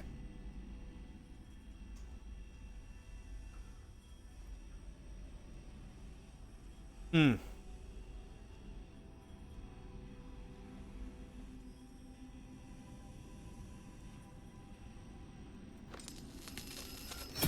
Whoa! When the light jumped into my lamp, the whole room changed. Like something in a dream. Opening a way forward. The lamp was humming. The bulb glowed. It held the light now. Rare glimpse into the unseen realities beyond our own, offering up intriguing avenues of contemplation as they transpire in Night Spring. I felt Yeah. another surge from the lamp. I mean, thank God it was only a piece of apple. Right? Like, God forbid it was something that wasn't an apple and that really would have gotten stuck. That would have been a bad day, but yeah, it was literally just a piece of an apple slice.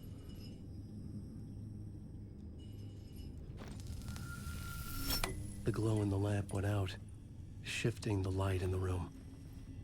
The light carved out something new from the darkness.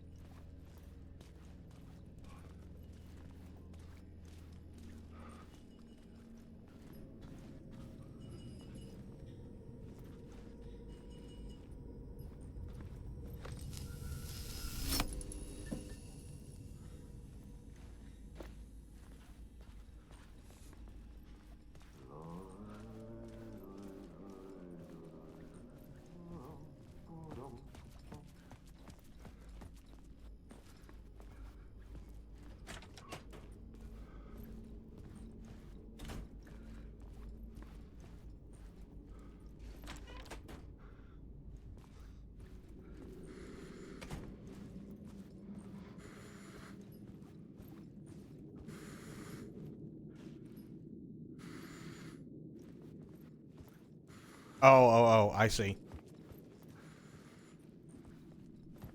Have you heard of a game called Nobody Wants to Die? No, I can't say I've heard of that.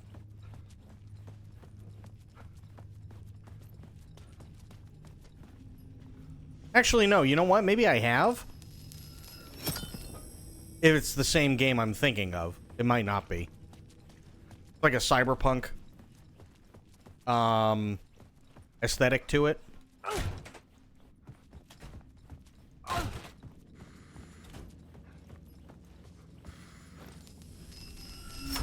The dark place wants to drown me.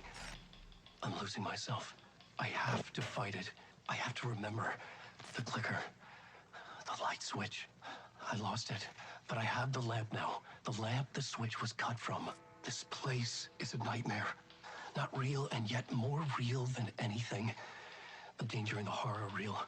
It feeds off my mind, twisting whatever it takes into psychotic reality. I'm trapped here. I write to escape. I've tried this many times, written countless stories, forgotten how many. I keep failing, but I must keep trying. I use the story to dive deeper. Every word I write is a step forward on this spiral in the darkness. I dive to the bottom to find the answer, the map, and the key, and the compass. It's combined to form a door leading out. But how do you open a door that's not a door? At the bottom of an ocean that's not an ocean, and a lake that's not a lake.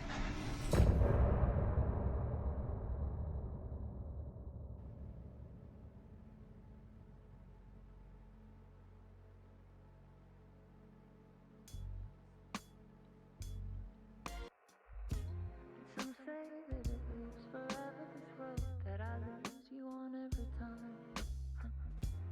Some say that it lives forever, this road. I love the songs in between the chapters. Some say that it lives forever, this road that I lose you on every time. Some say that it lives forever, this road. I can see you there, but you don't see me anywhere. I'm right in front of you, I'm right here on this winding road. What are you looking at? Is it your face on a pane of glass? 'Cause somehow this window becomes a trap on this winding road. Will it ever let me go? Forever I am fading to black.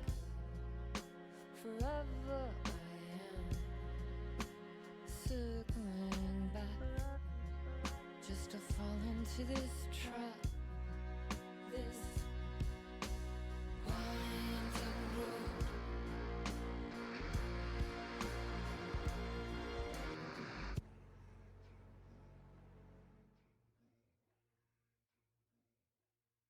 That's it.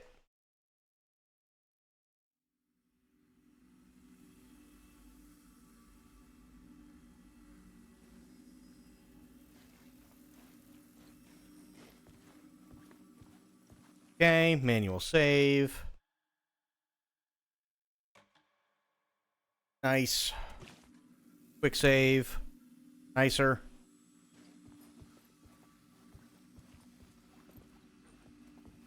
Shoebox. Nothing in there.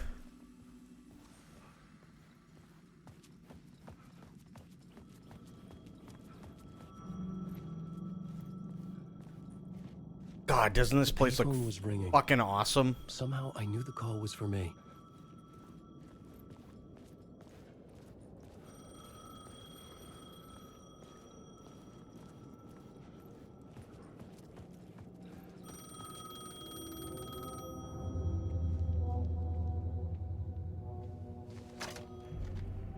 Hello? Alan Wake?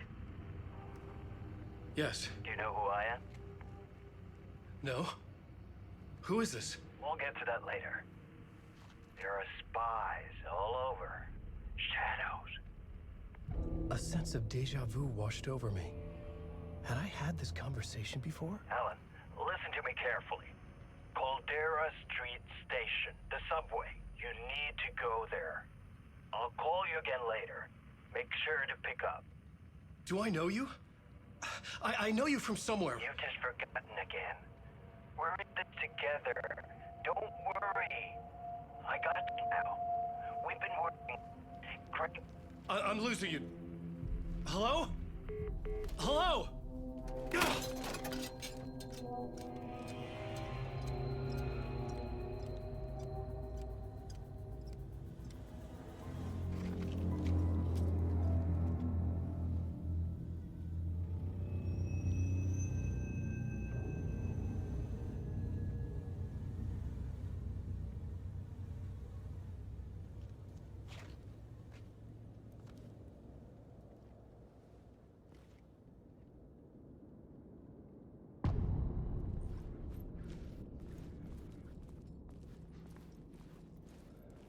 The man had said Caldera Street Station.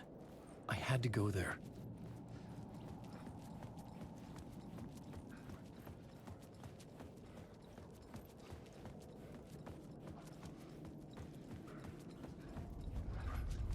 The Caldera Street Station sign was there, but the entrance was missing. I had to make it appear.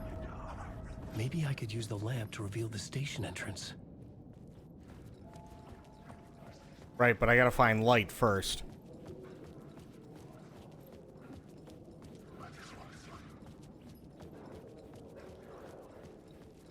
The lamp was dead in my hand.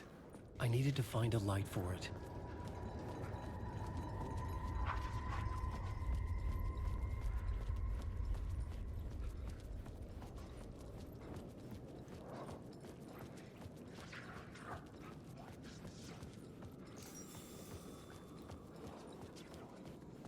This is easily one of the best horror games I've seen in a very long time.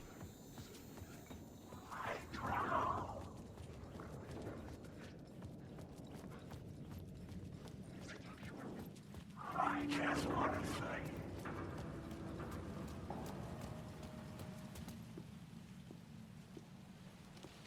Is this the way it was on the page? What the hell? Oh, hey. We met at Door's show. Alan Wake, the writer. I'm Alex Casey. I'm looking into a murder. Come on, what is this? There's a piece of evidence, a manuscript of a novel. You wouldn't know anything about it? A manuscript? What manuscript? I need to see it. Rumor had it the manuscript contained the details of the murders. A murder cult was following the story to commit their gruesome acts. Was Wake their leader? Had he written it? How far would he go to create a perfect work of art? Or would he be the next victim?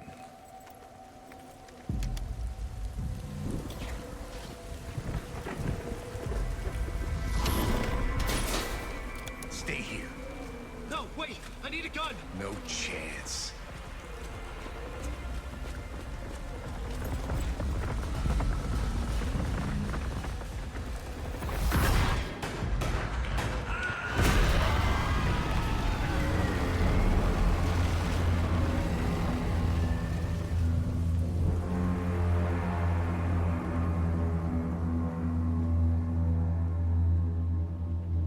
Casey! Damn it.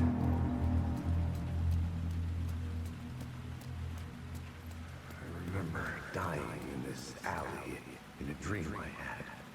He was just gonna keep killing me here, loop by loop. You're not gonna get what you want. You think you know. You know shit. You don't really wanna know. You're gonna get what's coming to you.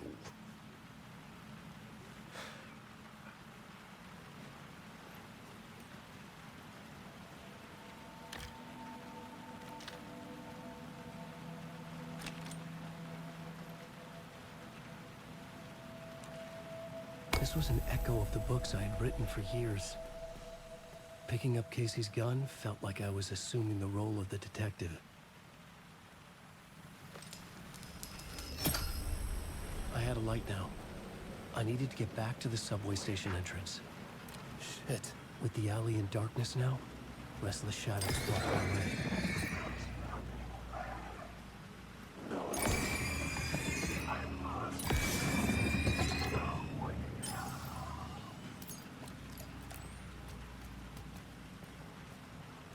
Billy the Kid, what's going on? How you doing? Been a minute.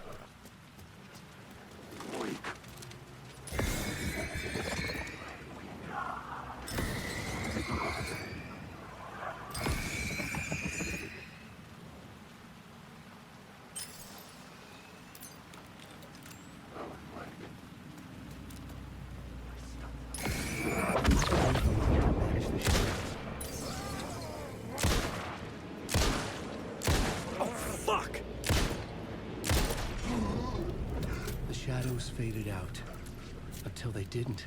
Been working a lot? Hey, it happens. I can fight back.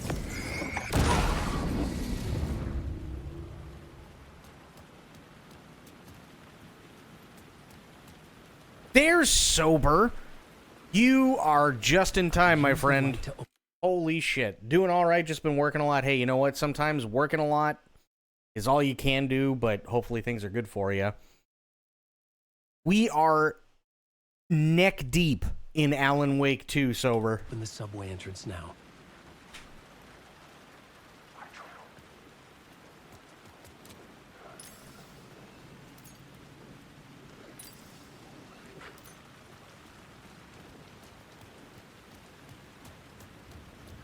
Everything's all good? Good.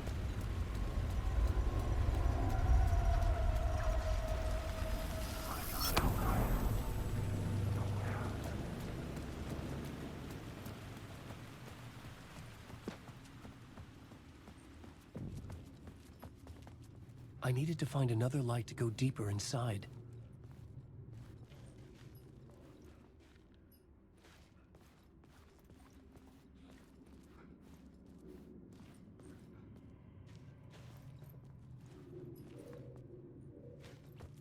I gotta find another light.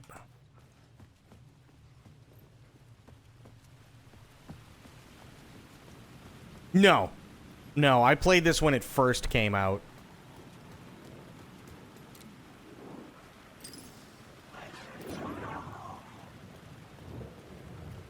But it's the first day of October, so it's Spook Month, right? And then it's we got the 3 DLCs that came out a couple of months ago.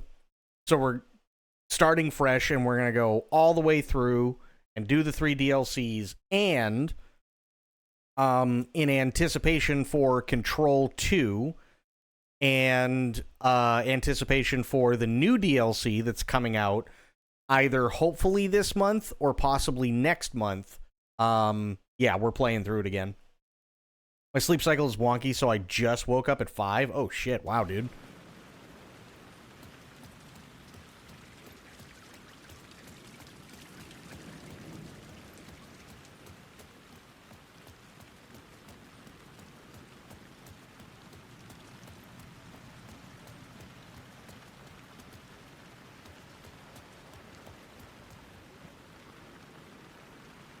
Use light to get inside Caldera Street Station, which I did.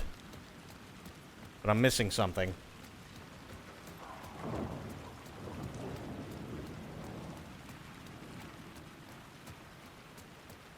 And I can't remember what. But I am missing a thing.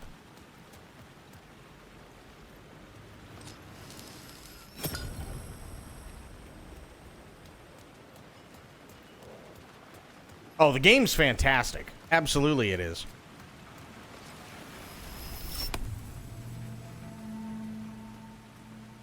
Easily one of the best horror games I've ever played.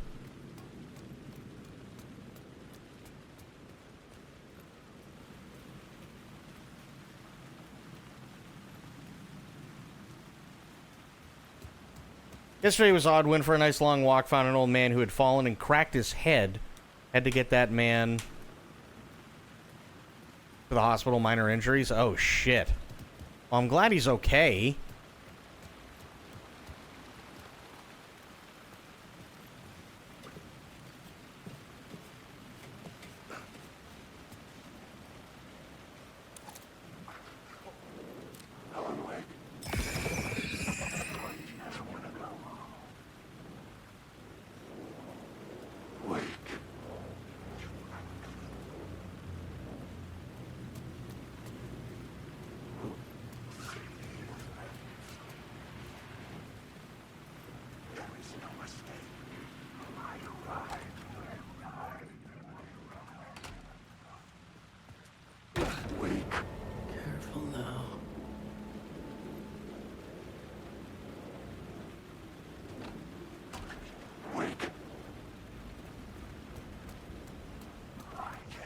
There we go.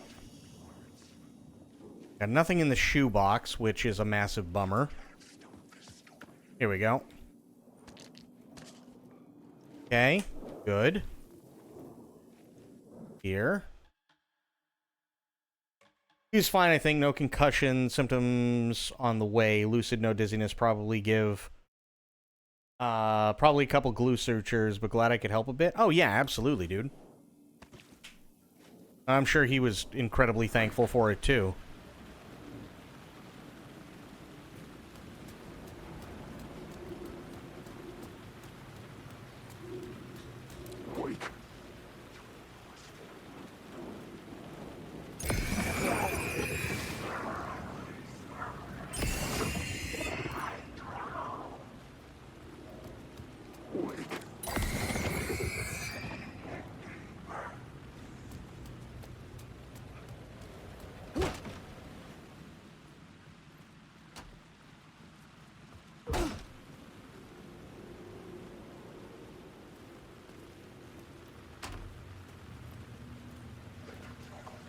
He and his wife were, yeah, they were on holiday. Shit thing to happen on... Oh, yeah.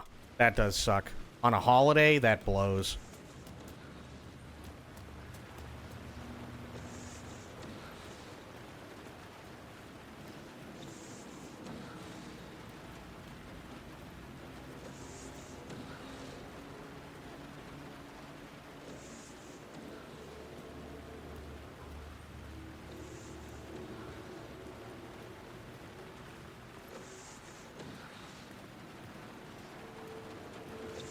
Oh, dude, this game is gorgeous.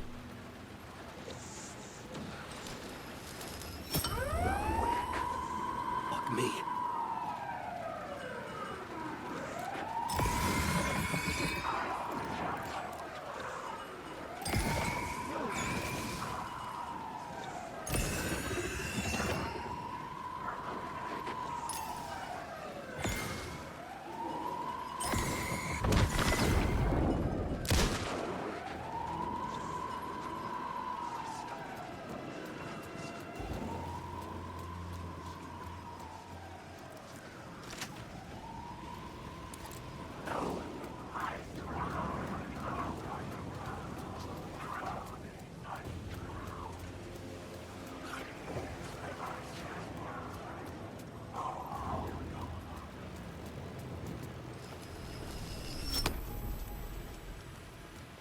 That. I can go back and get this. Good.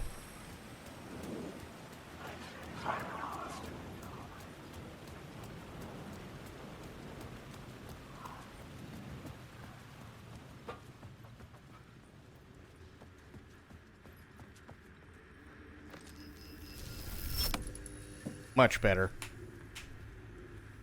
The gates to the platform were closed. I had a ticket.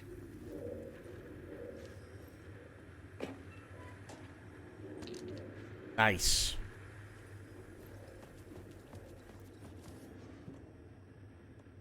Subway pass.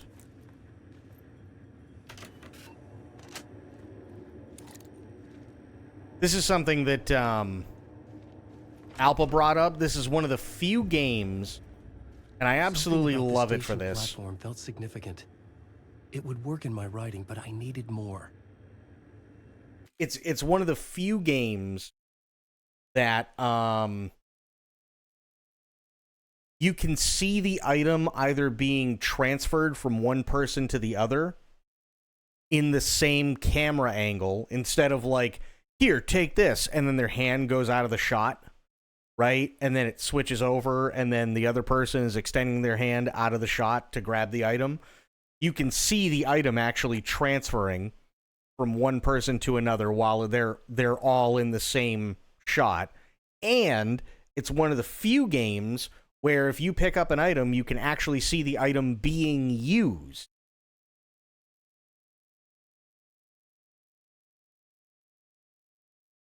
First one was one of the first horror games I ever played because I was a scaredy puss and it shit me up, but man, it was good. It was really good. First game was also super fucking janky. The remastered version really wasn't bad. I played the original too. Honestly, the only reason why people look at it as janky now is because of when it was made. Like, let me put it this way. If they actually did an Alan Wake, remake or a full remaster, and they made the controls similar to what this is, nobody would have a problem. It's just mostly because of the controls. Something lingered here. A half-forgotten memory. An echo. Come here before me on the trail of a cult. An FBI agent had come here before me on the trail of a murder cult. He'd gone missing, presumed dead. The cult was leaving me clues to follow, connecting the dots from one murder to the next, inviting me to draw an obscene picture on the city map. Caldera Street Station. The name made me think of the exit wound of a bullet. I had a flash of inspiration. The ghost of my fictional detective. A story thread I could use in my writing. Plot board? I had a story thread. I would put them together, write them into my story to create a path deeper into the dark place. Select FBI agent plot element and activate it with enter to rewrite reality in the Caldera Street Station. Oh. Duh. There we go. We'll just do it that way. Things clicked into place. The story rang true. I was making progress. The dark place reacted to my story. The way into the tunnels was no longer blocked. Oh, also... Hang on. The Fed had glimpsed into the maw of darkness. It swallowed him whole. Here's a nod to a game I know most of us love.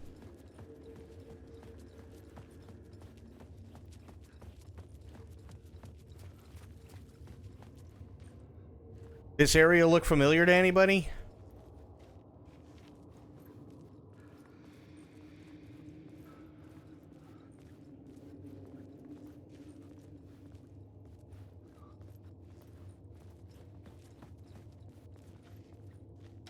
No, the original Max Payne.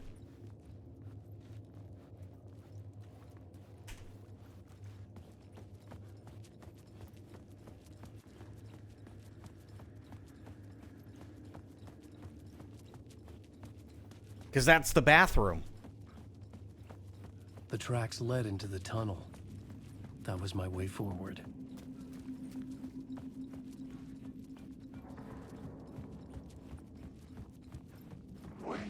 The blood trail continued deeper into darkness.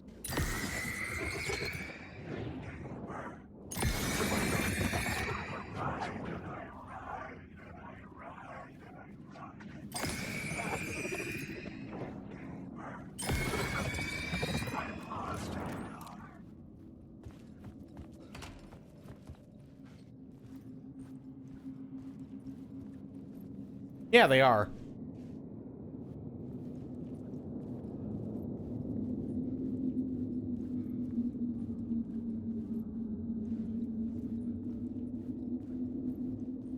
Yeah, they're moving forward with it. But here's the thing. We don't know anything.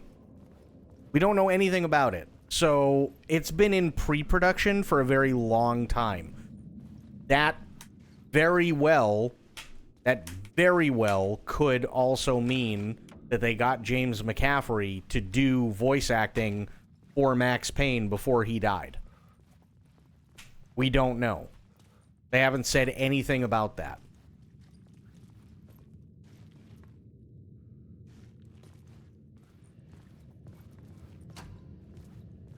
So hyped for the Max Payne remaster. I am too, considering it's being done by Remedy.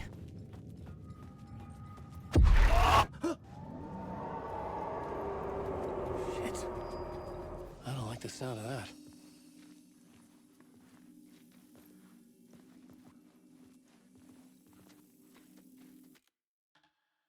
Here, overwrite. Quick save. Can't use whatever's in the cooler, which sucks.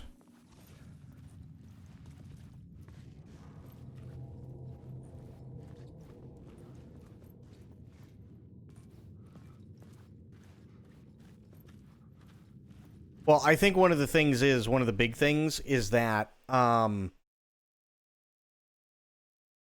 Rockstar has no idea what to do with Max Payne after Max Payne 3. They have absolutely no idea. And it's not because they don't like Max Payne. They clearly liked Max Payne. Otherwise, they wouldn't have made a Max Payne 3. But it's... I mean, the IP is old. People have quit. People have been fired. New people have been hired. New people have been put in those positions and so on. So, like, you can't recreate lightning in a bottle, right? Max Payne 3, I actually really liked. I thought it was really well done, but the team that did Max Payne 3 isn't there anymore, right? So I don't have a problem with them giving it to Remedy and going, hey, listen, we know we bought this from you, but we'd really like you to revisit it and give it the attention it deserves, because literally everyone is there, right? Everyone who made the original games is still over there at Remedy. So we'd really like you to revisit this again. And, I mean, hey, why not? Remedy's making a fuck ton of money off of it.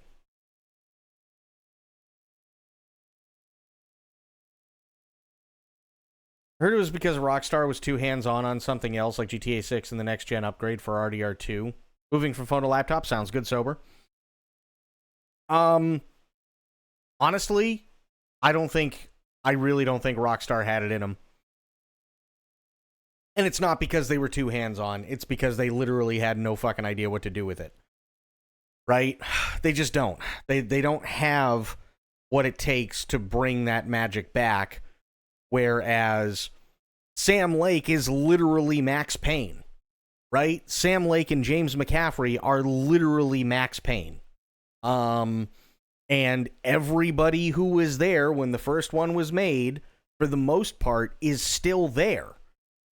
So what better way to redo the entire game than to have the original people who did it do it again? Imagine the original Max Payne, but in graphics similar to this, right? Things are a bit more fluid because you get bullet time and like all this other shit, right? But imagine the graphics looking this fucking good in the original Max Payne. Holy shit. That opens up a whole new world. Not only that, and I wouldn't be opposed to it, they could easily, very, very easily add on to the parts of the story that were already there. Right? Make it so that they can go more in depth and they can do things that they wanted to do with the original but couldn't because they were on a time crunch, or because they just didn't have the money, or because, whatever, right? And there were tons of ideas and storyline ideas that got kind of not really shit canned, but they were shelved because they just didn't have the time to do it, right?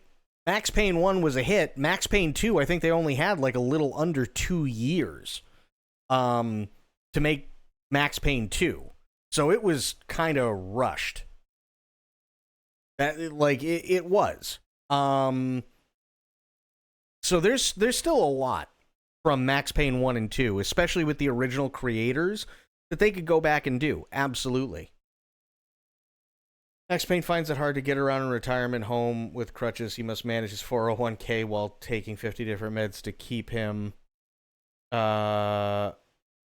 as he keeps finding the painkillers and break the cycle while trying to live. Prof and various old enemies coming after Max Payne around the retirement. Oh, God. Loop's over here writing Max Payne fanfic.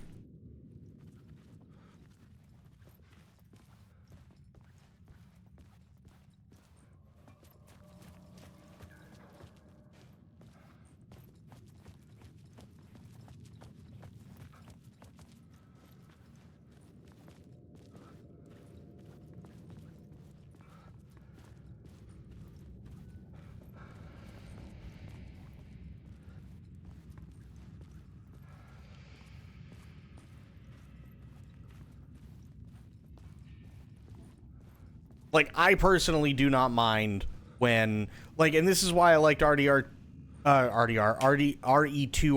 RE3R, and I also kind of thought that RE4, as much as I liked it, the only reason it even justified a remake was to modernize the controls, was that RE2 and RE3 not only needed modern controls and just a modern rework in general, but they took ideas that they couldn't use originally because the tech just wasn't there at the time, and they were also working either on essentially a data disk, which was the PlayStation medium, or a game cartridge, which was the Nintendo 64, both of which had very limited space.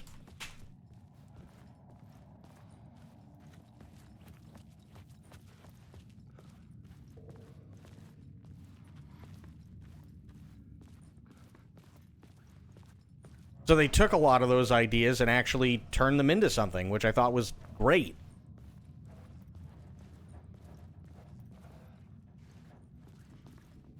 The tunnels were a maze. The blood trail led me on.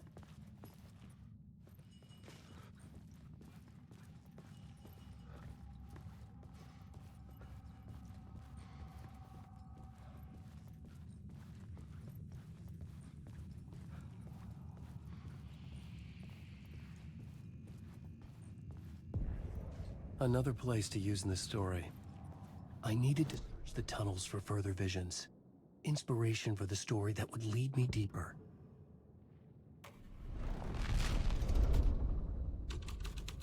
I changed the story, and with that, the dark place changed.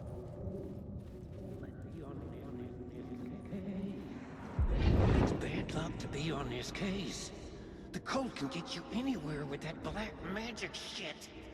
Let the day shift handle it. What happened, anyway? Some Fed came looking for the cult, but it was a trap. A satanic blood sacrifice. Anyone who gets involved with the cult, they're next. I heard their leader is this famous writer, Alan Wake. Their unholy motherfucking messiah. Sounds like a load of bull.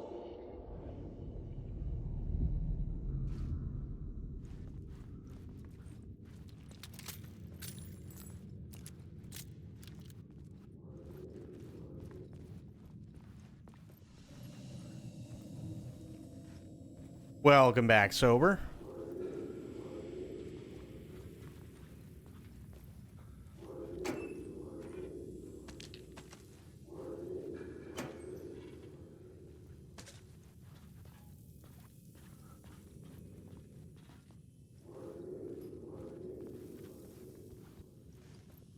Had to put the gas fire on. It's very October-y today. Fair. Another echo lingered here. A source of inspiration.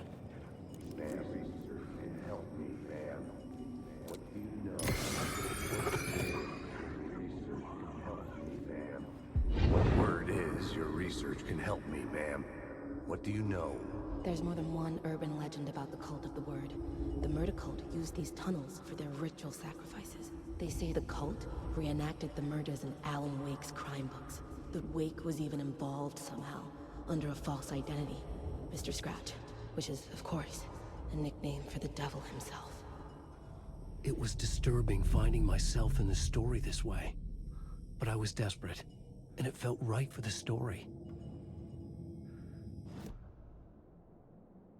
Okay, plot board. Beat for the story.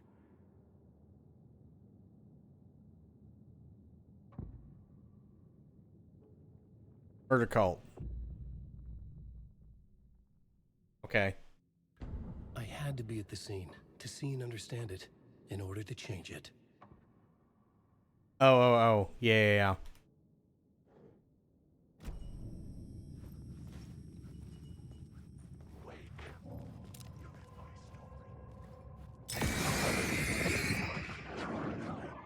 Got him.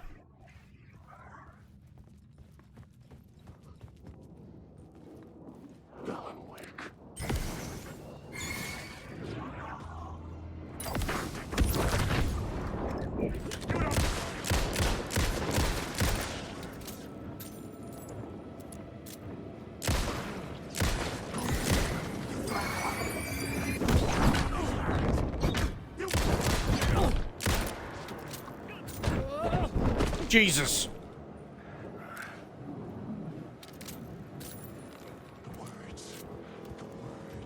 There's no escape. Forgot to take a pic of food porn yesterday, but I had an incredible sandwich, grilled mushrooms, spinach, and spicy hummus. Ooh, okay. Sounds good.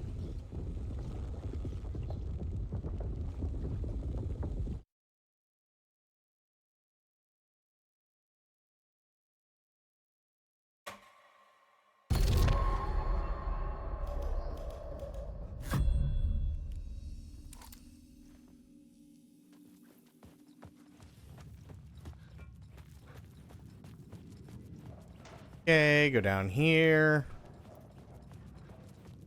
The tunnels were a maze. The blood trail led me on.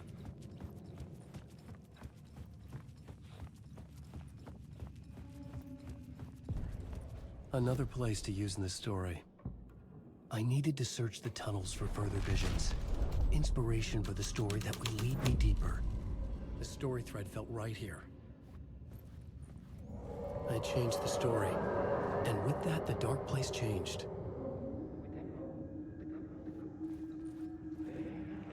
It's bad luck to be on this case. The cult can get you anywhere with that black magic shit.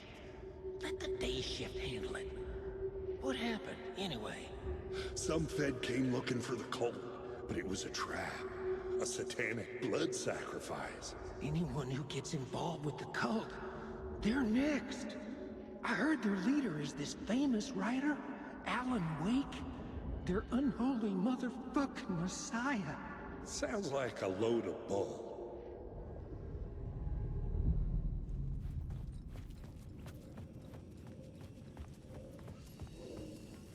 Okay, go here.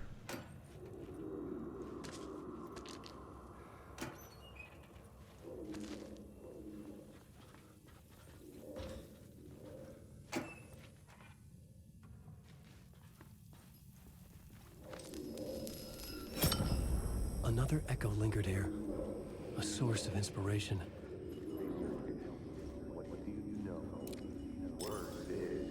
Too far out. God damn it.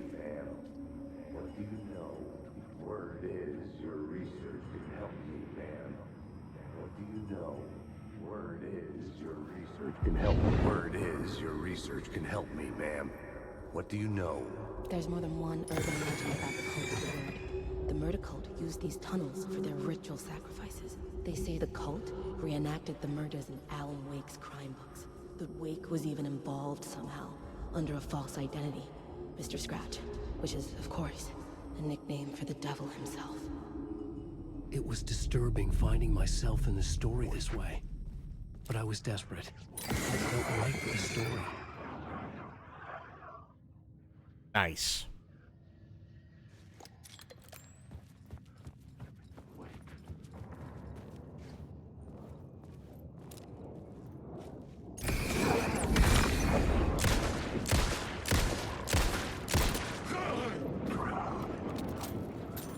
Come on!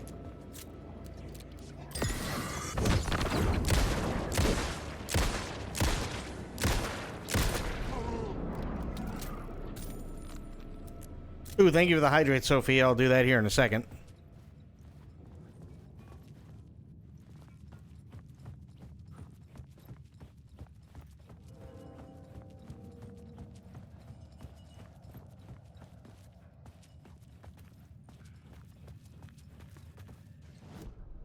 Okay. The story beat fit the story perfectly. Murder cult. I was making my way deeper into the story. I could imagine this murder cult performing their macabre acts beyond the collapsed tunnel. The cultists laid the Casey novel onto the altar with reverence. Their twisted Bible.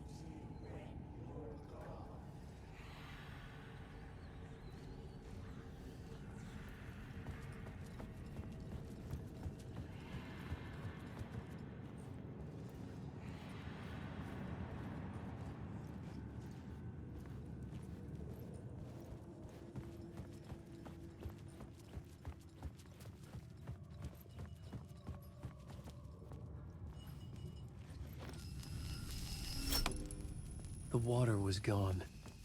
The way forward was open.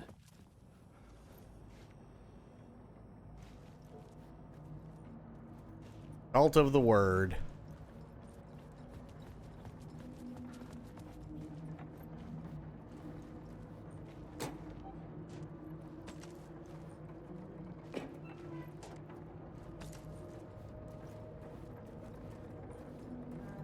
Someone was Oh, coming. here we go. Was Perfect. it worth the risk to go see who?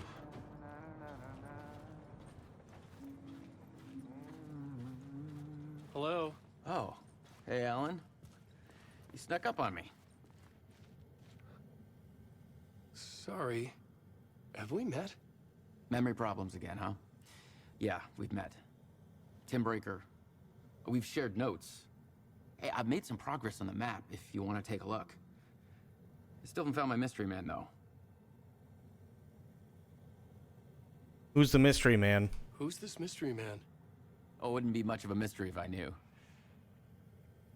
All I have is a name. Warland Dorr. The talk show host? No. No, that doesn't sound like him. The guy has many disguises, but a talk show host? No. I'll keep looking. You're making a map? You're making a map? Trying to. It's hard to map a dream, though. I keep ending up in unexpected places. I find interesting things like those strange markings that react to the light, but never the one thing that I'm looking for. Feel free to check the map out. Oh, I've been stockpiling supplies while I poke around. If you find a stash, take anything you need. I appreciate the help. Don't fact check debates showing how loud you can yell bullshit is more important. I mean, that's for any debate, Bloop. You think this game is worth $70? Me personally, yes. But this is something that I think everybody should consider. And this is for any game. Is it something you're going to be interested in? If it's not, then no. It's not worth $70. Are you playing it to get the entire story? If not, then no. It's not worth $70. Are you playing it because it's just the new thing to play and you don't really care? No. Then it's not worth $70, right? If you want to play a game that has a great story and is very fleshed out, right? And the characters are amazing, the models are amazing, the music is amazing, the atmosphere, the storytelling is amazing, everything about it is great, and it fits for what it is, and you want to experience that, then $70, I understand, is a higher price point, but that's something that you're going to have to figure out for yourself. Is it worth it for you? Do I personally feel like it was worth it? Absolutely I do. Not only did I pay $70 for it, I paid for the upgrade to the deluxe edition to make sure that I got the DLC for it. Right? And now the new DLC is going to be coming out soon, and whether that's something that is that I have to pay for again after the fact, or it's something that's built into the deluxe edition, I don't know. They said it's solely for the deluxe edition, so I don't know whether there's going to be a price point or whether because I have the deluxe edition already, it's just going to give it to me. I have no clue. But even if I had to pay for it again, would I? Yes. 100%. Because the story of Alan Wake plus the DLC, the story of Control plus the DLCs, and the story of Alan Wake 2 plus all 3 DLCs that have been out so far is easily one of the best franchises that I've ever played, in my opinion. Right? So that's whether it's worth the price point to you or not, you know? Oh, Mike Elsewhere coming in with a raid. Thank you so much, Mike. Welcome in, everybody. How you guys doing? What the fuck are you doing here? Thank you so much for the raid. Really, really appreciate that. How is everybody tonight? Let me do this really, really, really quick. There we go. Perfect. Awesome. Thank you for giving the shout out. Oh, you're playing Alan Wake 2 as well. Sorry to raid and run. Very tired. No worries. No worries at all. Raid. Well, thank you. I appreciate it. And thank you, Jade, for coming along for the raid. I appreciate that. Well, welcome in, everybody. Hopefully, everybody had a good time over at Mike's channel. I'm sure you guys did. This is an absolutely awesome game for sure. This is my second time playing through it, but it's the beginning of October. How could I not play? You know what I mean?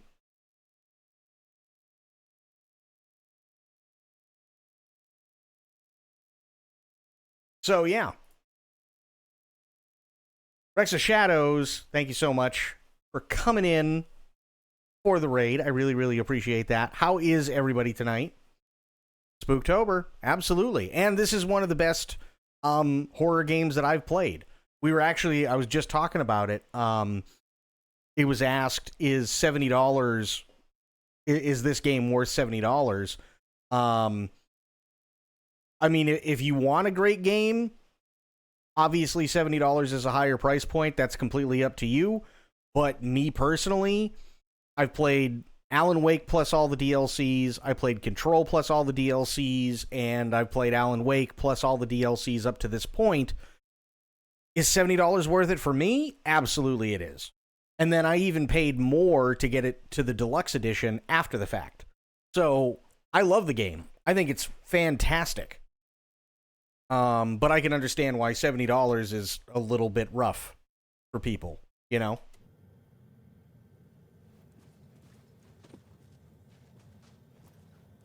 It's a gorgeous game.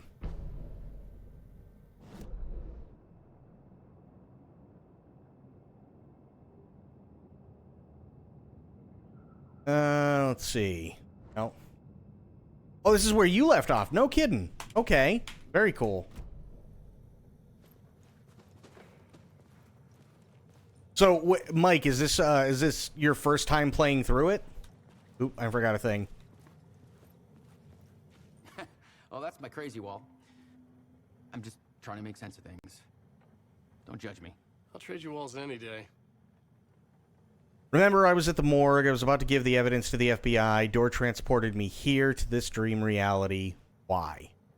Second time as well on New Game Plus. Okay, totally fair. Who, where, why, motive, why me? Facts. Missing time, no memory until now. Have I always ended up here? Will I forget when I get out? Abducted, aliens, door, UFOs, polyhedrons. Dreams, me but not me. Others I know, yet they are different. The red-headed woman. Red-headed woman. Wonder who that could be. See you around, Alan. Oh, wait, no. He's got supplies.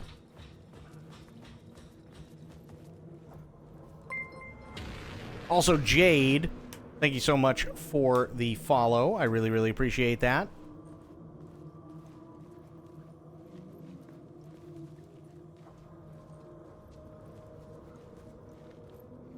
Gotta sleep now. Have fun.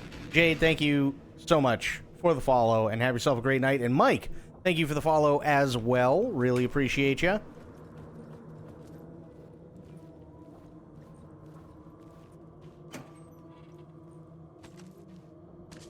Give me all of those. There we go.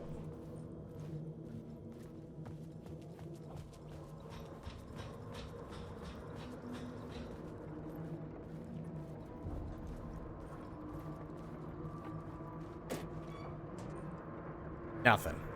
Well, crap.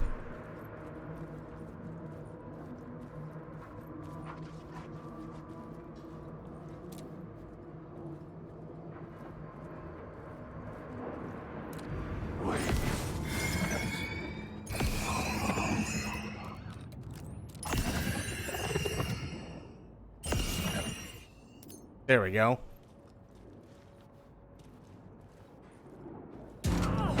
Ow!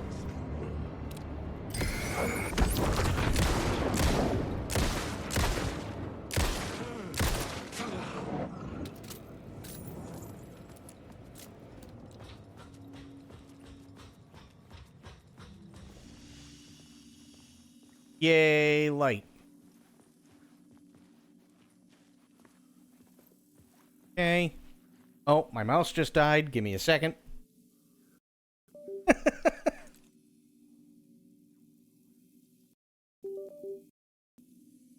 There we go. Much better.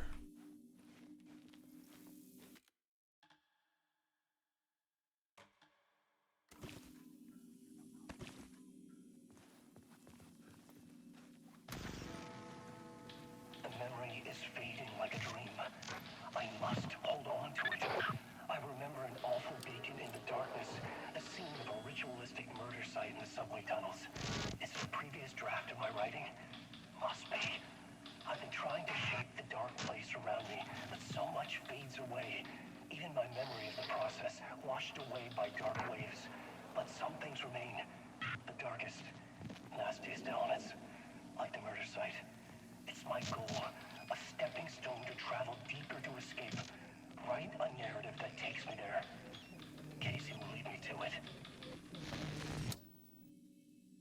Right.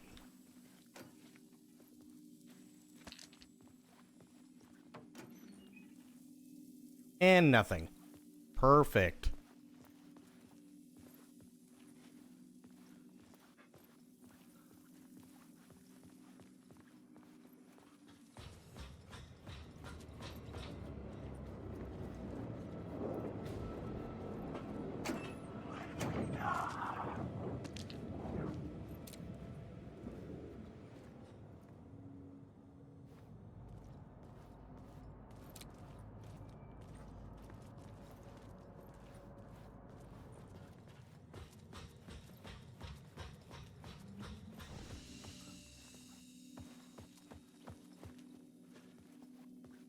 Crap, that brightness even hurts my eyes.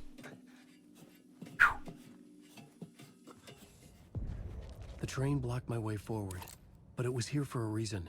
It had a role to play. Derailed train. Location for the story.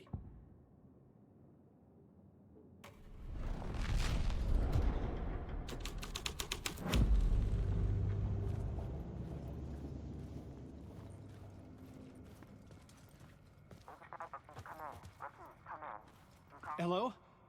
Anyone there? Dead.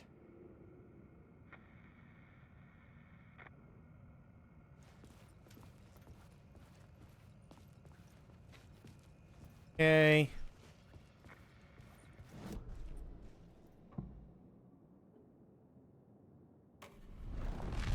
Murder cult. The scene and plot beat made sense together.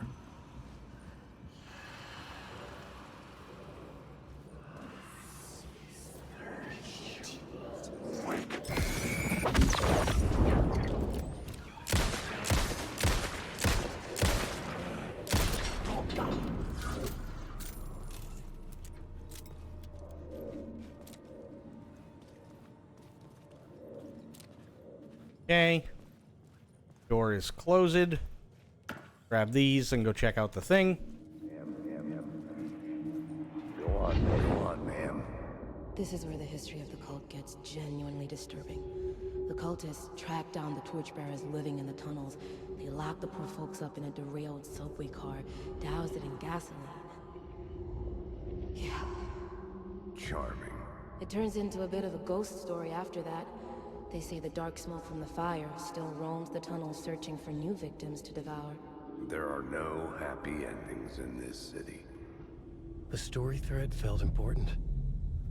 I could use it in one of the scenes I'd found.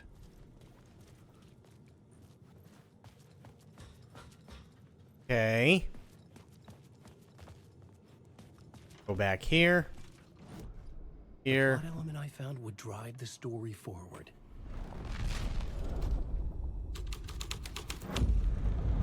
A sick and twisted story. But it worked. The subway car had become a burnt husk. I could get through it now.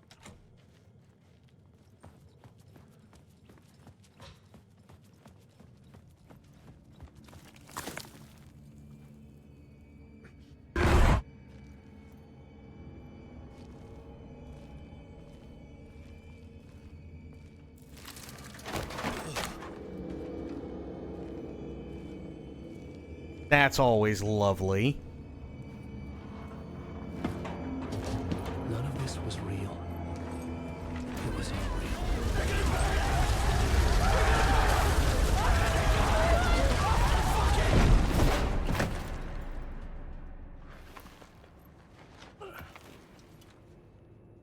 Fuck me. Yeah, pretty much.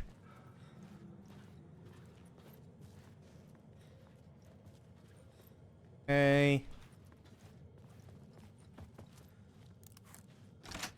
Yay, opened.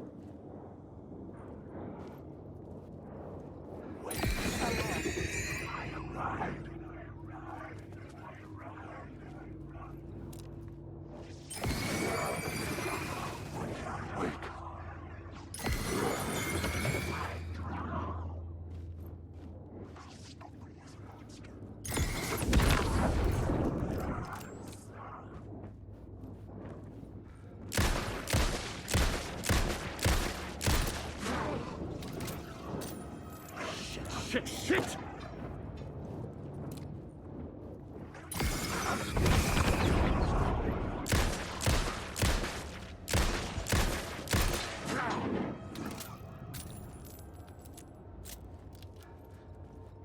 There we go. Much better. Okay. There.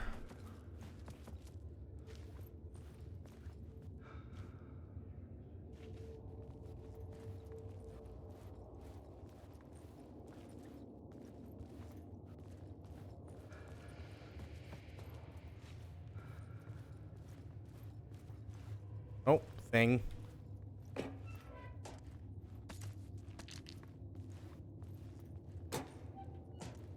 Nothing. Okay.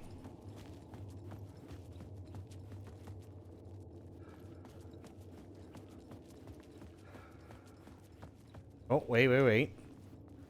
More lockers. With nothing. Perfect.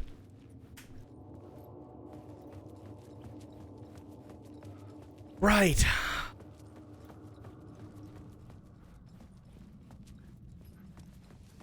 Oh boy. This part. My path was blocked. I had to find a way through. The lights would help me. Would they? Would they really? I think you're full of shit, sir.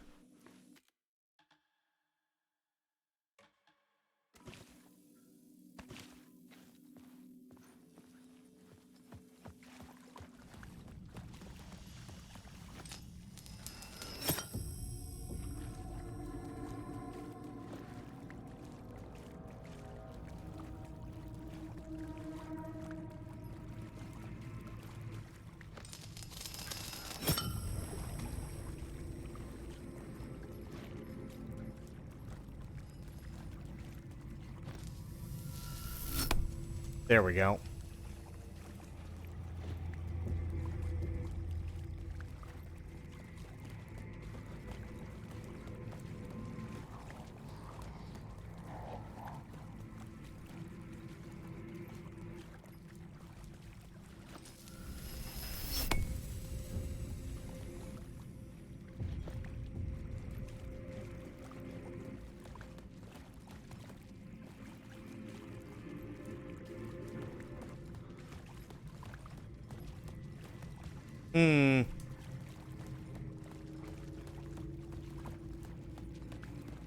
Okay. What have I done?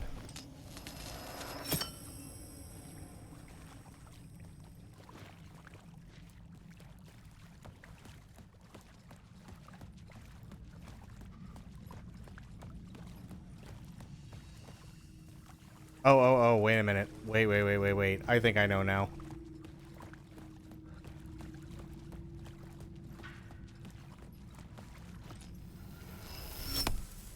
Yeah, that makes sense.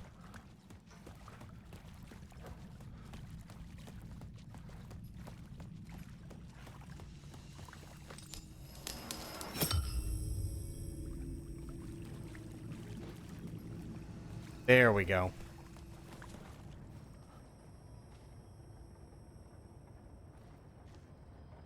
See him.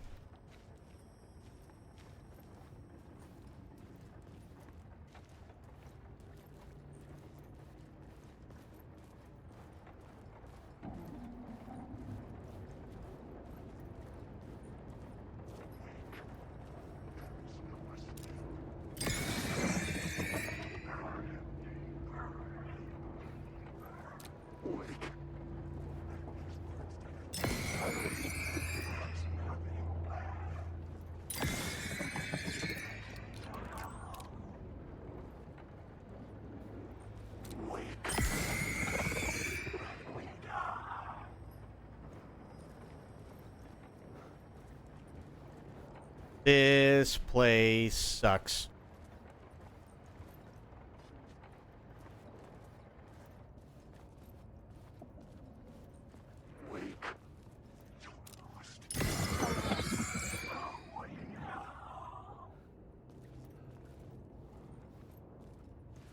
One thing I will never, ever understand for so many games is, oh shit.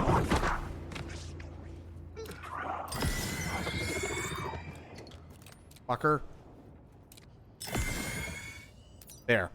One thing I'll never understand for most games, and I get why it's in this one in particular, but I'll never understand for most games is why they have to have some kind of, like, tunnel sewer thing.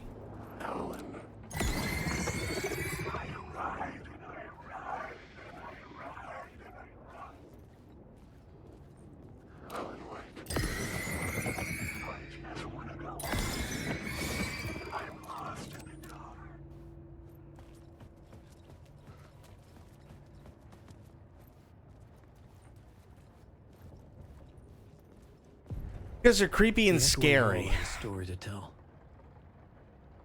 I mean, yeah, to an extent, but, like, there's always something. Right? It doesn't matter where you are. Like, I remember, I want to say, like, maybe 10 years ago, you could not escape from a sewer or subway or, like, underground crypt or labyrinth or catacomb or something, right? Where it's like, oh, hey, there's a bunch of really dark and dead creepy shit. Right? And it was like, they've literally been doing that for decades. Like, back in the day, I can understand, sure, they're easy to design, right? Especially during the days of, like, Nintendo and, like, Nintendo, Super Nintendo, Genesis, Sega CD, and so on. That I completely get. But, I don't know. It just feels like, unless it's something like in this game, it's just a way to pad out game time. Which is really sad. Because there are some games that are really, really, really good, and then you get to a sewer level, and you're like, fuck. You're like, the game was great right up until this point. And without fail, all of those typically suck.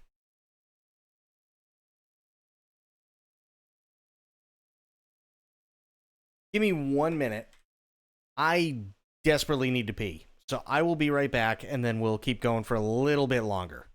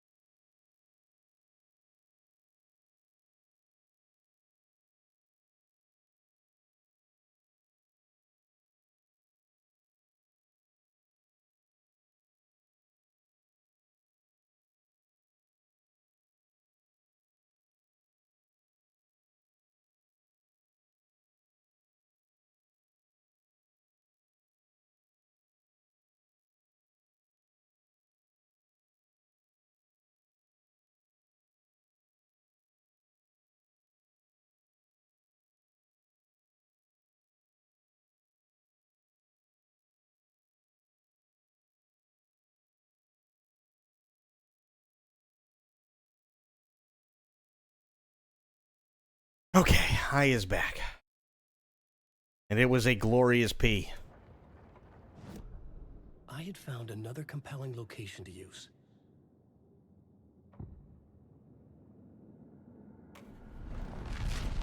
Thank you, thank you.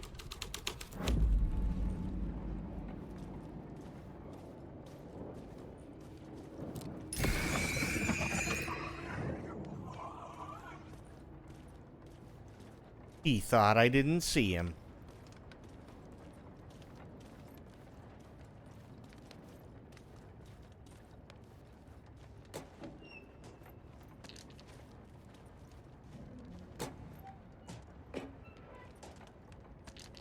Ooh, batteries. Batteries are good.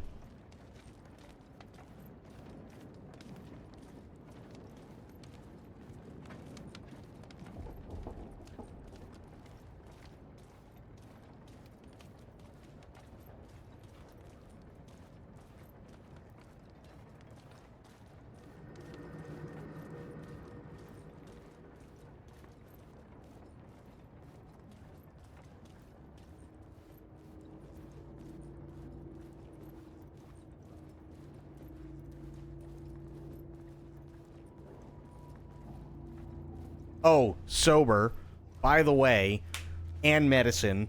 I don't think we're going to get to it tonight, but you're going to want to be here tomorrow. Like, on the dot. You're going to want to be here.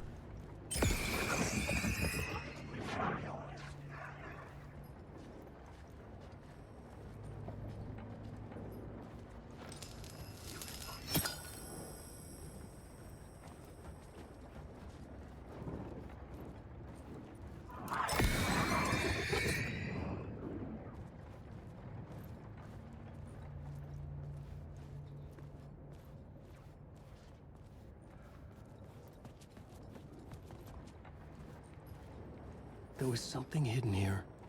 Light would reveal it. A phrase repeated over and over. The words resonated with meaning. Had I written this? Oh, writer's room currently unavailable. There we go. That's why. Word of gun. Not consume ammo when firing the revolver.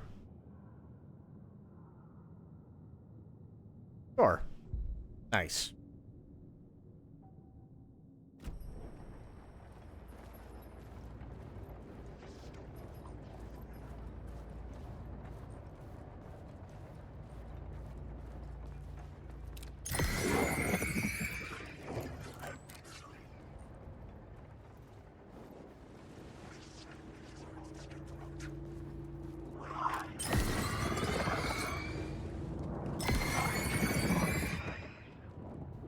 Gotcha.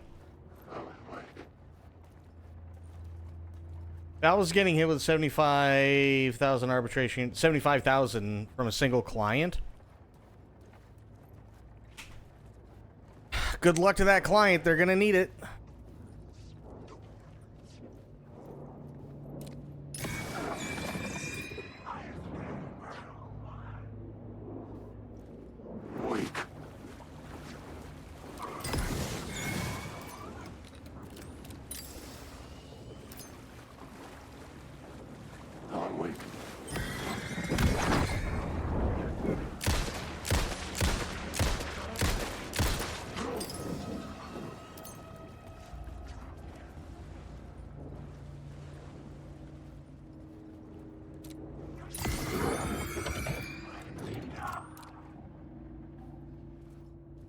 I don't think that law trolling is going to end well. No.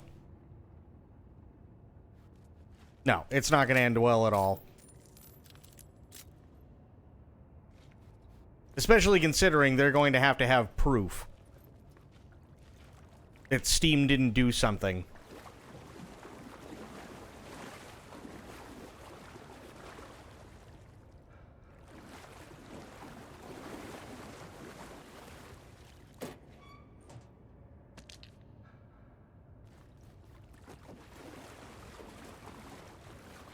Nintendo just hit another Switch emulator too, but it was legal, so they bought them off. Yep.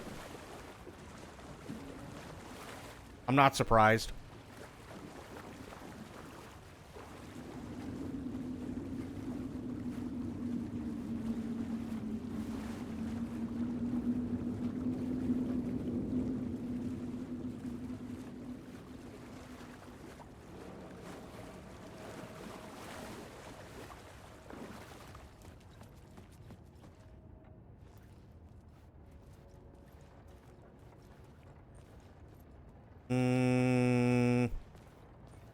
Never surprised when they hit current gen emulators, confused when they hit like N64. Oh, I mean, because they can, essentially. That's really all it is. It's because they can.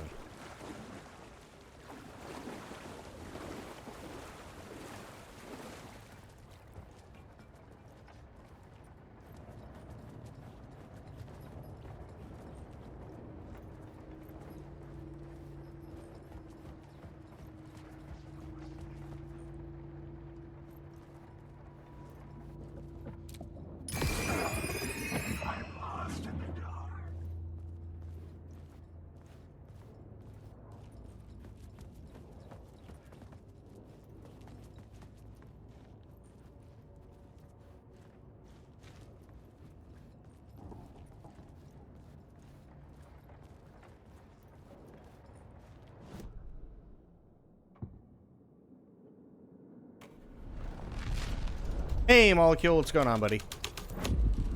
The hall had changed into the murder cult's hideout.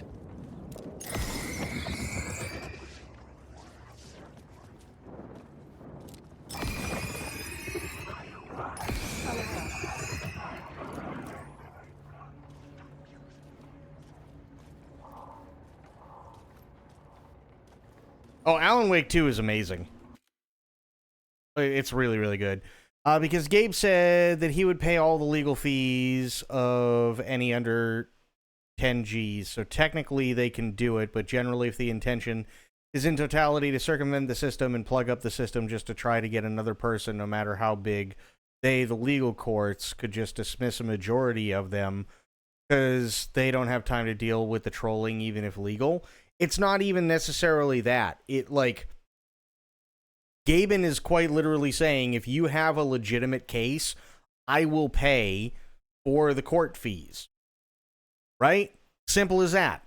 If you have a legitimate case, I will pay for the court fees, fine, and I have no problem with it being taken to court. That's all well and fine, and I don't think anybody has any issue with that, right? But Gaben is certainly not going to fucking pay a shit ton of court fees for somebody who says, I've got 75,000 different arbitration cases against you, when shit was literally never brought up before. Right? Because it always comes out to be somebody going, well, if you don't do what I ask, then I'll sue you. And that's why they're doing this now. And they're like, okay, but that's not customer service's problem, because as soon as you bring lawyers into it, and it doesn't matter what company it is, as soon as you bring a lawyer into it, that's it. You're done. Nobody has to talk to you anymore. Right? But if they didn't try to contact customer service beforehand and have it resolved through them, then they're all going to get thrown out.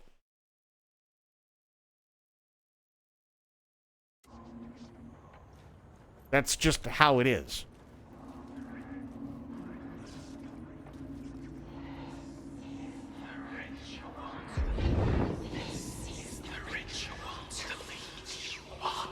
The Fed had witnessed something here that made him run scared.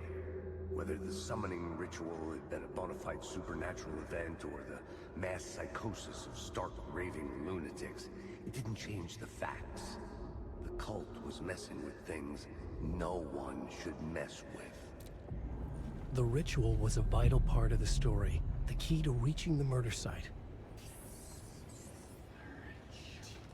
Complete the ritual in the collapsed tunnel. Oh, good.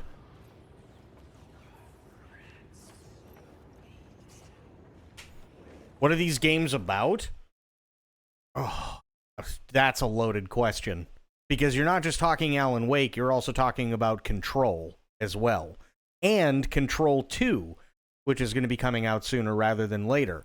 So it's the Alan Wake games plus all their DLCs plus the Control games and their DLC. So it's a lot to process kind of all at the same time. Basically, the only way that I can say it without going into like a 2.5 hour explanation is Alan Wake is a writer. Alan Wake is a writer who starts off with writer's block, and then really weird things happen to him. And throughout the events of Alan Wake 1 plus the DLC, you have to figure out what it is that's going on with Alan Wake. That story continues through the game Control, but from another person's perspective, which adds in new elements to the entire universe. And then Alan Wake 2 introduces even more characters to the entire story, but still continues on where Alan Wake and Control left off.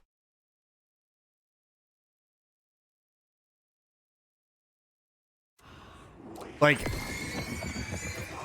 trying to explain all of it would quite literally be like a 2.5 to 3 hour thing. And I know this because I've done it.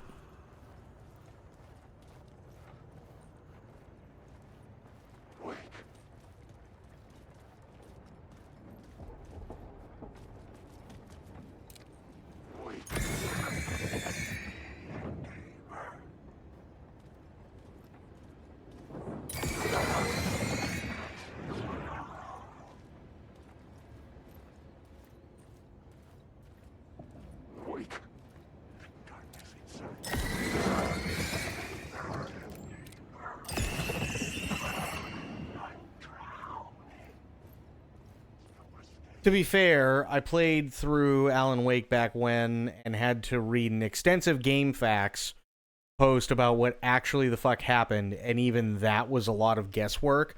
So I'll have to try and find it. I know I took a picture of it to bring up later on because I knew that there were going to be people who haven't seen it after I played all of the games. So after I play this game plus all of its DLCs again, I'll bring it back up to explain what's going on, to an extent. But that's a little bit of a ways off for sure. It's a doozy.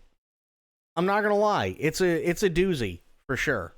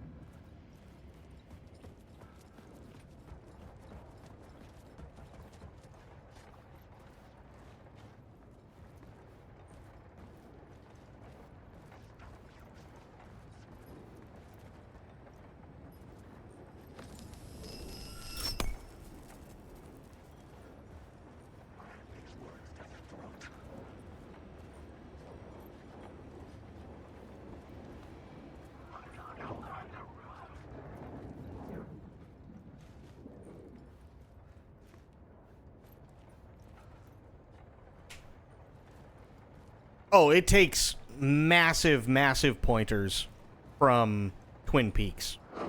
It absolutely does.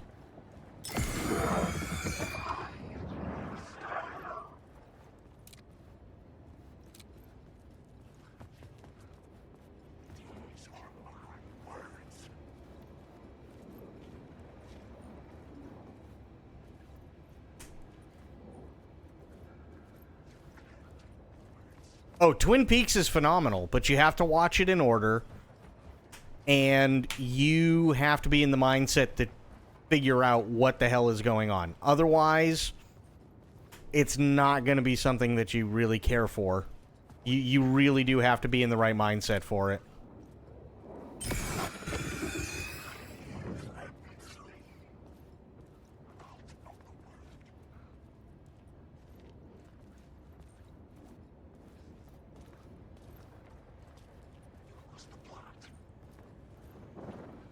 Yet.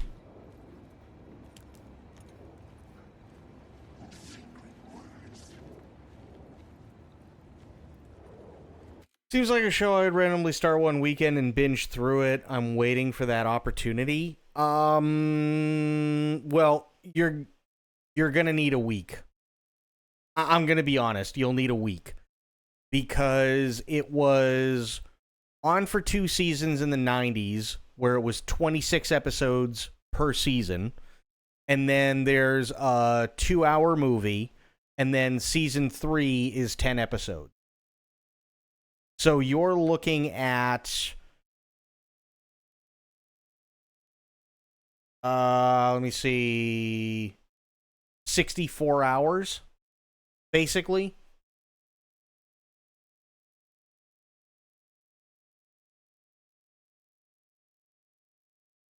You're looking at like 64 hours for a story.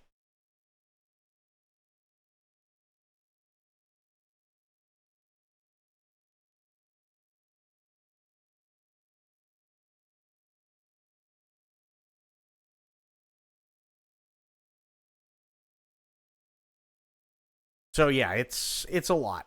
It's definitely a lot.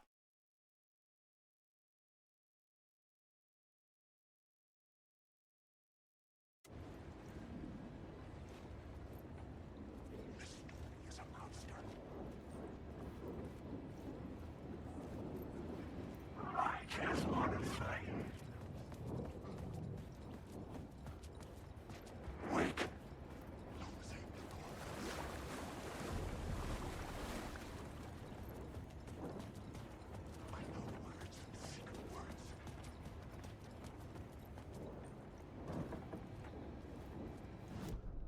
I had a new idea, a new story thread. Oh, summoning ritual. Duh. This was dark, but the story had to be dark. Your friends will meet him when you're gone.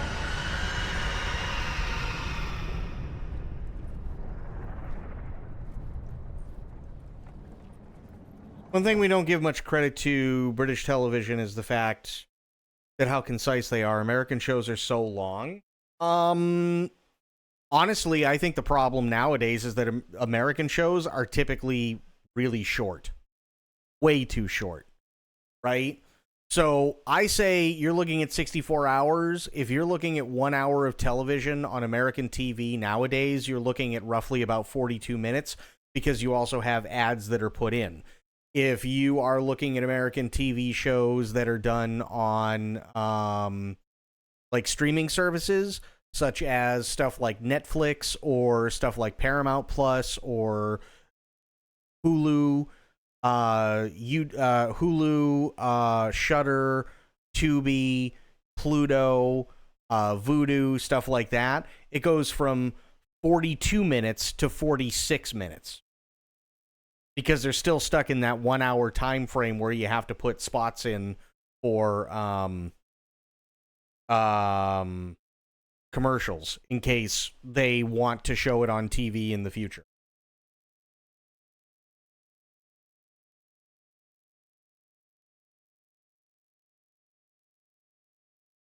One+ year gap for any show is insane. A lot of my friends didn't watch The Boys because of this. I mean, here's the thing, right? There are tons of people, and this is where TV is kind of failing, and this is where TV shows in general are kind of failing too. Long story short, if you put out a series on Amazon Prime, right? You have to keep people engaged, which means that in order to keep somebody interested in a show on a platform that doesn't have a whole lot of shows to choose from, unlike TV shows actually on TV or on cable or whatever, where there's always something else they can watch in the next hour, then they have to release the entire season. But if the entire season is only 10 episodes, you can binge watch 10 episodes in a day. That's nothing. Now you have to wait for the time it takes them to actually make another season, which roughly takes about a year. And then you have to add in if there are any writer's strikes, or let's say an actor who's playing a certain character dies. What do you do now?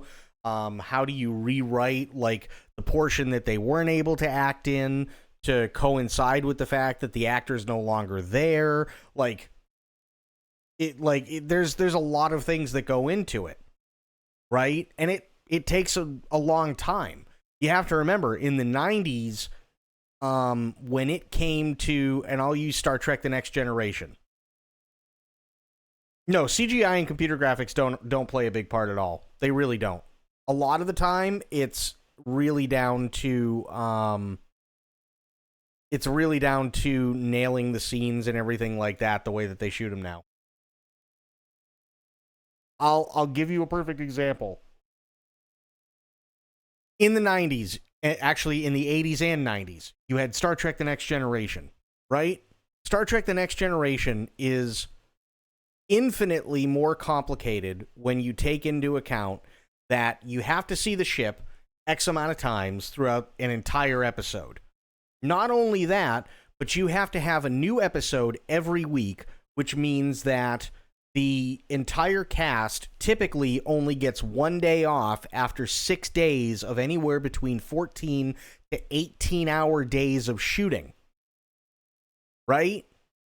And they have to come up with all the special effects as the show is still being shot. They have to be coming up with all the special effects simultaneously. So that's explosions on screen, that's phasers that have to be digitally put in, that's a lot of different stuff, that's using the transporter, that's using shots of the shuttles, that's going to Industrial Light and Magic and having them film new models on blue and green screens. That's like doing all of that and throwing that all together in basically less than 4 days. Right? And they do that for 26 weeks. So literally half a year. Right? That is a lot of work. Now, that happened throughout Star Trek The Next Generation. That happened throughout Star Trek Deep Space Nine. That happened through Star Trek Voyager. And that happened through Star Trek Enterprise. When it came to Deep Space Nine, they didn't really start using CGI until like the 5th season, heavily. Voyager was all primarily done with CGI, and Enterprise was all done in CGI. So that's 26 episodes. The actors and the crew are going balls out, 14 to 18 hours a day, at least 6 days a week for 26 weeks. There is no way in hell they couldn't do the same thing nowadays if they wanted to. But because they're doing it on a streaming service, the thought process is, well, we'll cut it down by less than half. So instead of 26 episodes, you're only getting 10. Right? The thought process is, well, if we give them more money, the CGI that they can put in is going to be a hell of a lot better than what it was on TV in the 90s. But that doesn't always work out, because a lot of the time you have crap storytellers who are sitting there and going, oh yeah, we can use a shit ton of money, right, on each episode. And then they blow all of the money on like the first 3 episodes, so then you've got 7 episodes of filler. It can be done. It absolutely can be done. But the problem is now is that people are still trying to figure out a balance between everything, right? That's really all it is. How much information do you want to cram into one episode, right? And that's a lot of the time why a lot of older TV shows or a lot of older franchises that still exist today are having so much trouble. Because if you take a look at something like The Boys was specifically designed around 10 episodes per season.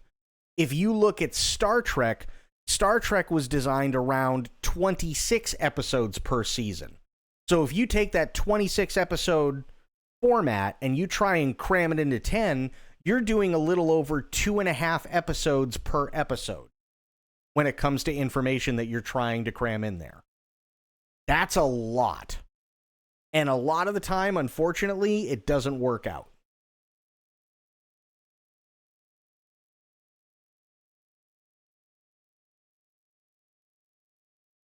It just doesn't.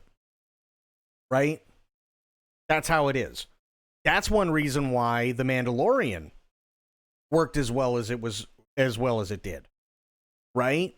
Because The Mandalorian was designed when they said, okay, we're only going to do 10 episodes a season. So they planned it out. Okay, this is what the first season's going to be. This is what the second season's going to be. This is what the third and fourth seasons are going to be, right? Ahsoka. Ahsoka could very well be a one-off, and it'd be okay because it has all the elements that it needs for 10 episodes, and it was relatively good. They could do the same thing with Andor. If they wanted to leave Andor the way it is and not pick it up for a second season, it'd be perfectly fine because, again, all the information was evenly spread out, and it hit the mark. Star Trek? No fucking way. Star Trek Discovery, every single season was a disaster.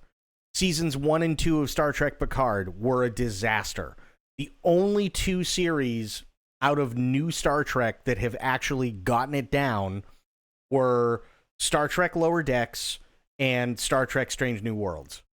That's it. Because those two, they finally figured out you can't cram just over 2.5 episodes worth of information into one episode. It just doesn't work. It absolutely does not work. So either you pace yourself and you tell a story, even if the story takes 2 seasons because you're doing 20 episodes over 2 seasons, that's okay. You don't have to cram everything in everybody's ass first episode. It doesn't work, right? Nothing has time to breathe. The characters don't have time to really establish themselves. Everything's kind of going a million miles a second. And literally the only thing that people are going to remember are, oh, look, spaceships and bright lights and things going boom. And the rest of it nobody cares about because the characters suck, the story sucks, and the acting is horrible. And that's basically what Star Trek Discovery was, all 5 seasons, right? That's what seasons 1 and 2 of Picard were for both seasons. But they finally seem to get the recipe down. So it's starting to get there, but I feel like there are a lot of older TV shows that do better because even though they might have some filler episodes here and there, they have time to actually tell the story that they want, which is really, really nice. Look at the X-Files. The X-Files was on TV for literally like 11 seasons. And then they went and they did like a 12th season. And they had 2 movies.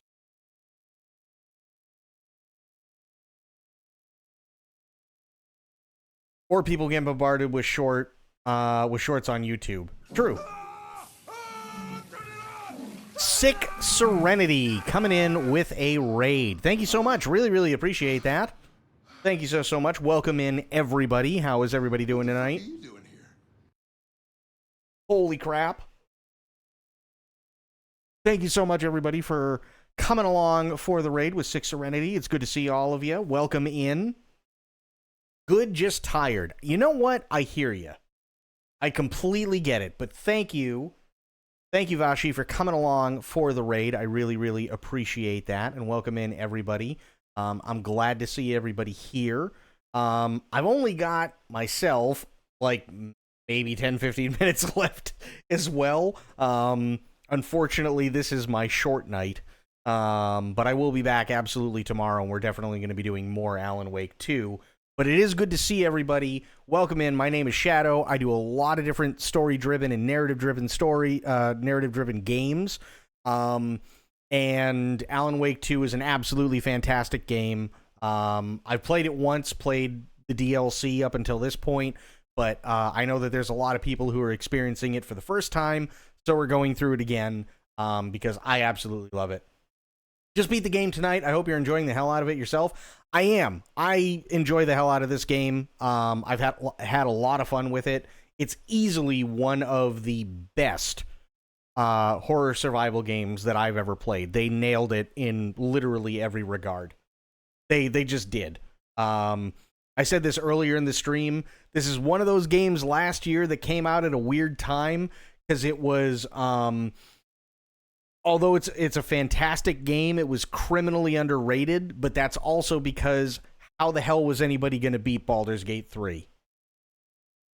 You know what I mean? Like, don't get me wrong, Alan Wake 2 got some awards and stuff at the Game Awards, and that's great, and I was happy for them, but there was no way in hell they were beating Baldur's Gate 3.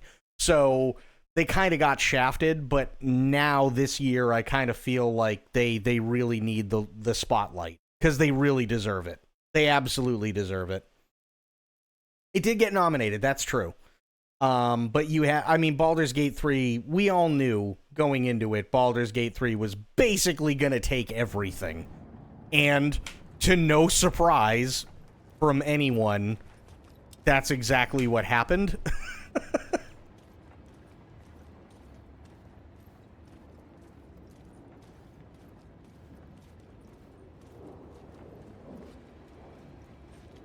You love Baldur's Gate? I mean, I love Baldur's Gate 3 as well. How can you not love Baldur's Gate 3? Phenomenal game.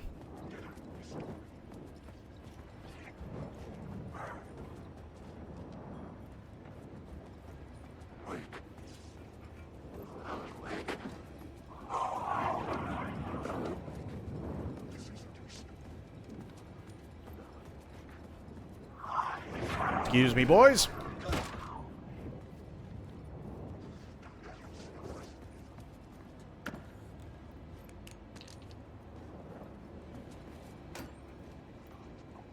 Yay, batteries. Door. I don't know how you remember all the studios. Then I remembered why. I just love gaming, that's why. Hey, you know what? I love gaming too. I hear ya. Larian is also a great studio. Yeah, I mean, they are. Larian is fantastic, and Remedy is fantastic. And we were talking about this earlier tonight. I'm really excited, although cautiously excited, only because we don't know the answer to this. I'm really excited for the Max Payne 1 and 2 remakes. But I'm cautious about it because James McCaffrey passed away last year, and they haven't said anything when it comes to it. But for those who don't know, James McCaffrey does the voice for Alex Casey, but he also did the voice for Max Payne. So was he able to do voice acting for Max Payne for the remakes, or are they taking the audio from the originals, or, you know, like stuff like that? We don't know. They haven't said anything. Let me see. She'll have this knowledge of studios and developers when we're talking, and it's so impressive. Gaming is her passion, and it's just so much of her. It really is impressive, and if I don't know a studio, I can probably just ask her. Hey, that's awesome. That's insanely badass. Honestly, one of my biggest issues, because we've been talking about gaming a lot. Like, a lot. Usually I do like a news thing.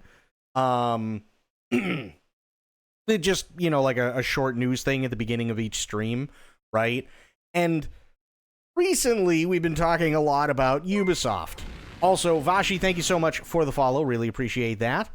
You know, we've been talking about Ubisoft a lot and all the crap that they've been getting themselves into.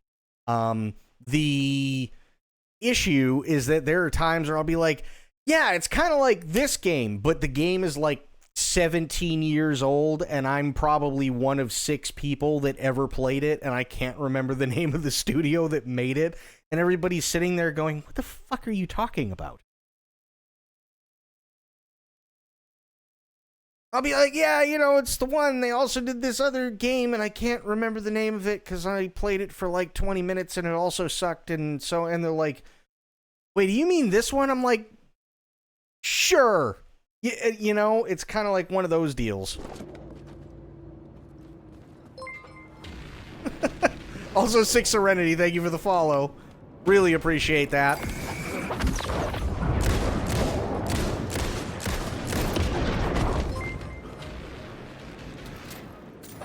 Oh, shit.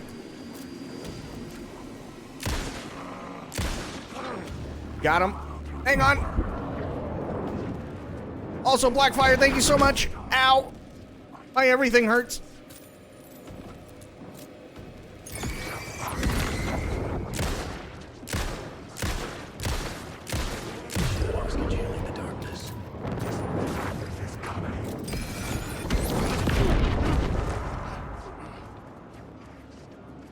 Damn it. I need a Drake. And a Band-Aid.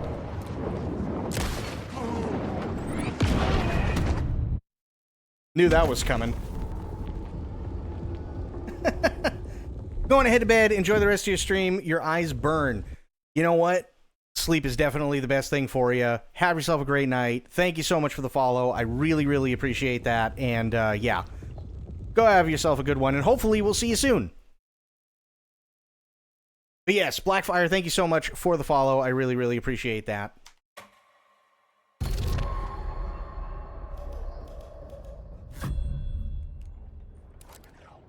Okay, let's try this again and not suck at it.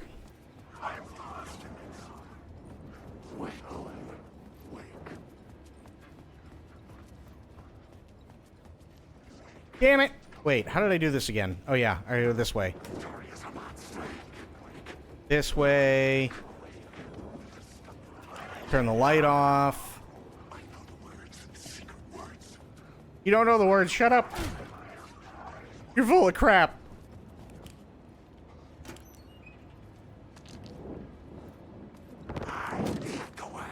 Ah, balls.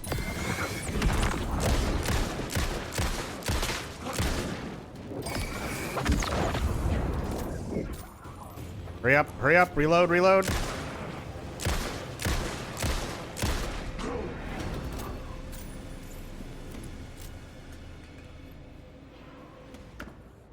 There we go. Okay. No longer dying. At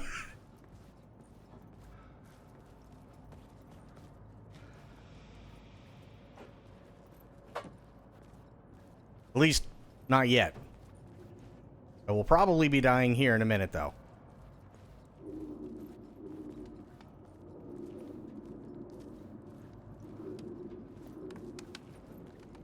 Oh, it's gonna be the other way. Ass! Hate it when they do that. Weren't the only one. Turns out the cultists weren't the only ones using the tunnels. Hidden graffiti signs marked secret routes. I kept hearing whispers around burn barrels of an underground society of mystic outsiders with hidden knowledge. Typical New York. Alan Wake. Crap.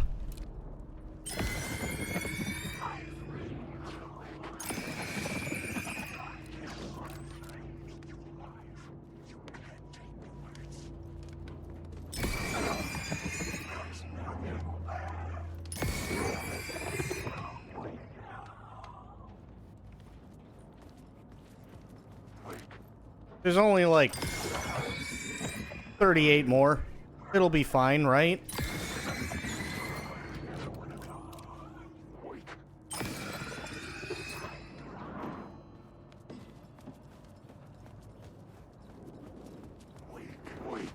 Damn it. Sweet mother of crap.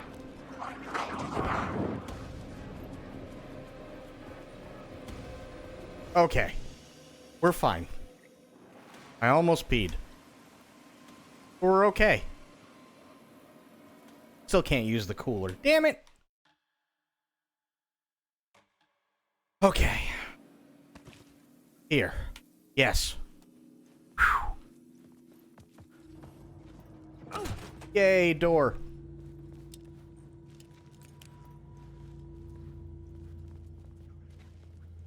Let's just go. Let's just go. It'll be fine. Wait, okay, it's not fine. Ooh, thank you for the hydrate, Alpha. Do that here in a second when I get to a place that's not going to tear me a new one.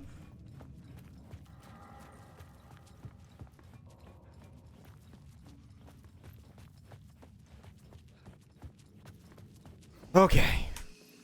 Sweet Jesus. Manual save. Yes. Good. Quick save in case it crashes. Thank you for the hydrate. And here is what we are going to do. Give me 1 second here. I am going to find, because unfortunately it's 1 in the morning and it is my heart out tonight, but I am going to find somebody that we can raid. Something like Alan Wake to make you sigh with relief when you hit a save point. You're not wrong. I'm going to find somebody to raid because we had awesome people tonight. I will be back tomorrow. For those of you who are new here, 7 p.m. Central Time is when I start my streams. This is this is just that night during the week where, unfortunately, I have a hard out of 1 a.m. But yeah, 7 p.m. Central Time is when I typically start. So yeah, hopefully I will see some of you guys back. If not, I really hope that you guys, you have a great one. Holy crap, we had a lot of people. But let me check and see who else is playing Alan Wake 2 currently. Let me see if I can find somebody that we can raid. Oh, I hate it when they do that to me. There we go. Who do we have? Let me see.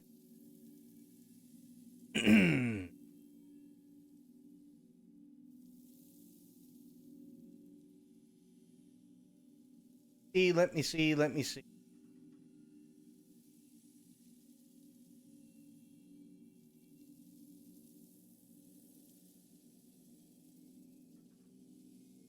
Got a couple of people. We definitely have a couple of people. But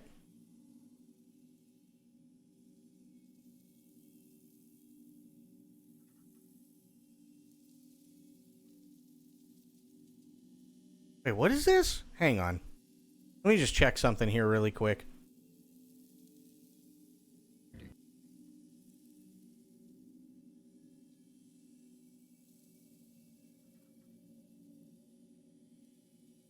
Oh, okay. I was like, what? Let me see.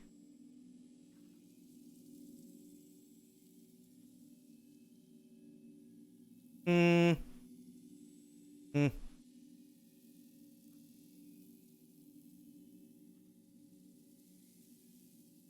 think everybody's signing off.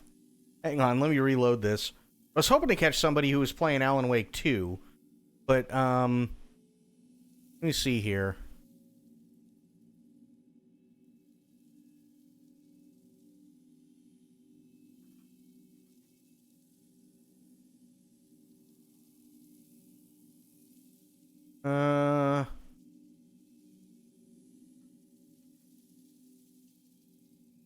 Interesting. Okay. I think I might have found one. Maybe. Assuming it works.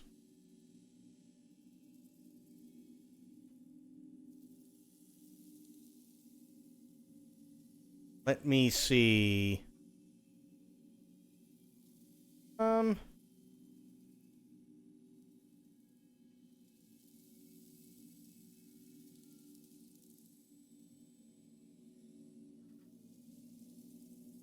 Damn it! Why is this so hard tonight? I swear, everybody is, like, leaving.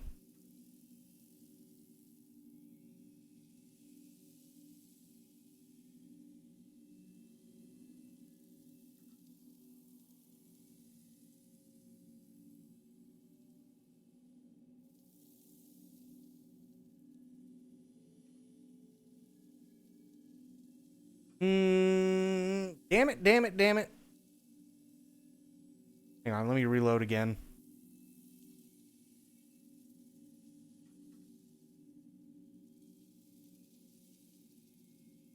Ooh, you know what? Ooh. I was trying to look for... Who is this guy? Oh, you know what? Hang on. I got it. I know who we're going to go raid. I've never raided him before. He looks kind of cool, but he's doing his first playthrough of this. And yeah. We'll go raid this guy. His name is Corner Store McFly. So let's go raid. And yeah, I would appreciate it if you guys would join me. Yay, fake spoiler time. I know, right? Please don't do fake spoilers. This, like, he's doing his first playthrough. Where did the raid go? Why did it stop? I'm not seeing the raid at all anymore. Did they change it? Hang on.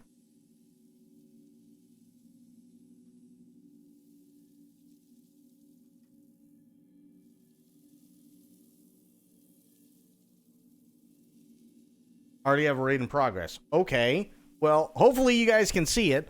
But, guys, thank you so much for the follows. Thank you so much for the raids. I really, really appreciate it.